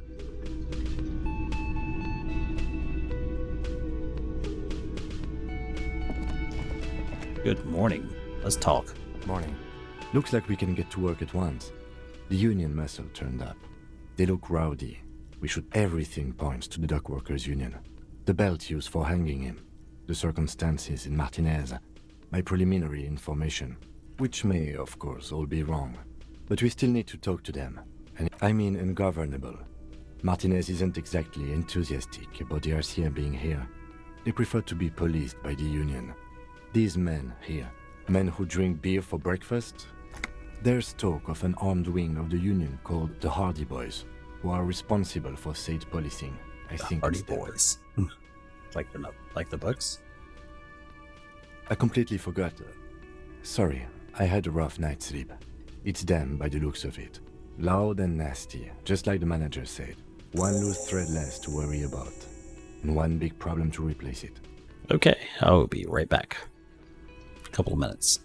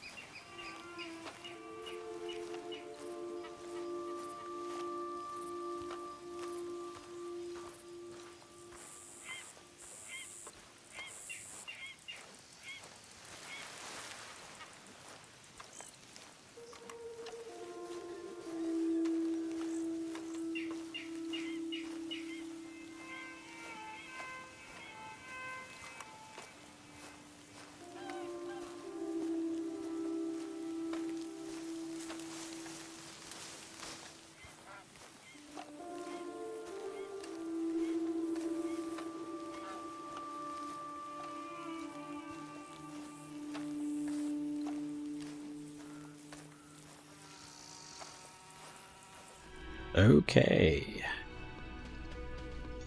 There's so many of them. That would just escalate tensions. No captain would sign off on it. Solving. In fact, even the death of 2 detectives might not warrant an all-out war. So let's keep a cool head, okay? He's saying behave. He's not exaggerating about that mortal danger. Just calmly factoring it in. Your fists clench and your pulse rises uncomfortably. Let's One go. more thing before we do. We don't have to talk to them immediately. We can walk right. Yeah, street walk. They're in no hurry to leave. They think they own the place. Yeah, whatever. Let's talk to them. Straight to the point. Let me handle this. Detective disorientated. Are you still wondering where you are? This is Martinez, in case you've forgotten. I advise you not to overstay your welcome. Yeah, you're not the gardener. That's right. I am not a gardener. I'm a legal counselor for the Dock Workers Union. So let's get to it. You're looking for Titus Hardy? You think he has information that will help you? Maybe he does. That's Titus. Talk to him. But know this. I'll be keeping an eye on you. No strong arming. Nothing official. The District of Martinez does not recognize your authority to make arrests. It doesn't matter if you recognize our authority. We will make an arrest if we have to. She says nothing. Could this be the Miss Beaufort that Easy Leo mentioned? The one Mr. Everard sent to law school? What's your role? Like I already told you, I'm a legal counselor. Do you have hearing problems? Like that. She's sassy. Are you Lizzie? I suggest not wasting time on trivial. Even though she has excellent control over herself, something moved behind her eyes. In the way she stands. In her face. Easy Leo told me about you. He likes to talk a lot. You are not here to chat up the legal counsel. You are here to question these men. What if I want to talk to you? Why are you so aggressive? Aggressive? You make your living enforcing violence. These people are just dock workers. So you were spying on us, and now you represent murder suspects. Just dock workers. Listen, you moral intern lackeys. You're a mob, enforcing the unlawful privatization of Revachol. 20 fat men in the Occident are stealing it all, and you're their bodyguards. Fuck yeah. So ask what you came to ask, or get back to your commanders.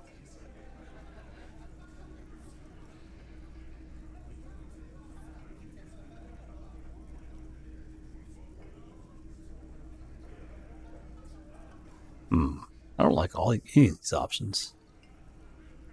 World needs a financial buffer zone.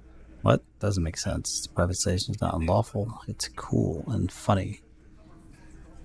No. I don't know where you heard that. It's wrong. Principled and strong, unlike you socialists. What? Is that because I picked the communist thing? I like that. Good start. Let's take a step further. Armed uprising. What are the union's plans? Look, a comedian. Do your job.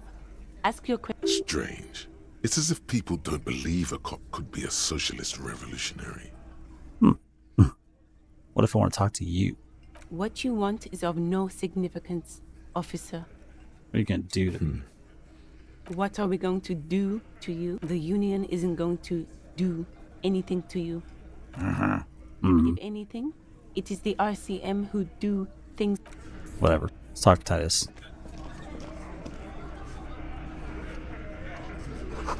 It's a bull. Bad one.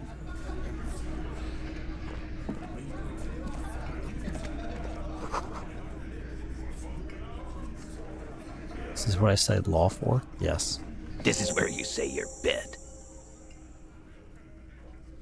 Okay. Detective. No, he's saying you. We talk about the man hanged out back. Oh, this is about him. A real looker, that one. You sure took your time, huh? Waited for him to get real ripe and pretty for you. Oh, he was a real pretty boy. Hanging up there, letting out that pretty boy smell. Why did my battery turn off? Oh, it's half unplugged. I can't for the life of me understand why you did it. I mean, I would have just left him up there. You must really like cleaning up other people's shit. You might want to start asking your questions now. It's not going to get better than the Questions? To hell with that. Get right up in the big dick's face. No. Physical confrontation. No. You just know how to talk to these people. The pretty boy. You guys really love talking about that pretty boy. Yeah, he's real pretty. Funny. But my partner and I have a serious matter to discuss with you.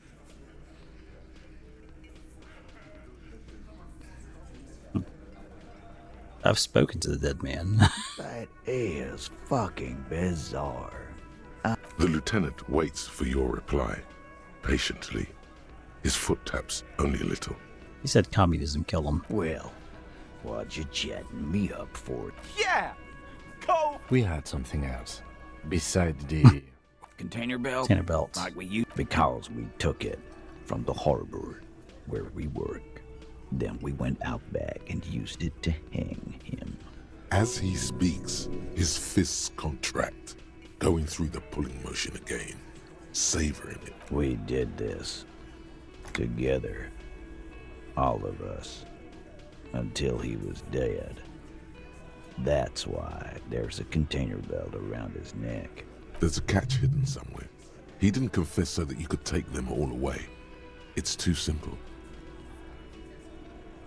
Okay. There's more. There is no catch. These 7 honest men have all equally come forth to tell you what happened, so that you don't waste any more of your time.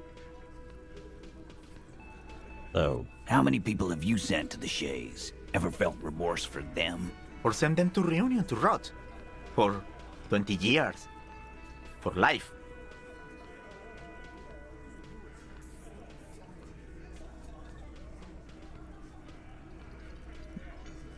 Doesn't remember them. He just forgets. Are you hearing this, Titus? Ain't no use keeping a stiff catalog in your head. That's for sure. Who called the shots that night? Are you deaf? There will be no singling anyone out. You can't arrest a hardy boy without arresting all hardy boys. I mean, we can't do it alone, but I mean, could show up with 40 or 50 people. Do you think you could do that? Do you think you could arrest them all? Who do you fucking think does? Thought she did. It wasn't a question, dickwad. This asshole is worse than... I think you got your answer. Yes, there are some administrative differences. But on that night, they all acted as one man.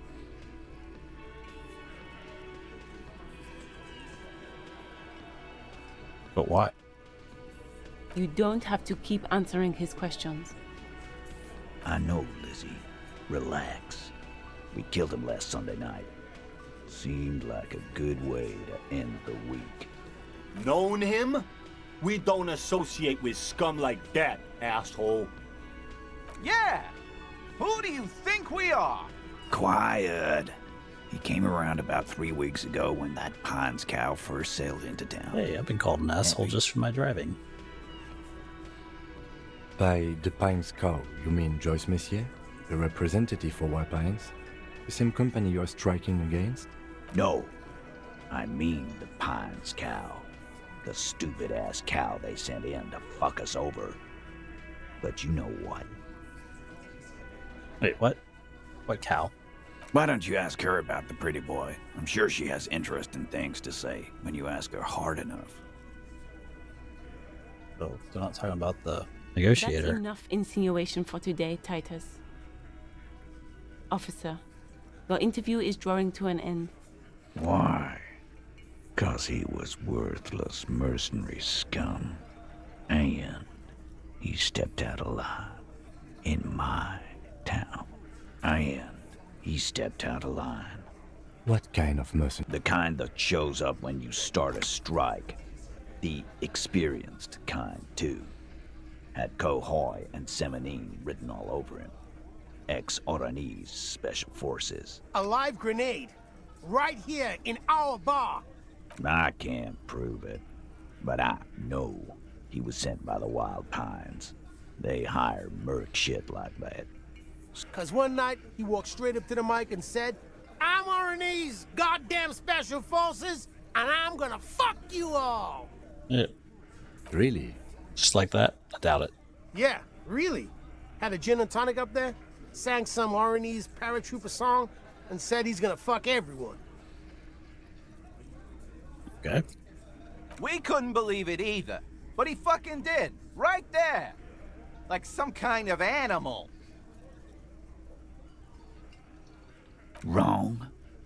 He harassed women, raped one. Okay, I need to let the dog harassed out. workers, I'll be threatened to right kill some back with a in about warning. 5 minutes or so.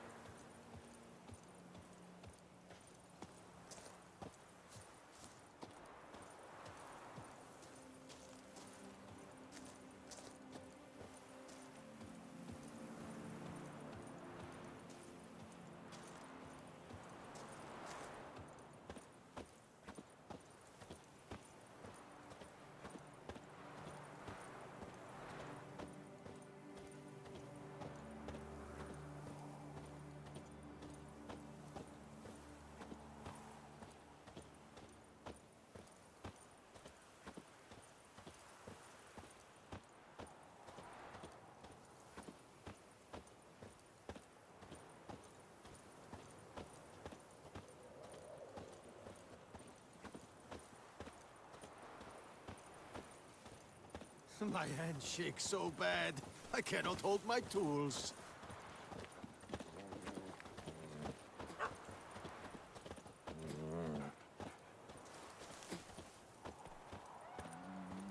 That Gwent will be the end of me.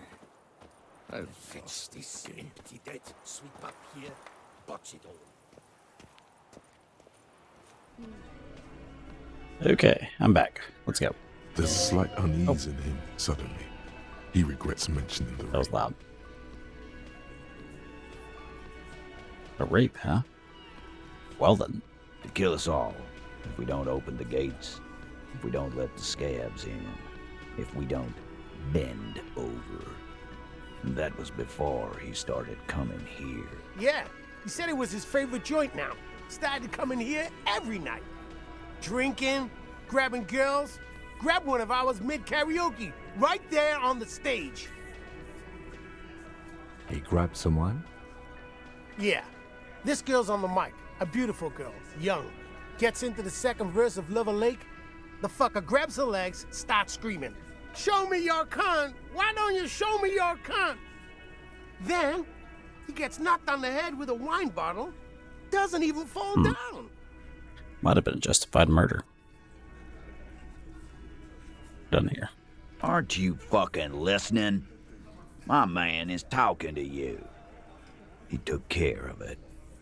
They got the girl out before anything else could happen. Yeah, me and Eugene got her out. Aren't you fucking listening? No, you're not getting the name. That's a Martinez matter, and I'm not discussing it with you clowns. There's nothing you can do for now. He's stonewalling you. Yep. Next. We hanged him up by his neck until he got real still. Wasn't that? Didn't they teach you anything at the cop school, idiot? I went to cop school. That's Can you news give to us me. a few more details? Did you muffle him? We haven't heard any reports of screams. Titus, you don't have to clarify anything. They don't care. We overpowered him. Dragged his unconscious body to the tree. He was already put out. a noose around his neck and hanged him till he was dead and steady. Then we left him for seagulls, maggots, and you fucks. Things aren't quite right here, are they? Titus is solid as a rock, and so are a few others. But first, tell me who's solid. Elaine, who looks like he might be Titus's right-hand man, the least antsy of the bunch. Definitely not his first time being questioned by the police. This little rat-faced fellow is solid, too. Always fidgety, yes, him neither. Mostly keeps to his tomato juice, or whatever he's got there. Tomato juice? Just tomato juice? A non-alcoholic tomato juice? Motto. What's the point of that? Who's cracked? Bat Angus.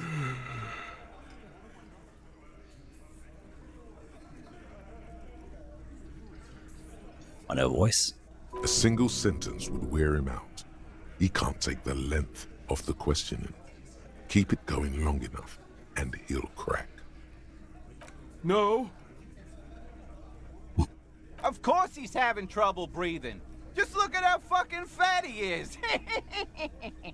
Fuck off, Shanky. Angus is a powerful guy. All muscle. Keep your eye on this powerful guy. Sooner or later, he's going to break like a piece of twig. Yeah, so...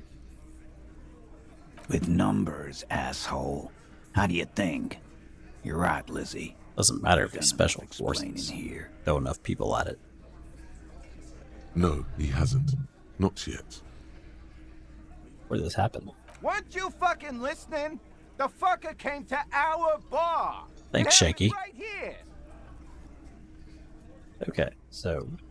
something you're not telling me. And fuck you, too, copper. Picking on Angus like this. We're done with this schoolyard shit. And just so you know, he doesn't have trouble breathing. This one is a stone wall. You won't get more out of them about the night of the other questions. Like what, copper? Why don't I just arrest you? Yeah, lawman. Why don't you? Because you will die. Not in the arresting... A fearful readiness, like an by your side. The lieutenant keeps his hand away from his holster. You hear the nylons of Probably his coming to tell you to steps closer. back off. That's not going to work right now. While the little rat-faced man reaches into his sleeve, there's a knife in there. Some of the others reach for their belts. Easy now. Let's just talk. You made the right choice. Nothing. Your investigation here is done. Leave Martinez, go back to your stations where you belong. I think we're going to stick around, thanks. Some things don't add up here, Titus. I've done this job for long enough to know that people don't just confess to first-degree murder. Even if it is a group responsibility, we're going to look into this.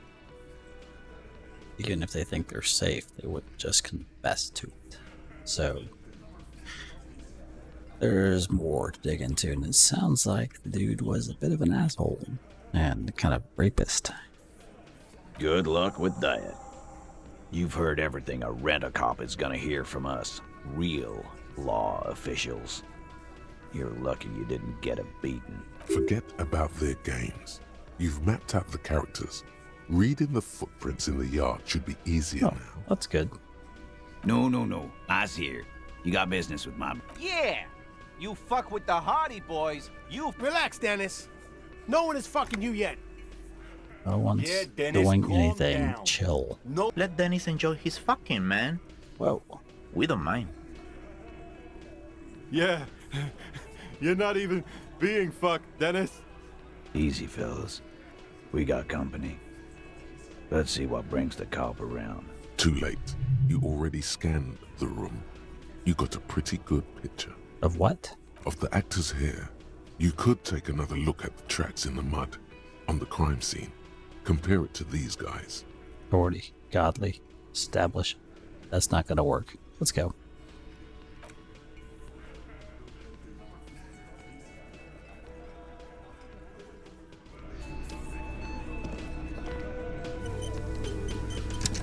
And then it conveniently autosaves to ensure that you can contain your screw-ups.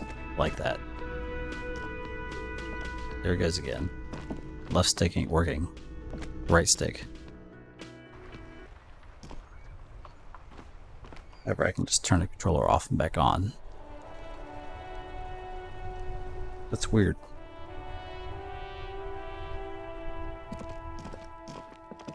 Only the right stick. I've heard this was a bug. I looked into the discussion boards, and this was actually a bug that would happen in PS5 itself.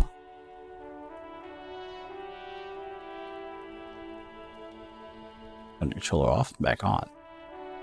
Bam. It's fixed. It's probably gonna happen again though.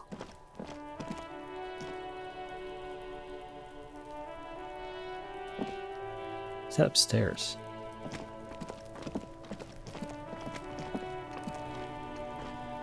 Oh, see, now I can look at the footprints. There are several footprints in the mud, left by work boots. Anywhere from 6 to 12 pairs have walked here. Heavy workers' boots with reinforced toes and hobnails, all over the yard.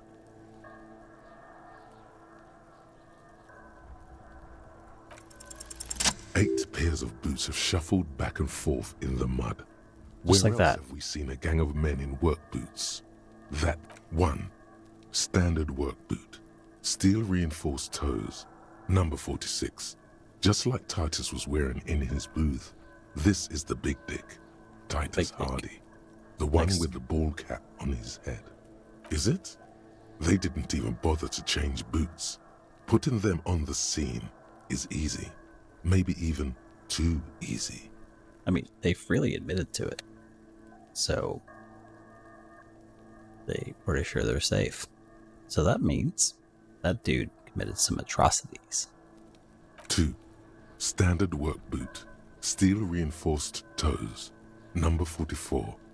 Either the blonde muscular guy, Glenn, or the young guy with a plectrum around. 3. Hobnailed work boot. Steel reinforced toes. Number 43. The inked banger, perhaps. 4. Standard work boot. number 45 or 46. Theo, the old smoker. You think you even see a tiny fleck of cigarette ash inside the print? No, I doubt that. 5. Another standard work boot. Reinforced toes. Number 44. Same as before.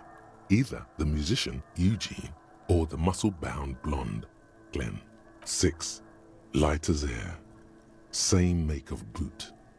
But number 41. Small like a rat. Shanky. Better late than never, detective. 7. The glowing outline of a standard work boot. Number 46. The imprints are twice as deep as the others. The weight exceeds 200 kilograms. Wow. Fat Angus. Carrying something? Like 350. 8. Another standard work boot. Number 44. There's an aberration in the pattern of the sole. The right sole is smoother, more worn. Curious. A missing 8th Hardy Boy. 7 sets of tracks, right? The Hardy Boys were here. It was 8. That's all? Interesting. Then one of them seems to be missing. Anything else out of the ordinary? I'm guessing that's the skinny Hardy Boy. The one with his front teeth missing. Yes, well, he did look a bit like a rat, you're right. Do you think those prints belong to him? I could still be wrong, but I'm probably not. 200. This could be the combined weight of 2 people, one carrying the other who's tied up. Let's say a heavily built worker carrying a similarly built armored man. Maybe it was a fat Hardy Boy, the one sitting in the mid. He might be right. 200 kilograms of living weight is unlikely. Probably more likely. Possibly, yes. Interesting. Let's name it the Old Soul. I wouldn't be surprised if this was the missing Hardy Boy. Wonder who he is. Someone operating a workbench with a pedal? Like a joiner at the harbor. Or maybe a drummer? A drummer only uses the right foot for the kick drum. You're right, it's stupid. Perhaps it could be a driver. A driver would wear out the right shoe before the left. The accelerator is on the right. Maybe. We should keep our eyes open around the traffic jam. See whether anyone strikes out as a potential suspect. A week, maybe? 7 days would fit the time frame provided to us by the caller, who reported the hanging. It is not impossible. I pulled last week's forecast for coastal Havashol. 7 days below freezing. The day before, the day of his hanging, was the last warm day. Excuse me for a moment. I'll be right back.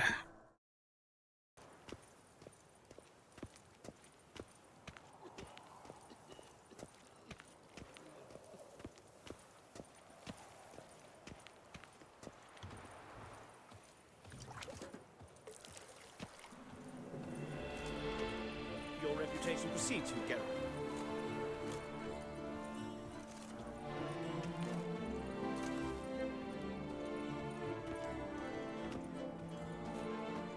Can't believe it. Wow! Simply Am I invisible?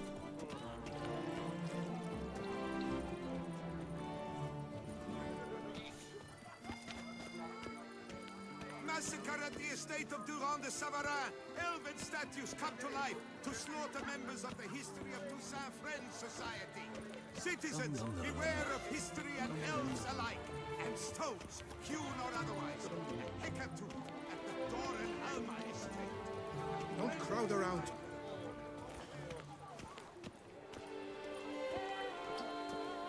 Disperse! The exhibition of the Reginald Daubry monument will remain closed until further notice. Closed? 3 times? We wrote an entire day to see it. You're a cheat, sir. And we paid good coin for the tickets. Give it back. Your tickets remain valid. You must merely wait patiently for the exhibition to reopen.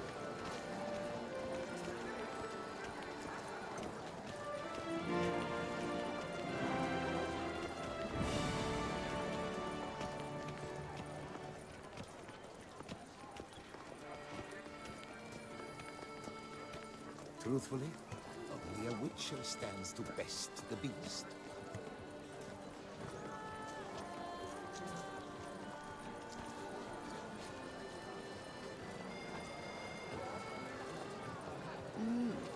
A witcher?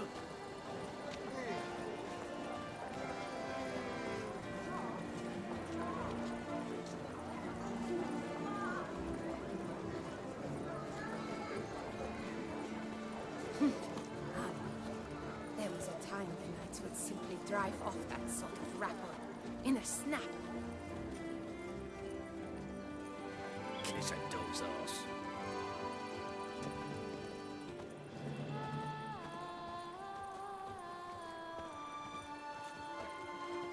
Witcher girls are walking, walking, walking. Witcher girls are walking on a bright summer's day.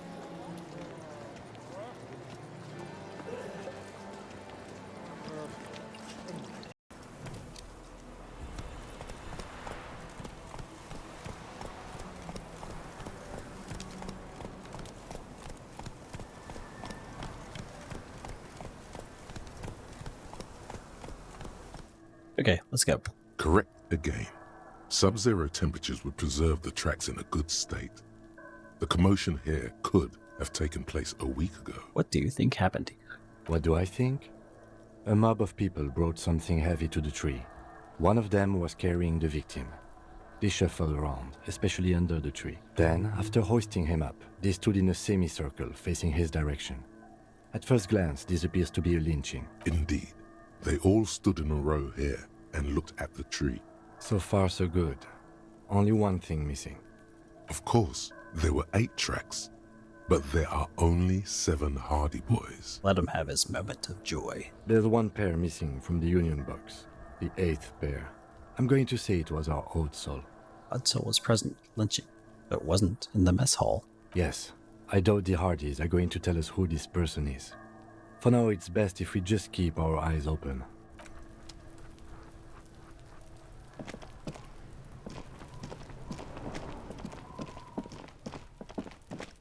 So who's on top there? And will they tell me? I've got nothing to say to you. Why are you...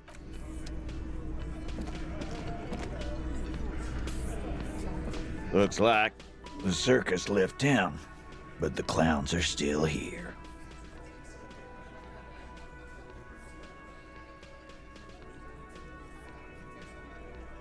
Where's what the are 8th? you talking about, madman? There's no 8th Hardy Boy. There's 7 of us and we're all here. Or what? You want to be the 8th Hardy Boy? We ain't hiring. Actually, boss, we've been talking and we think she could maybe... She? So there's an 8th Hardy, and it's a Hardy girl? Who might it be? Elizabeth? That's the gardener? most likely. Shut the fuck up, Glenn! I do the talking here. Now what the fuck do you want, cop? So let me get this straight. There is an 8th Hardy Boy. It's a she, and you don't like us talking about her? That's right. We're not talking about this. This is a private Hardy Boys matter. Nothing to do with your shit. And you're not cops here. Don't go digging around if you don't want a bullet in the back of your head. I'm watching you. Well, that sounds like a threat. Good. We are all watching each other. Officer, your question. There's no point in pushing it further, he thinks. This is already a victory. We'll learn more about this 8th Hardy sooner or later. Okay, let's walk off.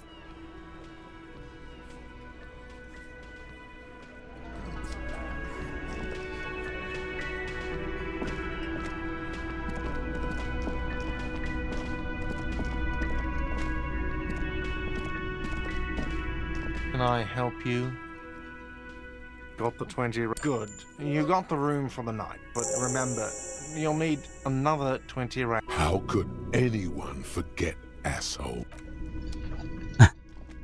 Okay, let's talk to the cook. Tomatoes toast thinly sliced, you can see through them. A thin man is smoking below an exhaust hood. occasionally sipping from his mug. This must be the Whirling's cook.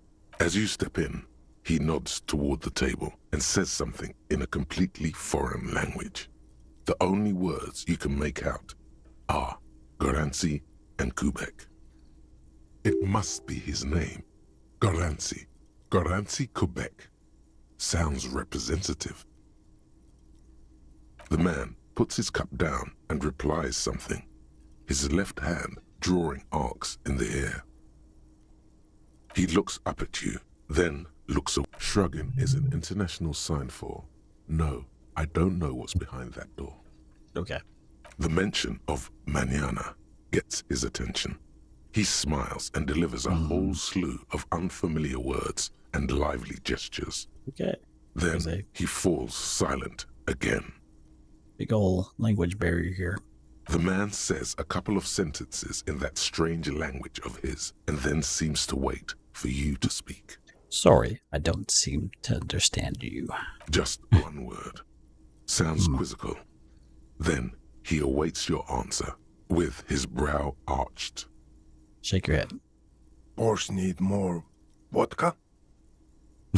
Okay, so it's vodka that keeps the men happy and in good spirits. Clever move by the Union.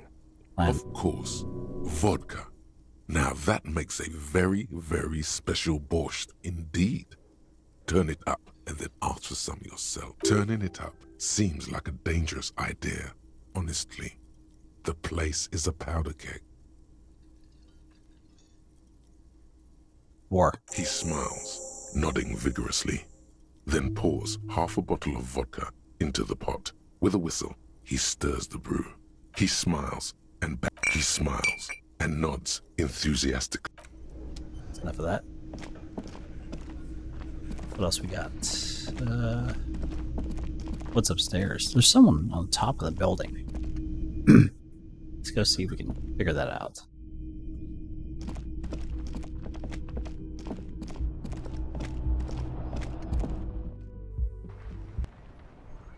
No stairs. So how do you get up there? Oh, it's probably in one of these locked doors. Like that one. The door is closed. Still, the lieutenant... You should punch a fucking hole in it. You slam your fist into the vinyl. It does not... Not to mention... Stop that! Okay. We won't do that.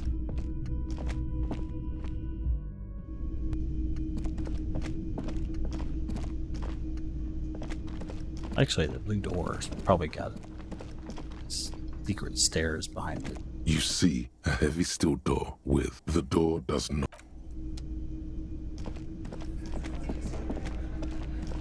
Okay, let's go...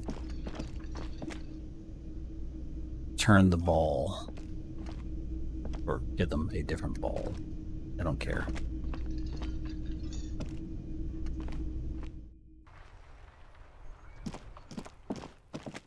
Also, the trash in the back. See? Someone's on top.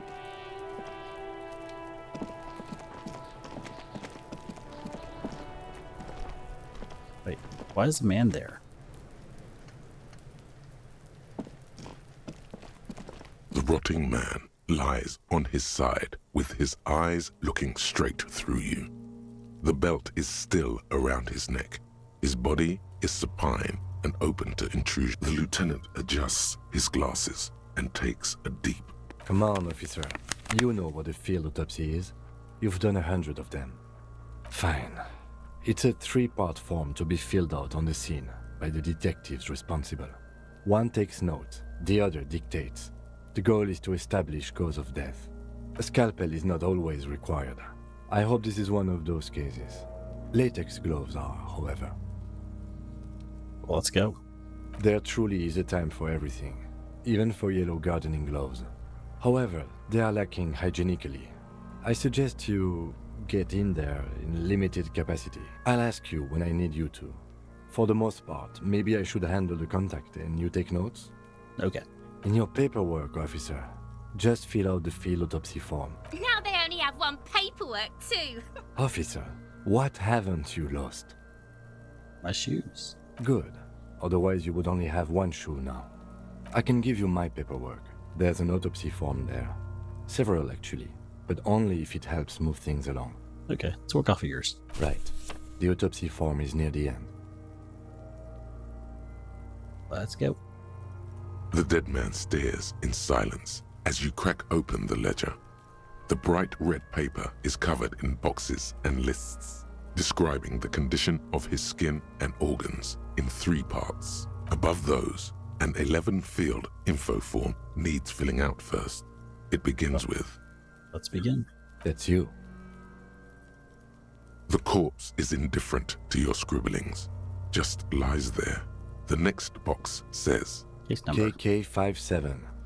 Dash. Next. Okay, write it down. NA. Name. Don't Next. know. Date of birth. Don't know. Age. Roughly 50. 50-ish. The corpse looks ageless, like meat on a hook, teeming with opportunistic microorganisms letting out a foul-smelling diamine compound. Your eyes turn watery. Mondial. Mondial. The pudgy mess of curdled meat looks neither mondial nor anything other. Sex. Fucky! Wow. Male. Pigs can have sex? No, male. Nor does he look male, with his pregnant belly and indistinguishable face. That's bloating. We're still going with March 4th. 51. What else? 9. Body identified by is non-applicable. 10. Case number is the same as the coroner's case. Okay. KK57 0503 0815 listens motionless, with the cargo belt still around his neck. Only one box remains. Evidence of treatment. None. At least not after the initial examination. What is that exactly? Interfering with the body's position or wounds post-mortem. Okay. Didn't the footprints look like he was carried over? They'd have to have incapacitated and carried him over. This man was more than a match for untrained dogwalkers. Your central nervous system recognizes this gesture. It's the stations of the breath. Ecclesiastic, religious in nature, a holdout from pre-DeLorean burial rites. It takes him 2 seconds to perform. Then, somewhere in Jamrock North, a small wood shed behind Rosencrantz Row, Lieutenant Nick Feuerbat puts his hand to the chest of a small corpse, no larger than a monkey. It's raining outside, light drizzle. There is elsewhere yet. An obese female sits in a wicker chair, her silhouette bull-like against the window. Outside, Grand Coudon. The day is turning dim for Sergeant Mac Dawson. Hand extended, he approaches, to make sure she is dead more than anything else. The building is tall, 7 stories wind-wrapped in solitude. Most of the apartments are unoccupied. This was a suicide, the other an accident, the small one. And so, all across Jamrock, Coal City, GRIH, 42 deceased persons found today, 42 stations of breath. We should start the post-mortem. The corpse cannot feel Kim's hand on his chest. It no longer meaningfully interacts with its surroundings. A thicket of boxes and lists on red copier paper tries to answer why.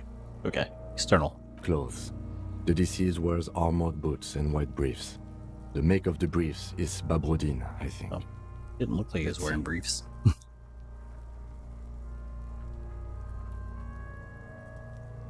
See, it's happening.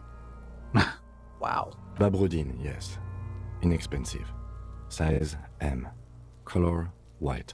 The disappointment is palpable. The red-haired thing was expecting something more lurid. Yes. The boots are ceramic, vitreous enamel. They are fused to his skin from blood flowing downward post-mortem.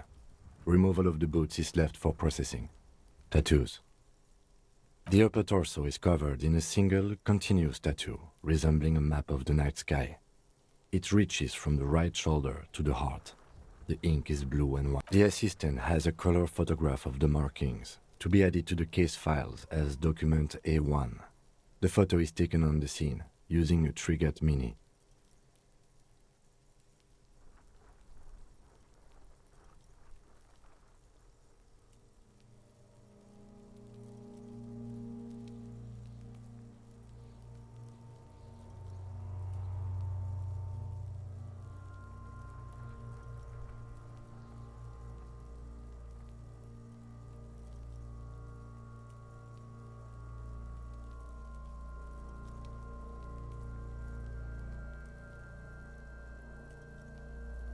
Okay. The deceased has a cargo lashing belt around his neck, tied with a hangman's knot. Color yellow. Length 3 meters. There is a buckle on the other end. Write it down. Well nourished, athletically built, measuring 1.8 meters. Generally consistent with age, about 50. Preservation is good. Ambient temperature below freezing. The spine is bent more than the lieutenant compensated for. This buster's actual height is about 1.85. And no, you could not take him straight on. Of course, I undercompensated. Yeah. Body hair is light brown. Distribution is consistent with age. The deceased had male pattern baldness. Hair is combed back, short. No, don't touch it. Let's go. Lividity is consistent with hanging. The head is congested. Contusions are present on the head, chest, and thighs. Consistent with stones thrown post-mortem. Low velocity. Fucking low velocity? You think Kuno doesn't know what you're talking about? Velocity was fucking max. And it was still low. Talking shit about Kuno's velocity. In addition, there are bite marks on the face, scalp, and chest. Consistent with predation. Ligature mark.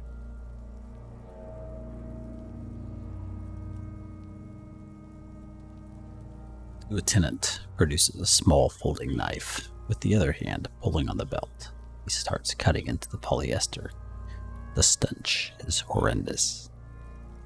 After a while, it's obvious the material cannot be cut. Well, not with that crappy knife. The steel wiring. But There's too much of it. There's steel We wiring. need to remove the belt so we can get to the ligature mark.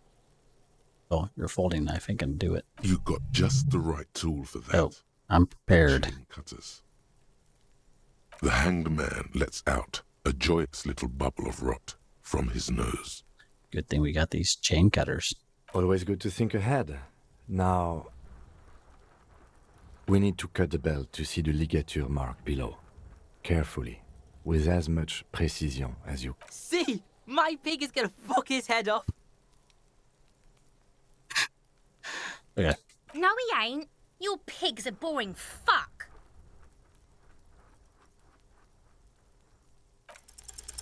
After some deliberation, you sink the cutters into the knot tying the belt together. You squeeze the rubber handles together, sweat forming on your brow. Press down. Snap. The knot is slashed. Another cut and the belt falls apart like a flower bouquet, revealing the dead man's neck and the dark red ligature mark around it. The rope rises to a point, leaving a gap in the ligature mark. The suspension point is in the back of the neck. As it ought to. This is where its grip on the curdled meat is gentlest, pulling up. Okay. Hemorrhaging is observed on the skin, above and below the ligature mark.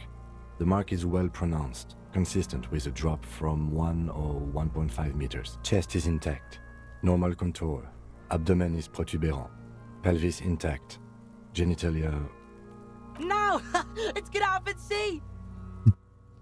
Wow. I fucking knew it! Genitalia is male and unremarkable. No evidence of injury. Inspect them. Let's go. The dead man's penis is average-sized, congested from the downward collection of blood.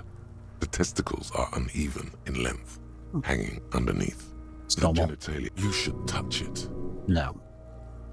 Back is symmetrical and intact. Upper and lower extremities are intact, but asymmetrical. There are combat injuries on the right hand, thigh, and hip. Bullets have bitten little pieces out of him. It must have been excruciating, especially the hip.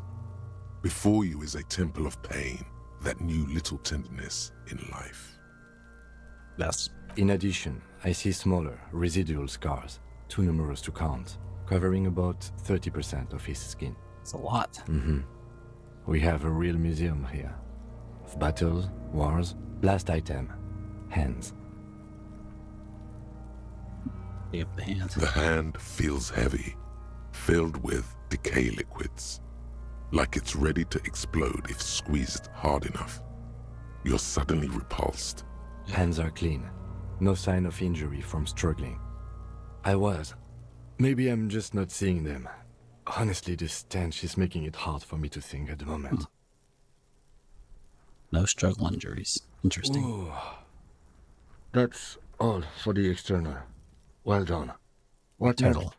Central nervous system. I have nothing. You don't even have a joke. Wow. Nope. Musculoskeletal. Purge fluid is coming from the mouth. Not injury related. Eyes and tongue protuberant. Hyoid bone. With his eyes almost closed, the lieutenant puts his hand on the dead man's throat and begins to massage it, gently. A rotting smell erupts from the mouth. Purge fluid runs down his lips, black and viscous. Nice. You hear cracks as the lieutenant moves his sharp fingers inside the flesh, like the creaking of an old house at night. Yeah, jack that fucker off! Wow. The hyoid bone is fractured. The rest of the musculoskeletal system is intact. Unremarkable. What's the hyoid bone? Actually, here you go. Here we go. We'll look it up. Let's go. The hyoid bone is in your neck.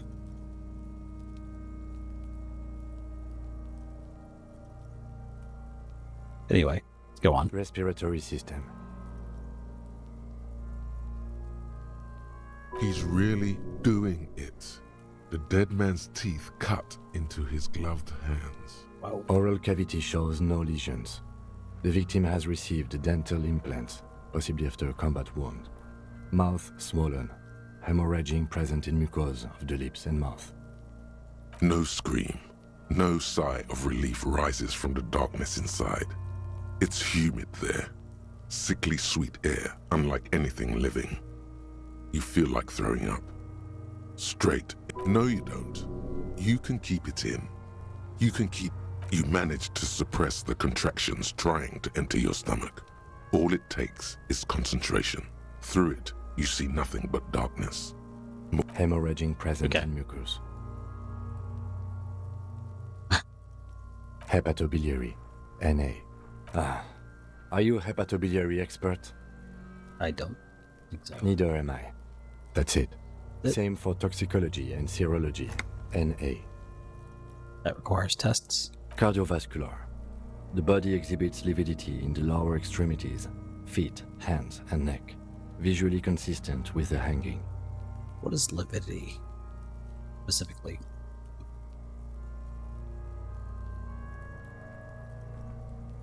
That is, bluish-purple discoloration of the skin. Also known as bruising due to blood pooling and not bruising. Yeah. Morbid stuff. Gastrointestinal. Digested semi-solid food in stomach. Voila. Keep it. What's next on the list? Let's see. We have bite marks, contusions on the head and chest, and a ligature mark encircling the neck. You'll need 3 feels. Leave a 4th one too. Be thorough if you want maximum results. Nothing. Just in case. Okay. Bite marks. Head, chest, and scalp bite mark. And your opinion, officer? Why are we asking for my opinion? Agreed. Next. So, the scalp bleeds from a post-mortem head injury. A stone. The injury does not have the rim of an early inflammatory response. The perpetrator on the scene has confessed to causing it post-mortem. At maximum velocity. Velocity has confessed to causing it at maximum velocity. Coagulated blood sticks to his scalp and chest. Right. Nope. Now, dark red abraded ligature. I see hemorrhage. Below the note, 2 customary boxes wait to be... Think for a moment. What was that about no chlorine around the neck? You'd be chlorine for your life. Wait, what? He was unconscious. Already.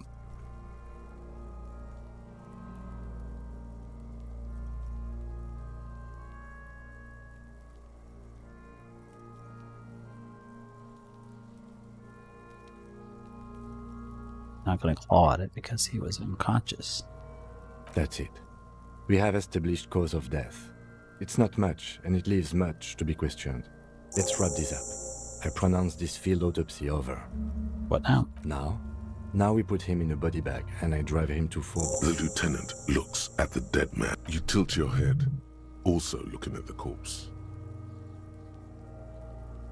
Let's look. You run your hands over the victim's cold body, his limbs, his torso with his fingernails have... Do you think we missed something?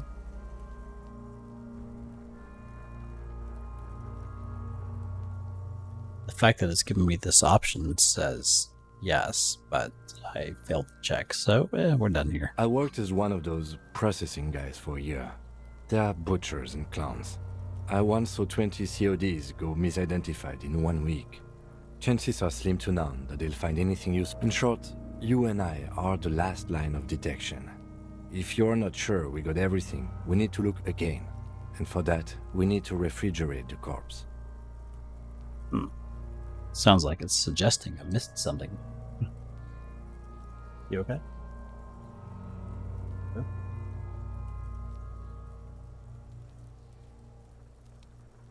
How did you have to be there? 7?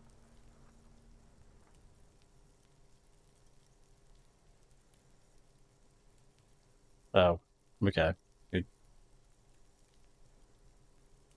It would have to be industrial in size. Let's start by asking Gart at the world. fuck are you looking at, Beano man? You want to Only if all else fails. Hurry. This is one task we cannot sideline. Soon, you'll be looking for clues in a pile of sludge and bones. I feel like there's more. But we have a level up. I'm thinking we should toss a point into perception, because I think it's hinting at something important. Perception's already pretty high, but why not another? Another. Maybe another. How many points do I have?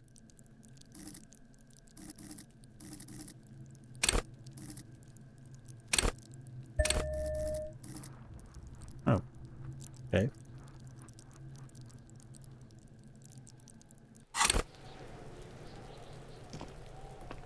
Well, anyway, this is probably the end for the night.